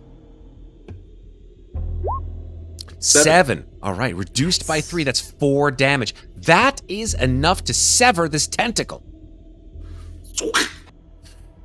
Yeah. And PD, your arm, you see that this sort of horrible mouth that's been gnawing Falls into off. your arm just goes and falls off. Where that I tentacle, spit on it. you're doing a lot of spitting. John, you swing the saber through the air. This tentacle, at the point at which you've chopped through it, 2 more tentacles just blossom like flowers out. of it. Chimera shit. No. Oh. Huh. So this thing has seemingly innumerable tentacles that it can use to do nasties with. Anything else, John?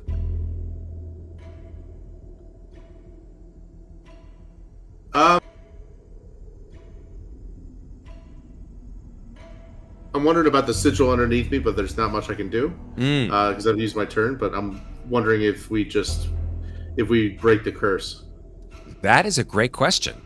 How do you break the curse? Let's figure that out. I think that the way that we'll figure that out is on our next person, who is PD. PD, just a moment ago, you had your arm wrapped around by this thing's horrible tentacle and mouth. Oh, But it needs you my now, blood. but you do note that this thing, this ring, is still on your finger, but not like fully on, because you attempted to pull it off and broke your finger in the process. So it's like fully on your finger still. I'm gonna give you a ploy here, Chris, and you tell me whether or not you're gonna go for it. If you hold still and do absolutely nothing for the next turn, I am going to give you a vision on how you could potentially defeat this thing. I go catatonic and take the vision straight Amazing. to the dome. Amazing. PD's arms stretch out wide, and he starts speaking in this horrible sort of like incantation and language, almost as if he's praying to this thing. And the blood from his arm begins to float into his space, like as if he's in like a zero gravity environment.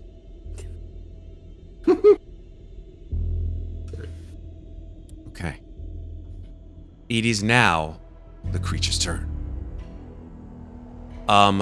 The creature, 2 of its tentacles, like Hellraiser, attempt to encircle around PD's left arm with the ring on it and his head. I'm assuming since I'm catatonic, I cannot dodge. I told you that you could not do anything. Yeah, I told you. I know. And let's see what comes of it. Okay, that is a failure. It's as if this thing sort of... Well, I'm going to give it a bonus die since it deserves it because it doesn't have the ability. You don't have the ability to dodge. It's had a big day. It doesn't matter. It's a 90. It's a 46 versus 40. It doesn't have any luck. So this tentacle sort of wheels around the room and is unable to get a bearing on where PD's arm is because he's like sort of floating in a strange space. The other one, however, will lash out and try to go around his face. That is a success. So it wraps around PD's mouth and face. His eyes go wide as this thing chomps into the side of his face, and you just hear a sort of muffled scream underneath this black tentacle. That is its turn. Ruby, what do you want to do?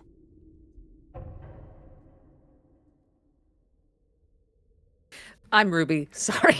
That's okay. I'm like, geez, Vanessa, get your shit together. It's me. PD is the only one that saw this vision, or we all saw it? No, PD is. Well, I mean, would you say vision? What do you mean? What vision? He hasn't had a vision yet. I haven't seen the vision Yeah, yet. he hasn't seen the vision. He is doing this, and he's sort of in a different place again. But I have tunnel vision right now. Yes, he's in a different world in his mind, but this tentacle is wrapped around his face. I will attempt to shoot the creature again. Okay. Yeah. You know, you've shot. I'm going to do this for you, Ruby, because handguns like yours, like a 38 auto, have 6 bullets on them, in them. Mine I'm going to have give 8, you but this. You can shoot your gun not just once, but you can shoot it 3 times. Bang, bang, bang. You've shot it twice. You still have 4 more bullets in it. So you can go bang, bang, bang, but you'll need to take a penalty die on each shot. How do you feel about that? After the first one. After the one first success. one. Well, that's correct. So, penalty. Penalty on that one. So that is still a success. Very 34 success. versus 60. Let's go. And a hard Okay. success. Penalty 35 versus 60. So every single shot counts. Bam, bam, bam. Ruby. Boom, boom, boom. You were firing into melee, but none of those were fumbles, so you didn't blow John's face off. I wouldn't mind. Oof, that's rough. So how much damage do you do with Face all off. of your shots? It looks like 10 19. plus 3 plus 6, 19 damage. Wow. All I have to say for that is... Oh, that's a lot of damage! So... What do we do here? Let's see. What So how do we want to do this? Is that what you're about to say? 19 minus... Well, for each shot, minus 3, right? So 10 minus 3 is 7. So 10. 6 minus 3, 13. Okay. So, Ruby, how do you want to do this? Oh, this murder brought to you by Lucky Strike. Fuck yeah, Ruby! Ruby, Not today, Satan. I don't believe in monsters, and I'm not going to start now. Pow, pow, pow. I've had about enough of this job. You and your existence. I blow it to hell, and I try and Yeah, just leave hand before pass. anything else comes out. I don't blame you. Wow. Amazing. The 3 bullets strike home. There's this horrifying shriek like that of a dying animal. And this thing shrieks and turns into this horrible black sludge. It sloughs off of Petey's face, leaving behind this sort of black streak. And PD, as this thing dies, you see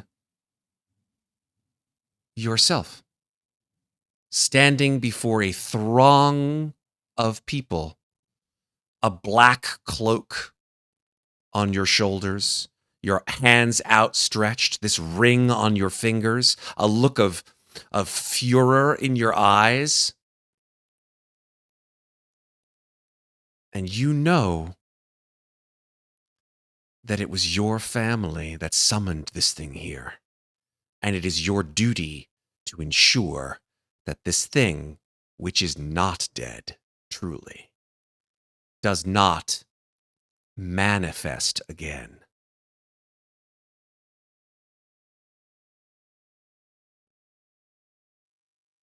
I will commit my life to that purpose. Okay. And write many, many books about it and make lots of money. Can't imagine under what pseudonym you may write those books, PD. I have a wonderful idea. I don't. Might be the opposite of my name. I think it may be. Yeah. Joyce, what do you do after this horrible encounter in the cellar? I work tirelessly to prove the innocence of Arthur Blackwood. But it is a challenging case due to the facts, which may not be accepted by everybody. So it's after which I take a long vacation. Well deserved. Okay, John, what do you do? Considering I'm standing like in the hole right under that thing when it turns to a big pile of black goop, I'd probably take a shower. Yeah, fair. Like, first. And then just like the memory of my parents wearing that thing, the pendants, I bury that whole thing the whole day way down. Yeah. I don't know that I don't know what happened to Rose, but I don't really know that I have much to say for Arthur. He was right, but can't prove it. Well, that's the interesting thing, isn't it? We'll get to that in a moment. Finally, Ruby, what do you do? Ruby's not sure if this was some sort of shared hallucination, some kind of cellar filled with gas or whatever it was, but she doesn't think what just happened definitely just happened. So she's happy to report to the law firm that we found some bones, some weird things carved on the floor, her weapon was discharged. She never speaks of it again. Fair enough. Okay. Does anyone at all speak about this encounter with a creature from another dimension? Besides in my books, nope. Okay. I think that's fair to say, considering that whoever did would most likely be guaranteed a one-way ticket to the nearest asylum, which of course is not uncommon, especially in this neck of the woods. People do tend to rant and rave about all sorts of things that they find in random cabins here in the darkest part of the forest. But that's a story for a different time, I think, folks. And I think with that, we've locked in our second of 3 Call of Cthulhu scenarios. Can we do it? Can we do it? I think we can, and I know how to do it too, folks. I know how to get in this third one, and that is by putting a fucking timer together. You have a timer coming up on this third one. You have a 1-hour timer. We're going to make it happen. But before we do that, let's take another of our breaks, and we'll come back in about 3 or 4 minutes. Don't go anywhere. I can't speak. Don't go anywhere. More Call of Cthulhu, Gates of Terror, when we get back. See you guys in a little bit. All right, we're back for our final episode of this anthology with Call of Cthulhu, Gateways to Terror. And we've got a new cast of characters, as you guys can see. It's just constant change of face, constant change of place. I love it. You guys are just... me, the investigator brothers. I guess I didn't get the red memo. I guess I should have worn red. It's fine. Which one of you is Luigi? Okay. Matt? He's wearing green? I can't see that. I'm colorblind. Are you colorblind? No, I'm not colorblind. I just pretend like it to get sympathy. Here we go. So you're an asshole. I'm an asshole. You got it, Chris. Congratulations. 1 hour starting now. Yes. That I'm going to start our 1 hour countdown as soon as I start to allow you some form of agency within the game. You'll know because we're in a one room type deal here. This last episode is probably the most, well, maybe second most used scenario, I would think, to introduce players to the game. One that most people know, it's called the Dead Border. And I think you'll find out why it's called that in just a little bit of time. Here we go.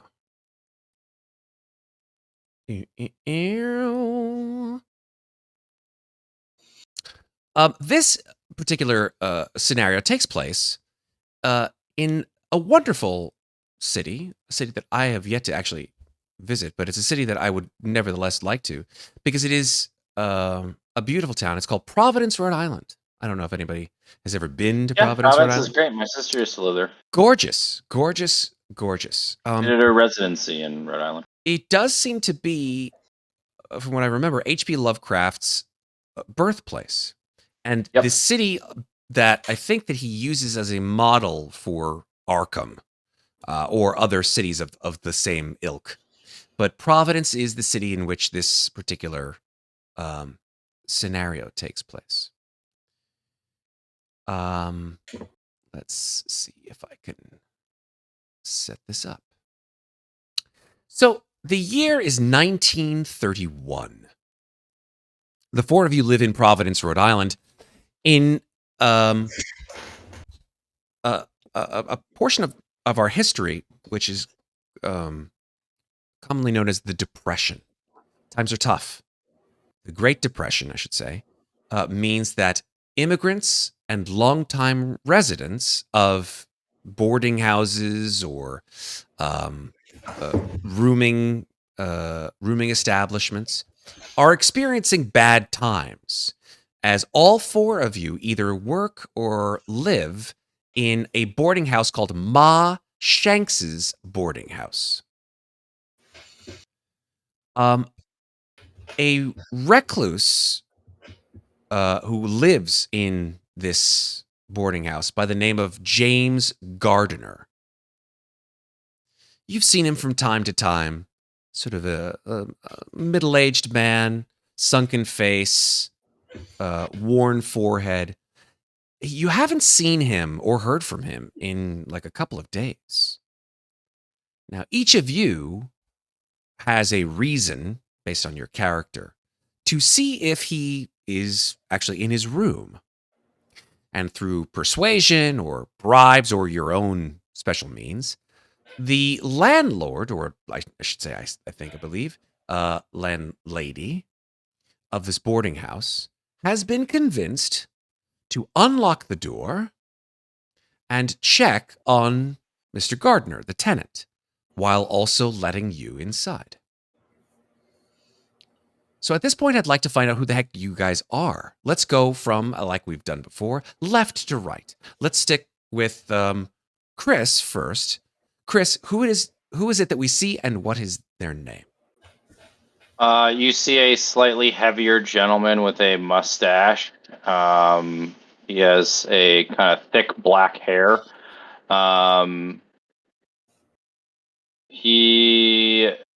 He doesn't necessarily look that confident. He kind of walks with a chip on his shoulder, kind of walking around. But he moves very quickly. His eyes are darting every which way, always looking for something, looking around corners, making sure that he's, anybody's looking around him. And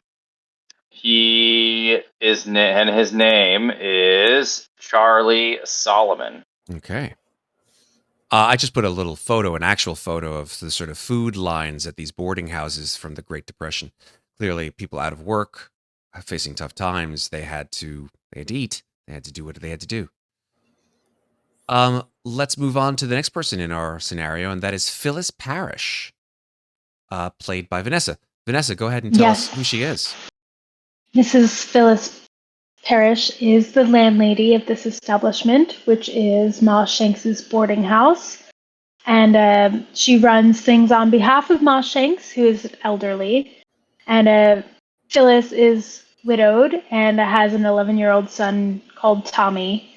And she's very sympathetic towards her boarders, especially Mrs. Madeira, Mr. Gardner, and knows a lot about all of the boarders generally. And she's a romantic, but she also has to try to keep things in order, so it's tough for her to kind of balance that. Understandable. This is some artwork of houses from the times that are actually still kept in relatively good condition, from what I hear. If you go to Providence, Rhode Island, you see these kind of mansions and houses of that era from the 20s and 30s in still very, very nice shape. I'm also going to share with you what the a couple pieces of art from the 1930s, which were postcards, some of which are pretty funny looking, like this one that I'm going to show is Greetings from Providence, Rhode Island. Still very popular. Still very popular kind of look to it, right, in terms of the postcard. That's the state building in the background. That is the state building, I've learned, yes. Second piece of art, really quick, is there are a couple of pretty famous streets in Providence. This is what one of them. This is what at least it looked like in 1931, called Weybosset Street. I think that's what's also my background.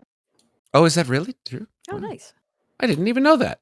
Is that Weybosset Street? That's cool. I think so. I just found it. Amazing. So,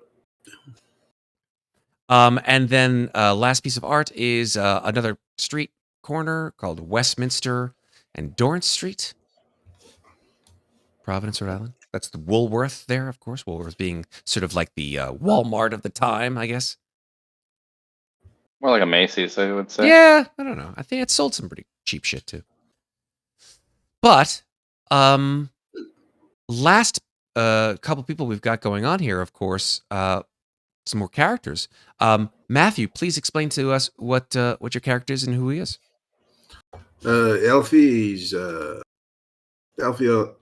Alvydas Baginskas. He's from Lithuania along with his brother Petrus, and they are here and living in country, and it's hard finding work. But we just need lucky break, and we get lucky break soon by maybe casing the joint and seeing what this Gardner guy has. Just he doesn't need it. He won't be bothered by seeing it. Oh, he has lots of rich man stuff on the walls. Okay. And then finally, Ashley, would you like to introduce your character, please? Sure. Flora Beaumont is in her late 20s, and she was living a dream of running her own bookstore. And it's a fantasy, just getting to sit in a bookshop and read all the books you want all day and talk to people who love to read books. Up until they all stopped having money to buy books, and now it's not so fun. She has kind of a bohemian look, not a lot of money for cosmetics, but she's still very well put together. Her high heels have been repaired many, many times at this point, but she keeps herself together. She's a little soft-spoken, but she's, she can handle herself. Gotcha. Okay. So, you all have gathered outside the room of Mr. James Gardner. As I said, he's not been seen for at least 2 days, and everyone is getting concerned for his well-being. The keys to this room are held by Phyllis Parrish. Phyllis, you grab the keys, you find the right one, you move to the door, and then you knock once more just to be sure there's no response. You put the key into the lock, and the door slowly opens.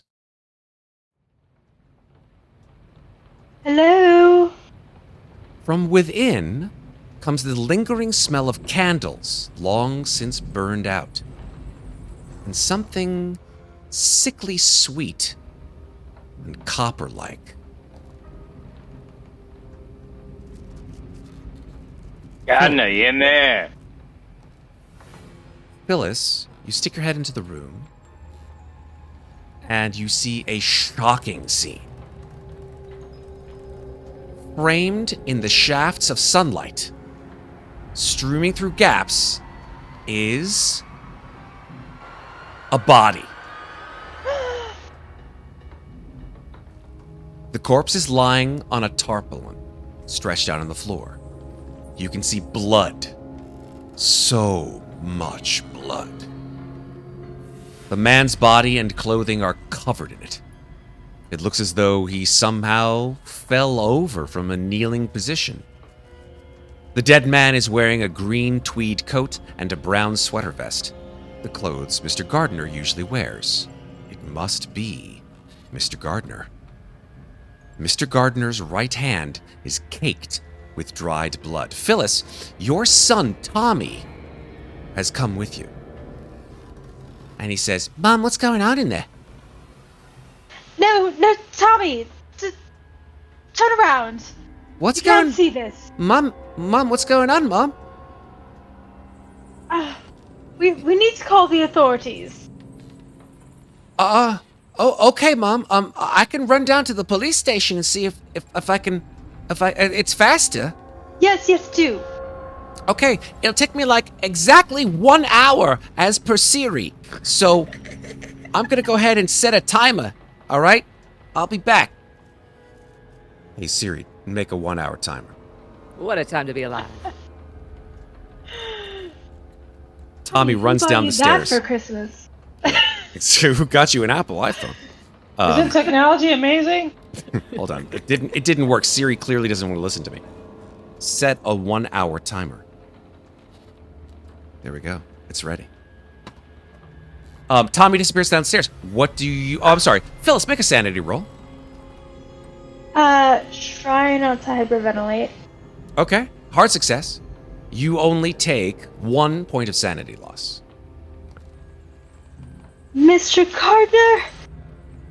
Does it truly seem like Mr. Gardner is dressed like him, in his room, holding out hope against hope? Oh, he doesn't respond. Back up into the doorway again. Okay. Overwhelmed. What do the rest of you do? I'm just gonna step inside real quick. Okay. Flora, Yep. you step inside. You see the same thing that Phyllis does. Make a sanity roll. I also step in. Oh Make my a sanity roll. goodness. Yep. Charlie doesn't give a fuck. I've seen this shit before. And I knew he strangely, was fucking dead. Alfie, maybe it's just the amount of blood, Alfie. Like, you've seen blood, clearly. Oh. It's just, like, so much.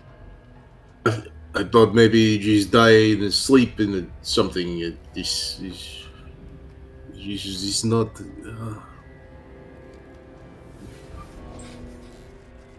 It's Okay. very red. So, Alfie and Flora, you both take 4 points of sanity loss. Bring it. Let's go.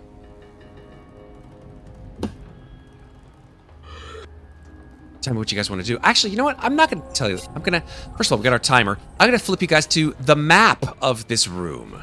Okay. There you are. You're in the room where it happened.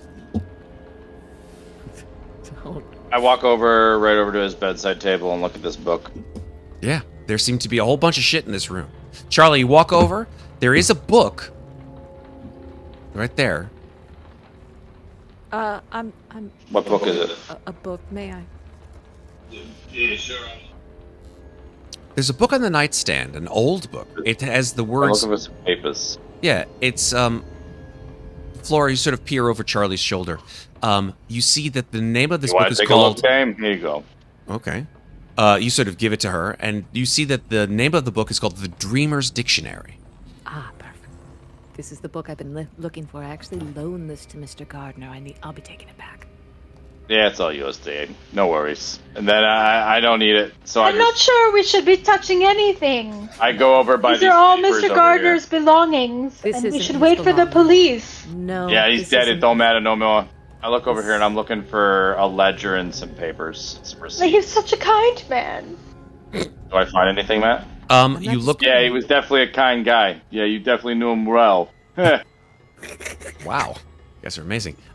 Yeah. So, you spy as you sort of like shuffle over to the south corner of the room, a long table. On this long table are piles of organized correspondences, along with an attractive wooden holder for pens, paper, and envelopes. You see a man's hat sitting on the corner of the table. Do I see anything familiar, like a ledger or something of the like?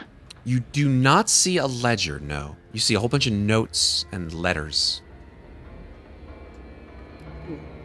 Seeing that Charlie is, going around rummaging through stuff. Yeah. Alfie wants to get in on this, too. Okay. He doesn't want to, have somebody beat him to the punch. Sure. So, yeah, he wants to, kind of get right next to Phyllis and everything, and, he kind of picks up the hat. And... Bunch of scavengers you are! I open this closet over here. See if there's a hidden drawer in the bottom of it. Listen, it's the Great Depression. I just start knocking around on shit. I would argue that I know where certain things might be hidden. Okay, fair enough. You go over to the wardrobe and you open the doors. You see that inside there are clothes, obviously, some shoes, and a locked wooden box. Hold on, let me see if I can open the box.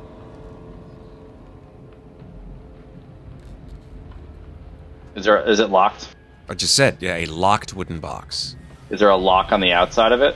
Yes. So it's like a padlock. Great, I shoot it.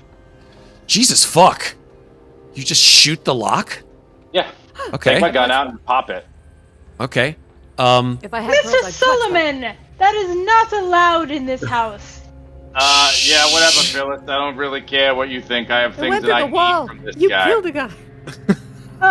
Well, we will have to discuss your ongoing tenancy here. Bang! A gunshot echoes through the house. Right? A gunshot goes through the house, and you spend a bullet, and the lock falls to the floor. I open it. Okay. Police will be here in 3 business days. I mean...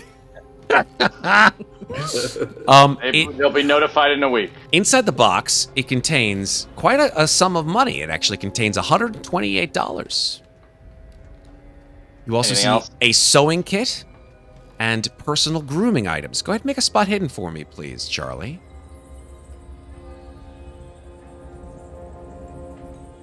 Come on, Daddy needs a new pair of shoes.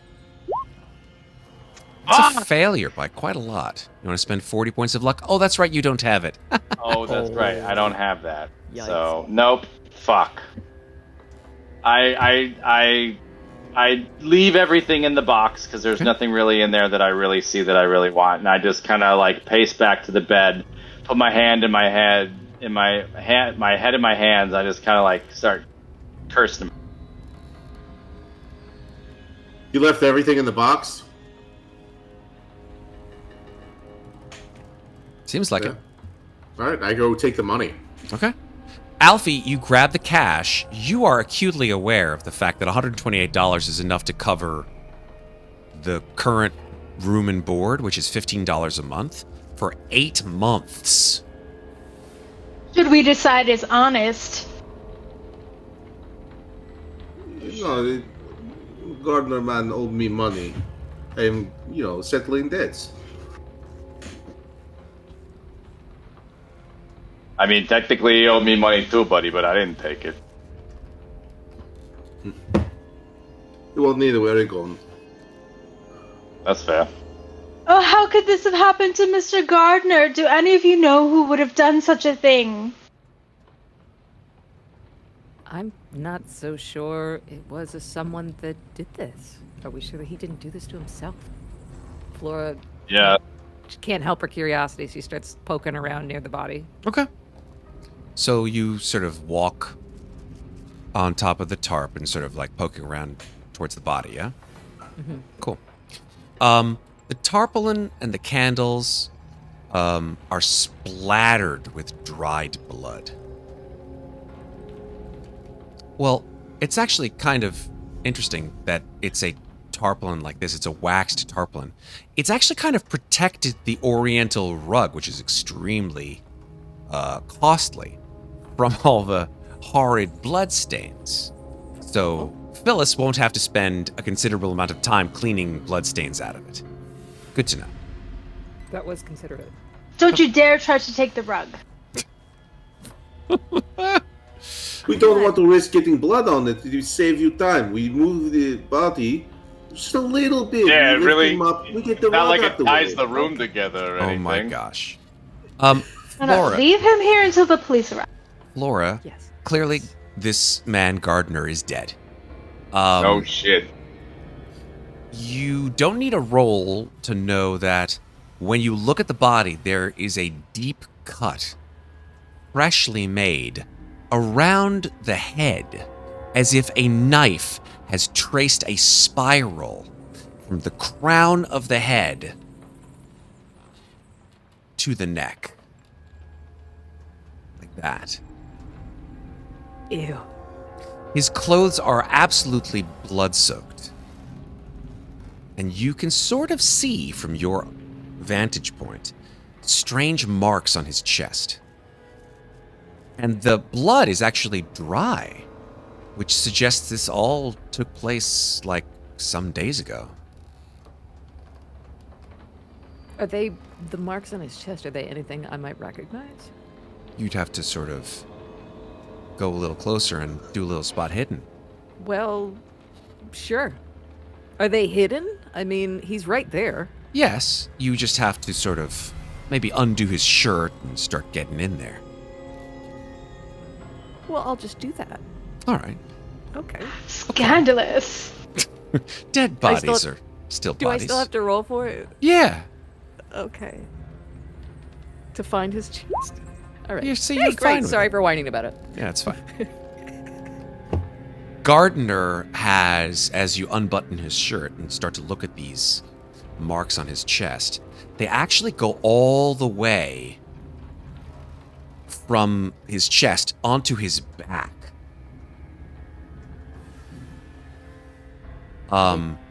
They sort of circle around his back and his arms, all the way to the back of his hands.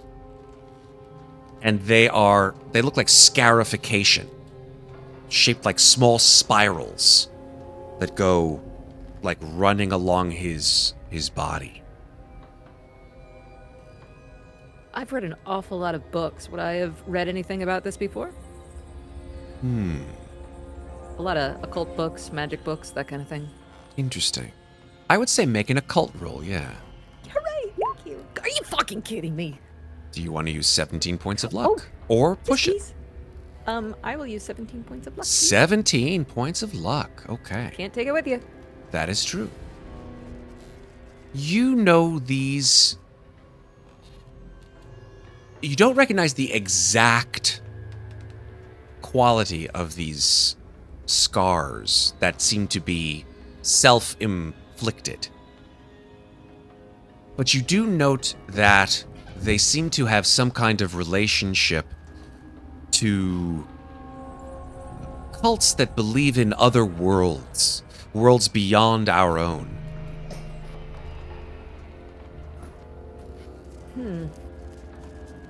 Nasty business. Well, I don't think he could have made this one himself, could he? No.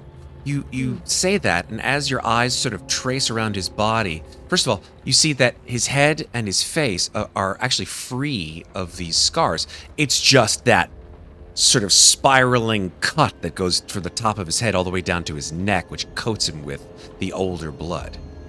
But lying in a pool beneath Gardner's corpse is a knife made out of a black stone. Like obsidian. Ritualistic.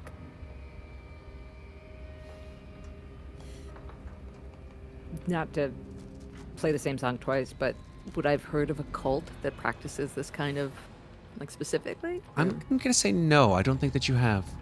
Okay. What do the rest of you guys do? Flora, is this altogether decent to divest this man of his clothing? I'm just curious. I'm sorry. I start digging under the bed. I'm looking for any more documentation that I might be able to find. Okay. Charlie, you look under the bed. It's pretty tidily made. See, there's a depression in the pillow, as if someone slept on top of the covers. But there's nothing underneath the bed. There's just a pair of slippers and a pair of brown shoes. You sort of toss the mattress. It feels like a cotton mattress. I check the floorboards under the bed. Anything around, or the floorboards generally around in the apartment, or in the room? Anything? Nothing. Nothing. No, the floorboards are slats of wood. Nothing untoward. So I'm going to sort of, in your area, indicate a couple of things, right? So you've got the bed here. You've got this bookshelf here, where you saw the book and you gave to Flora. You've got this bookcase here, which is pretty ornate looking for some reason. That's a bookcase. It sure is. That's a barrister bookcase, isn't it? I don't know what that is, but I assume the answer is yes. It's got glass in front of it and it folds up. It's very nice. Cool. Yeah, I'm going to open up the bookcase and look in there and see if there's anything around inside. The bookcase is pretty finely carved and has these glass-fronted doors, which we can all see. Carved into the upright moldings that support the doors on either side are the busts of two flute-playing cherubs. You open the bookcase and you see that there's a drawer at the bottom of the unit, which has a clean sheet and a pillowcase. All of the woodwork is detailed in intricate scroll work. You would assume that this bookcase is pretty, expensive. Probably costs you $75 to purchase something like this. Now, on the shelves, there are books on finance and banking, and a few travel books for obscure places and some occult books, including Myths and Legends of Ancient Greece and Rome by E.M. Behrens, and The Interpretation of Dreams by Sigmund Freud. Hey, Flora, you might want to read a couple of look at these books over here. These are my books. I loaned him these books. Thank you. I will be taking these. Thank you so much. You're very welcome. If you see a primer in Greek vocabulary, too, can you let me know? Hey, Charlie, would you mind moving yourself over to that area where the bookshelf is, just so we can make sure that we're all on the same page? There we go. Thank you, sir. You sort of scan the top shelf. You see it doesn't have enough books to actually fill it. So there's a bookend that has been used to keep the books upright. Your hand sort of falls upon it, and it feels very cold. And as your hand pulls away from it, you see there's sort of a greenish substance on your fingers. You tiptoe and look at what the hell you just put your hand on, and you see that it's some sort of human-like squid creature. Please make a sanity roll. What the fuck? Okay, that's fucking weird. You take 1 point of sanity loss, and you suddenly whoosh, flash and experience a brief vision of yourself underwater in vast black oceans.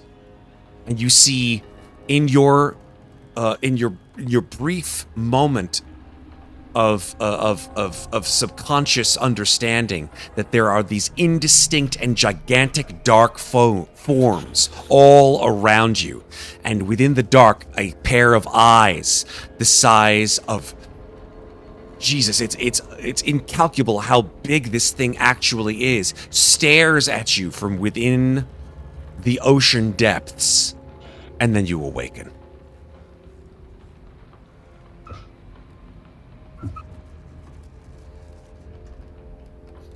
Charlie just rubs his eyes and kind of shakes it off. He kind of slaps himself a little bit, and you can hear him kind of mumbling to himself, like, get yourself together, get yourself together. And he goes back to this bookcase and starts to see if there's, like, a hidden compartment in the, like, molding or something. Make right? an Like, int there's, roll. like, a... Hard success. Yes, in fact, you are pretty much convinced that this thing is too big to have just books in it. That there is a hidden compartment at the bottom of the bookcase between the drawer and the floor of the bookcase. I pull out the drawer and kind of feel around to see if there's a switch or a panel. Yeah, you do. You actually find that there is something. And I'd like you to make a spot hidden for me.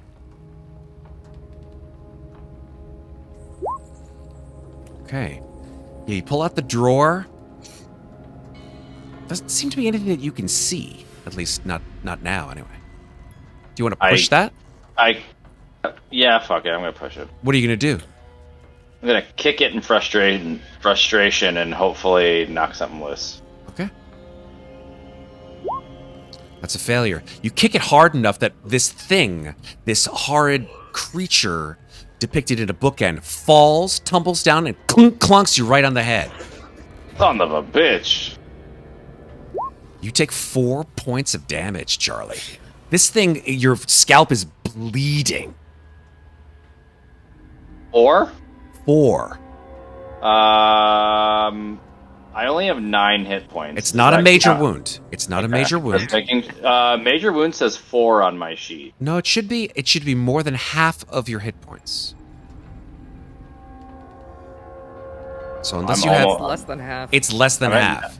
I'm at 9. I'm at 5 out of 9 now. 5 out of 9. That's correct, Charlie. Yeah, you have this like gash in your scalp now from this thing. I take out a handkerchief and like hold it to my head. Okay. What are the rest of you guys doing?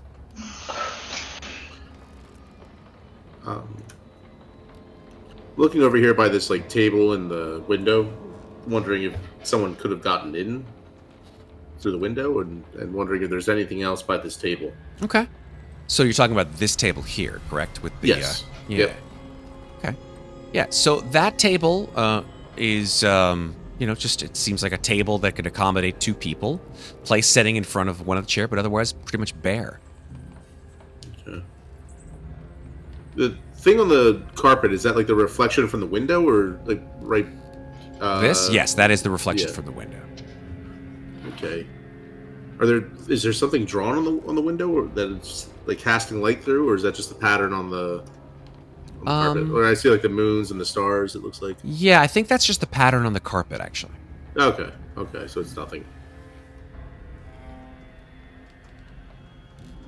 But you do see on the window that there are dried blood spots that fleck the curtains and the glass.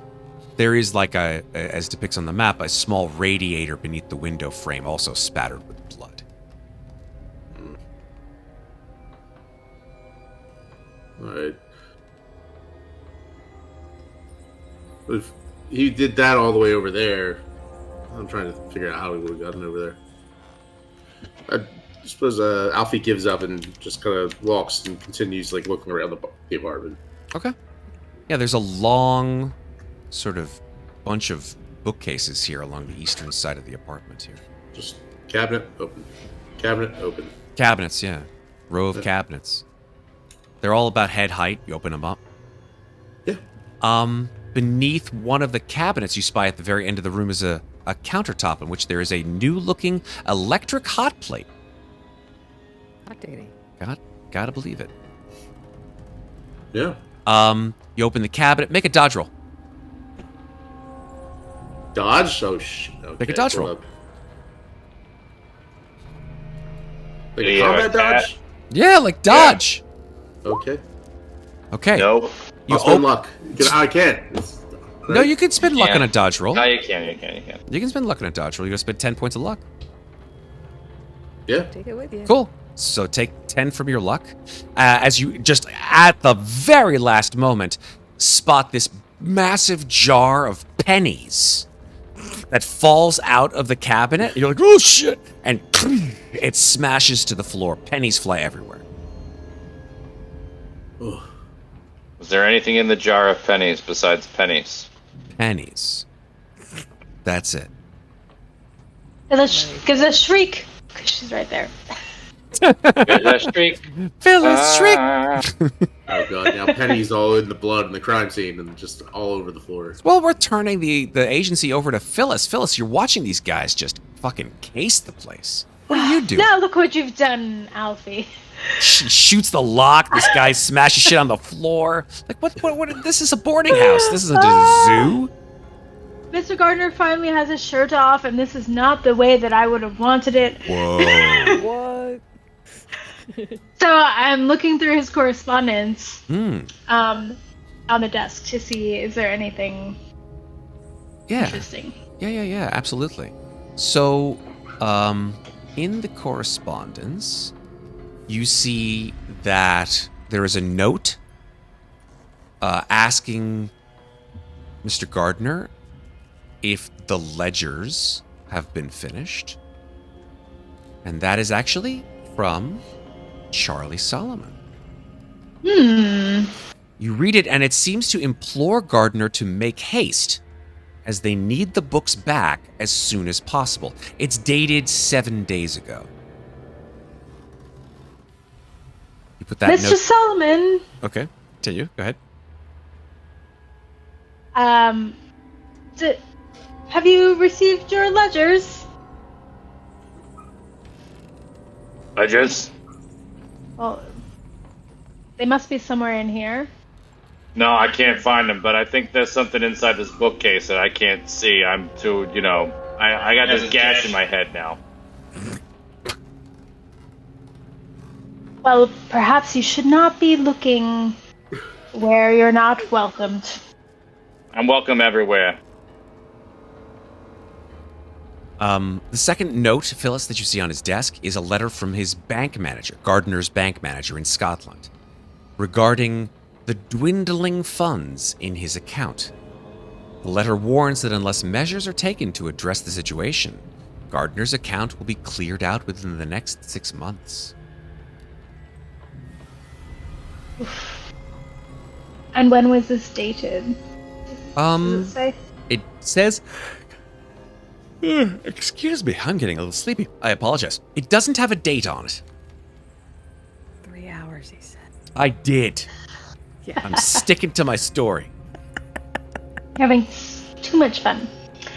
Oh, well, it seems as Mr. Gardner has gotten himself into several pickles. Pickles? Like, with a pickle jar?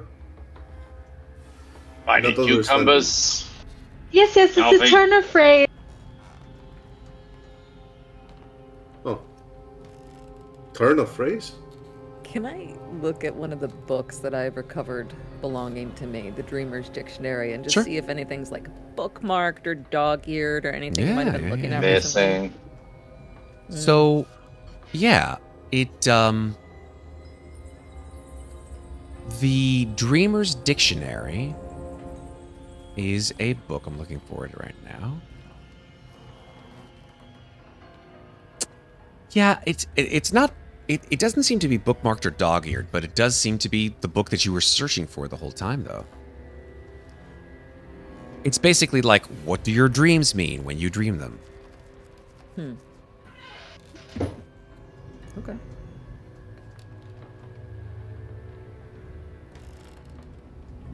Anyone else have anything else that they want to look at or investigate? Yeah. What is... Go ahead. Can I help Charlie go through this bookcase? Yeah, sure. Because I'm still missing one book, so it's only right that I would be in here. I'm not a thief. Fair, Flora, fair. How's the floor? Tell me what you fucking think about this giant fucking statue. It's hideous. Goodness. You do spy it, Flora? I need you to make a sanity check. You bastard. Hey, listen, you looked at it. Hard success. You will only take... Actually, you take 0 sanity. You're like, it's a squid man. It's a squid man. That's that Dark Lord Cthulhu. Yeah, I'm not into that sailor stuff. Thank you. I want to take a real good look at this bookshelf and see if I can find where my book might be hidden. Yeah, I mean, Charlie has seemingly found some kind of an area where a drawer was able to be pulled out, but he couldn't sort of see anything beyond that.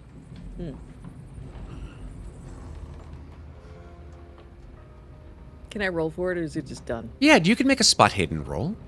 Thanks. Hey! Oh. So you sort of hunker down there, and Flora, you see that behind this drawer, there's a button hidden in the scroll work. I push the button. Push the button, and in the rear of the bookcase, probably right across from where Phyllis is standing, Phyllis, you spy a hidden panel creak More open. pennies. Oh, Flora, you beautiful broad. I need to please. What please is let me know this? I if run over there's to the any- other side and start going and see if what's in there. Phyllis, Excuse you, Mr. Solomon. Excuse you, Right Phyllis. over the body. this is the best. Excuse you, Solomon. Excuse you, Phyllis. This is turning into the Honeymooners, and I'm here for it. Do I find anything of import? Phyllis, you watch as Charlie ransacks the back of this bookcase. And Charlie, you are able to find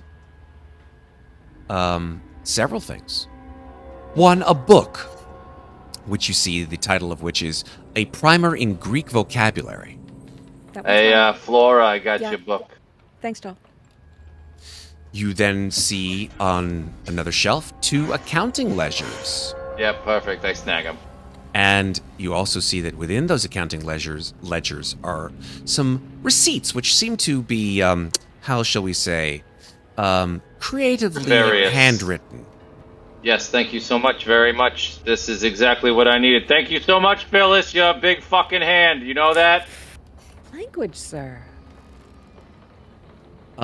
Charlie, as Rhode you walk Island. away, it totally is Rhode Island. Charlie, as you walk away, your eyes sort of light on 1 or 2 last things inside that compartment.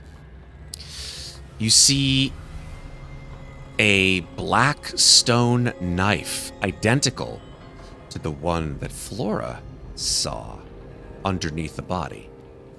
And wrapped in silk cloth is a rectangular object. Frankly, Charlie doesn't really care about those other things, Okay. but he's gonna say, "Hey, Phyllis, if you want some of this stuff, you want to check this stuff out, you can. But I got what I needed. Thank you so much." And he walks over here. Okay. It's naturally Mr. Solomon. Alfie, you want to poke it with a stick, or should I? Yeah, Alfie's gonna go and take a look. Okay. He doesn't know. I also you know, only have what 5 the- health. You know, he doesn't know about the knife, but always it's a rough part of town. Probably good to have. So you pick up the knife and he'll take a look at the thing in the silk, silk wrap. Oh, I have to show you this piece of art. This is what was inside the ornate bookcase. Yeah, that's a classic Cthulhu statue. Nice. Love it. Okay. Sorry. You go in there. Beg your pardon, Alfie. And what do you do? I'm gonna take the knife, the obsidian knife. Yeah. Just pocket it, Sure. and I'm going to take a look at what's inside the silk thing to see maybe if it's like a silver, or something like a pawn. Yeah. You unravel the silk handkerchief or whatever it is, and within is another book with a black leather cover. No name. Oh shit! No name. Put it up. Pick it up. Okay. Is that one of mine? It does not have title. What's on the inside? Paper. Sir. Well, you can look at it if you want. Then I hand her Is the it a book. blank? Is it a blank book inside? You take the book from his hands and open the page, the first page, and it's written in Greek. I know quite a bit of Greek. Excellent.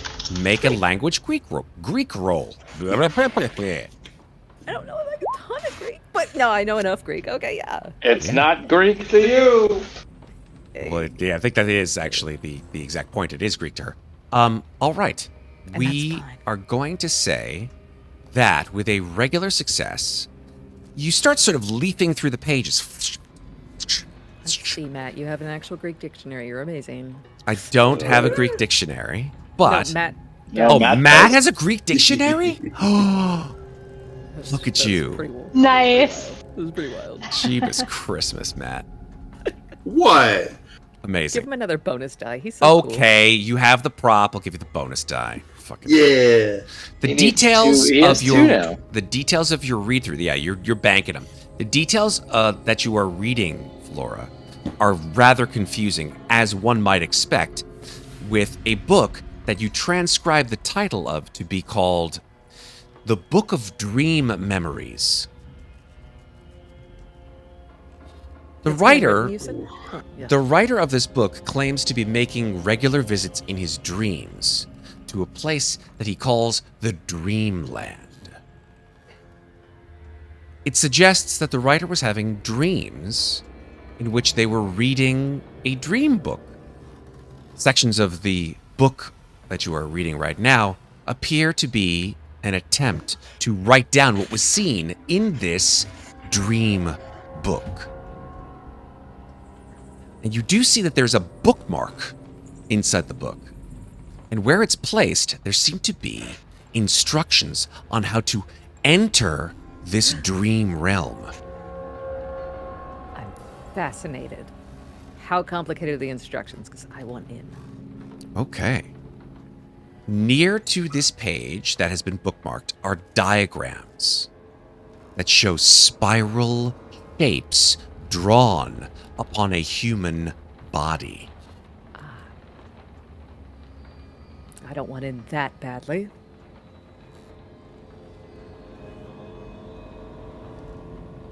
Is it possible he could have done this to himself? To go to this dreamland? I'm going to give you a handout. Just ignore the blood because you could read Greek and you got it. You got it. I'm going to give you the opportunity to read what it is on this page within the Book of Dream Memories. Go for it. Flora totally says this out loud. Oh God. Okay. Yeah, Cool. out loud. Yep. Go for it. Yeah, no, because Yeah, sure.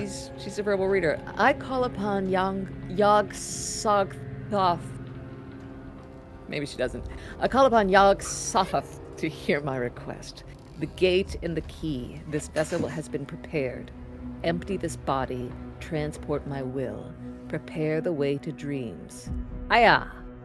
Yog Sothoth. Open the gate. Make a sanity roll, please. Okay. Big fail. What happens? Well, Let's go. I think you all watch as Flora starts reading these words, and her voice, is a pretty light, almost. It's very sort of it's of a Airy. higher pitch. More like if she were to sing, it would be like that of a soprano. But as she starts to speak, her voice becomes strange and reverberant and lower in pitch. So she says, I call upon Yog Sothoth to hear my request. The gate and the key. This vessel has been prepared. Empty this body. Transport my will. Prepare the way to dreams. Yog Sothoth. Open the gate. And as she says this, her eyes go completely black. And you take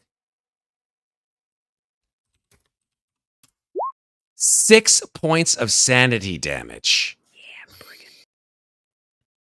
Flora, you've taken over 5 points of sanity damage in a single shot.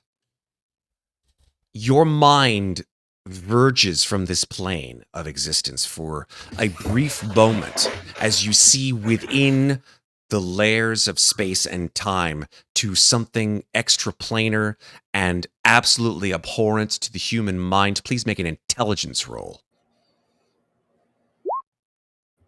You want to fail it.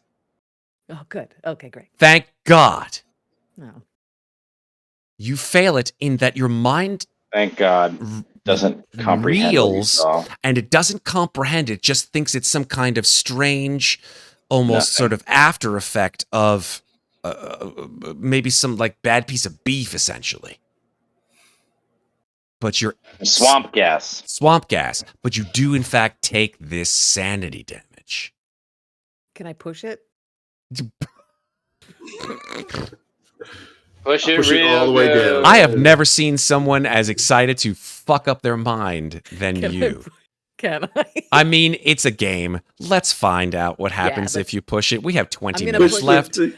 She's Flora's pushing so a curious. failed roll. She needs worked to out for know. her. She needs to understand what happened. She's so curious. She can't just let it go. Oh my Thank god. goodness. I'm Jeebus. pushing it. Okay. Okay. Cool. Yep. Thank you, Daddy. May I have another?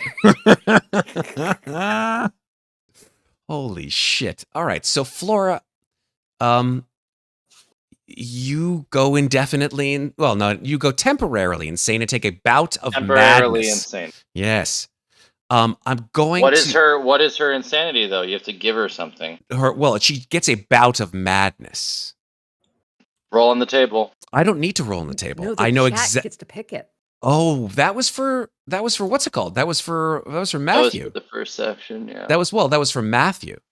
Oh. He Well, we didn't specifically have one said it before, was so for it would be Matthew. paranoia. It could be paranoia. It could be paranoia. You pick it. You surprise me. Messin paid for it, so He did pay for it. So I've got one that may be better if JF is still around. JF, Yeah, if you're still there. if he's still there, JF, I can We got refund you those 15 points. people in chat, Matt. I know, it's crazy. I'm super enthused. If you'd like, JF, I can keep the paranoia He's for here. another time and just maybe give our friend Flora a bout of madness that she may absolutely enjoy. I'm going to message this to you, Ash. You tell me if you can role play this, yeah? That is what you right? That's your bout of madness. Got it. Okay. So you come back to sort of vision, your eyes clear, and Flora's movements are erratic. She's sweating. Oh goodness. Oh, that was thrilling. All right there, Flora. It's fine. I close the book and just clutch it to my chest. It's fine. It's wonderful. Well, no, with your voice, you not talk like you. Yeah, you kind of sounded like, deeper. How could things be wonderful when Mr. Gardner is laying here dead? Wow, Phyllis, you have a way with words. It's as if you know exactly what's going to happen within the plot of this particular scenario. Phyllis, as you gesture to the body, its arm twitches, and then its shoulder twitches. Its head begins to jerk in a very strange and jaunty fashion. And Mr. Gardner, are you there? As you watch, this mutilated body shifts, and you hear this horrible snapping sound as its limbs like move in it, almost like it's a puppet, and it lurches to a standing position as you all watch. This creature is, or I should say, this body is absolutely drenched in blood. You look on in terror as the flesh around Mr. Gardner's head begins to peel, spiraling downward like some horrific party trick with an apple. Like a giant ham.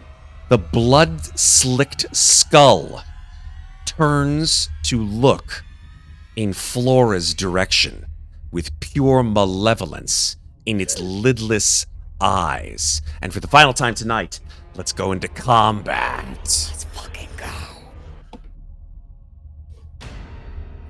This is so much fun. I'm so glad we stayed awake. Let's fucking go! I actually have a weapon this time. So Flora, any sanity, you get another bout of madness, any sanity loss, because you are temporarily insane and you have that particular phobia / obsession / whatever bout of madness. When this thing, its flesh sloughs off from its skull, revealing what you see this. Ooh.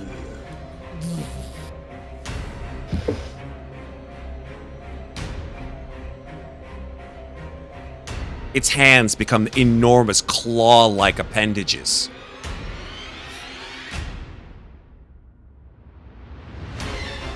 And here we go.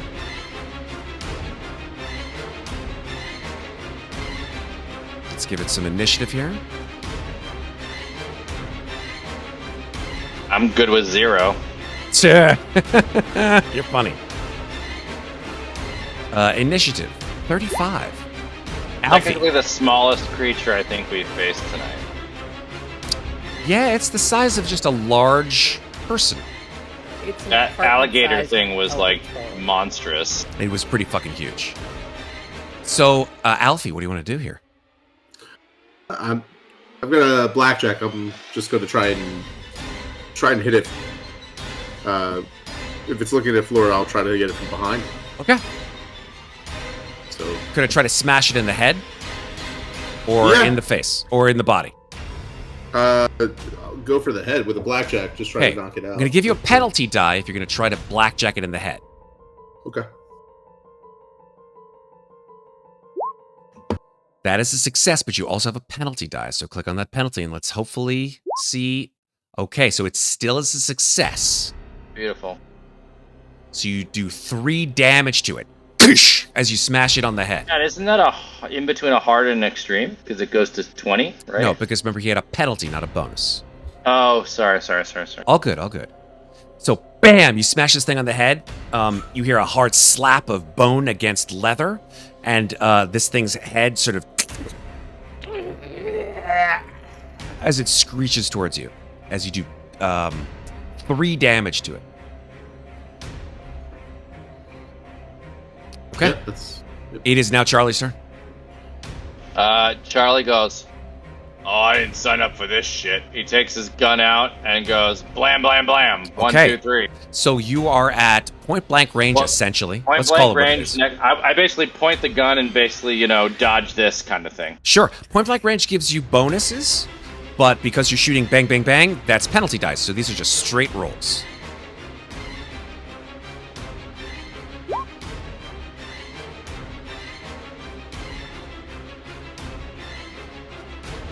Okay. Can I use luck on the 64? Yes, indeed. So of your shots, 2 go through and 1 does Can I not. push the? You cannot can I push combat I rules. can't push, right? Okay, so 2 will hit. So that is a total of 3 damage. You shoot into the middle section of this creature, and it just tanks it. It doesn't even move. It doesn't do any damage to it, Charlie. At Charlie all. just goes, "Oh shit." Aw, shit is right. That's my turn. Phyllis, what do you do? Your She- son is 13 minutes away from getting the police. Flutters and hides behind the chair and tries to make her way towards the door. Okay. She has how much movement? 7 movement. Okay, I'll accept it. Okay, so she tries to get towards the door. Okay. Try to prevent her son from entering this room. Yeah, And I leave mean, her child. as gunshots go off, you see the door across the hall open, and Mrs. Madeira, the neighbor across the hall, sort of like stares out, and she's like, "Oh my god!" And like she just shuts the door. Just immediately shuts Yeah. the door. Good move. Okay, we're up to Flora now. I would like to search the room for dynamite. Do I Fortunately, see any? that does not happen in tonight's 3rd episode. Bummer. Okay, Flora's gonna run for it. She's there's nothing to be gained here. She doesn't know how to fight. She's gonna book it. Okay. Pun intended. I'm a bookstore owner. Can I get out? Can I leave? So here's the thing. If you leave a map, you have to make a dodge roll. If you make a successful dodge roll, that means you leave the combat and are not allowed to come back in. Well, I'm just going to stay and crouch here just to see what happens. Because, Okay. again, I'm curious and I like to learn. I love it. So you're just like at the door, you're like, oh, what the fuck? I'm very frightened, but I'm not helping anyone. You... That'll be my turn. Yeah, go ahead. Okay, fair enough. You still have the book in your hand, correct, Flora? Of course. Clutched tightly to my chest. Amazing. It is now the creature's turn. The creature stalks towards Flora. Its massive claws reaching down. Not for you, but for the book. No.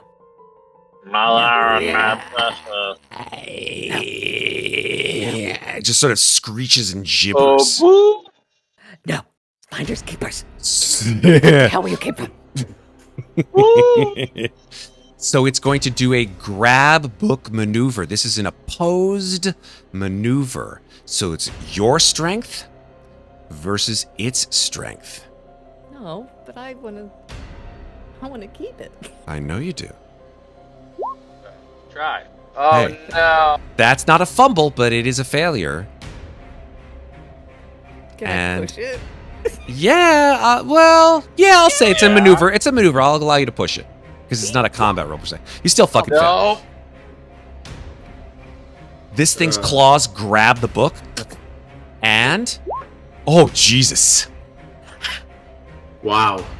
You just feel the book being wrenched out of your grip. Do I get any kind of retaliatory attack like I would On if your he attacked me turn, regularly? you can attack. But this was its maneuver, and you did a maneuver to try It's to about resist time it. this happened dice-wise, guys. Jesus Christ. You may, on your next action, initiate an opposed strength to try to grab the book out of its hand. Cool? Okay. So with that, the creature stalks towards the window. I'd say it has had enough movement. Alfie, it is your turn. What do you want to do? Yeah, I guess I'll try and hit it again in the head. Okay. Okay then, let's go. That's a Damn. failure. It... Oh God, what will it do? Yeah, it's gonna fight back. It doesn't dodge. So you sort of throw your blackjack at it. It just puts its massive claw that's not holding the book, grabs your arm, and then squeezes its claw into your arm. With a hard success. Okay. The claws sink into your flesh, and blood starts pouring out of the ground, or out of your arm onto the ground, and it doesn't even look at you. Throws your arm away. Throws my arm Like away? he has Meaning, no arm? No, throws your arm Okay. away. That's Takes your fuck, face man. off. It rips your face off. Wants to take his face off. Face it, put it on my face. Hell. Amazing. All right. That is, I believe, Alfie's turn. It's used its fight back this round, so we're up to Charlie. All right, so just 1 point of damage? Yeah, 1 point of damage. The gun did jack shit, right? When you shot it in the body. I was trying to shoot it in the head. Okay, that will initiate a penalty roll, but you can in fact shoot it. No. Last time, I was trying to shoot it in the head. Oh, I'm sorry. I thought that you were just trying to shoot it in the body because you said, "Oh shit." No, I said dodge this style, like put the gun to its head and fire 3 times. Oh, I'm sorry. If that were the case, then I wouldn't have given you penalty dice.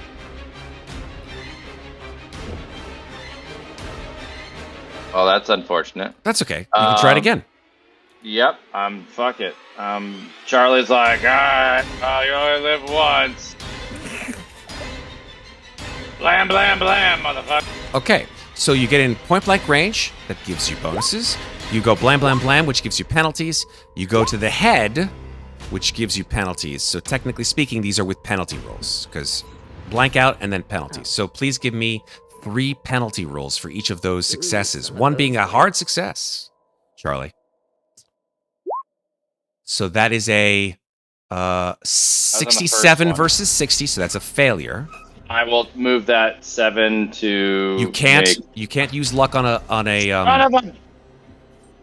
Well, actually, no, that's not true. You can use luck. You can't push. Oh I need shit! to take 8. I need to take 8, right? Yes, that's correct.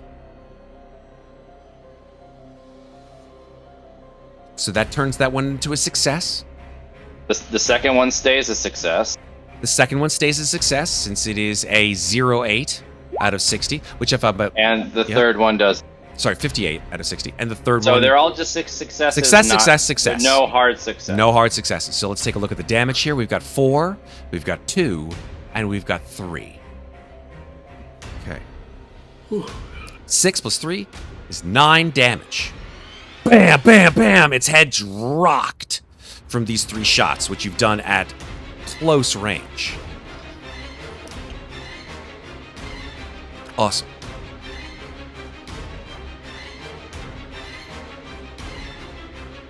I'm assuming it's not dead. No. Well, I go to reload my gun. Okay. I begin that because I fired 6 shots. I'm out of. You bullets did. You're out of now. bullets. That's correct. I have 4 extra bullets, so I can reload 4 more. Okay. Phyllis. I will start that process. I have no weapons. I'm concerned about my other tenants. Your son may get your the police back in 5 minutes. don't Okay, get your so son off. It's too dangerous. Make sure he doesn't come back. Hey, Mom. I'm gonna stand in the doorway. Is there anything from the desk here that I could grab? I'll say make a luck roll. Nope. Fuck. Sorry, Phyllis. It's alright. I'm in here. Does the fumble do anything? You slip on the pennies. Knock yourself unconscious. That's fucked up. I mean, that would be fair. Okay, It is a fine. fumble. That's fine. You're like, oh look, it's a. Now I'm prone in the doorway. Yes, exactly. It's like a jar of pennies, and you see a nickel and get excited. This is so messed up. Okay, well, that's Phyllis. It is what it is, Flora. That bastard's got my book. He does. I don't think so. I run. Oh, Keeper, quick question. Yep. If I have 40 sanity and then next to indefinitely insane, the number 40 is there, what does that mean? Well, how much was your starting sanity? 50. And you've taken 1/5 of that with sanity loss. What does that mean? That means that you are indefinitely insane. Gosh. So Now technically what speaking, that loss of 6 would have not only given you a temporary insanity, but indefinite insanity. I'd say that this particular this mania that you have, Flora, doesn't seem to be going away anytime soon. How about that? Perfect.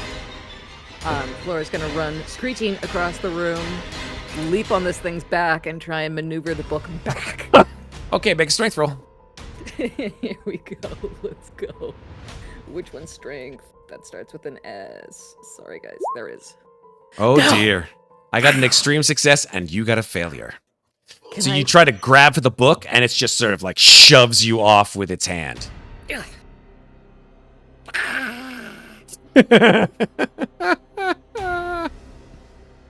I can't push that, right? Because you had an extreme success? That is very unlikely for you to push that and get an extreme success. You would have to get... Oh dear. You would have to get a... just to tie it. Yeah. which means that you guys would be sort of like grabbing the book at the same time. You would have to get a 1/5 of 60, which I believe is... Oh shit, someone want to do the math on this? What's 1/5 of 60? Doesn't matter. Well, that ain't gonna happen. 12. 12 times 5 is 60, you're right. I'm not gonna role play and wake up my husband, but just imagine I'm still standing there screeching at the top of my lungs. I love it. I fucking love it. Okay. It is now the creature's turn. The creature opens its mouth and stares at you, Flora. And its jaw distends, and its eyes bore into yours, and it makes this horrible sort of whistling sound from its throat orifice. And I would like everyone to make POW rolls. All right, success. Success. Failure from Phyllis. Success from Charlie.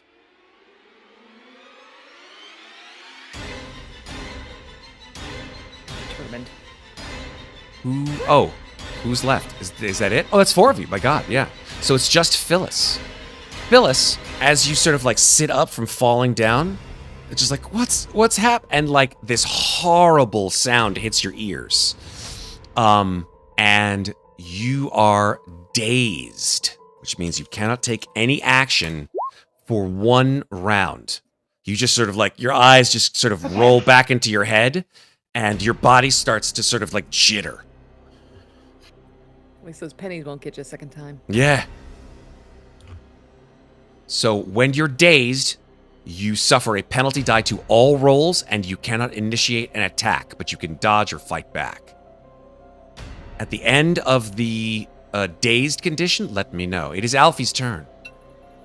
Guess what just happened, folks? Oh no, I can't speak to Tommy. The timer runs out just as you fall unconscious and dazed. And you do hear...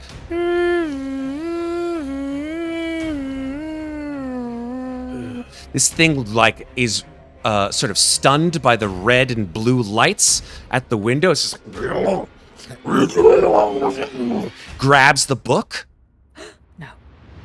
And just before Alfie's turn, jumps out the window. No. Massive shattering of glass. What floor are we on? You're on the 2nd floor.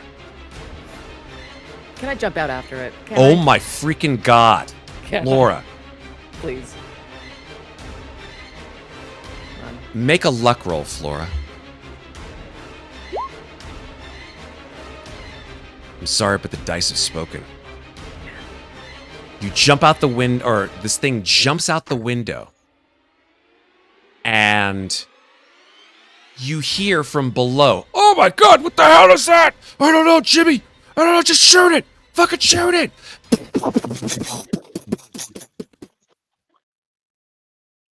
And there is a tense silence. Phyllis, you wake up as you hear running up the stairs. Heavy booted footsteps. Mom! Mom! Mom! And standing above you is Tommy. Phyllis, I need you to Don't make go in there. before you say anything, Phyllis, make a sanity roll because you've come out of your dazed condition. Oh, thank God, Phyllis. I didn't want to have to Rally for do. the child. I'm so glad that you didn't fail that sanity roll. You only take 1 point of sanity loss. The child, like, grasps you and hugs you. This creature has disappeared out the window, but you hear a barrage of gunfire. Flora, you can do whatever you like to do at this point. We are out of combat. Great. Flora's going headfirst out the window after that book. You're just gonna jump? Yeah. Yeet! He took my book. And I go out screeching still. Top of my lungs. Oh my gosh. Yeet! Flora Give me dynamite. jumps out the window, screaming all the way down. Oh my God, Jimmy, watch out! Did I land on the book? Well, you landed on something.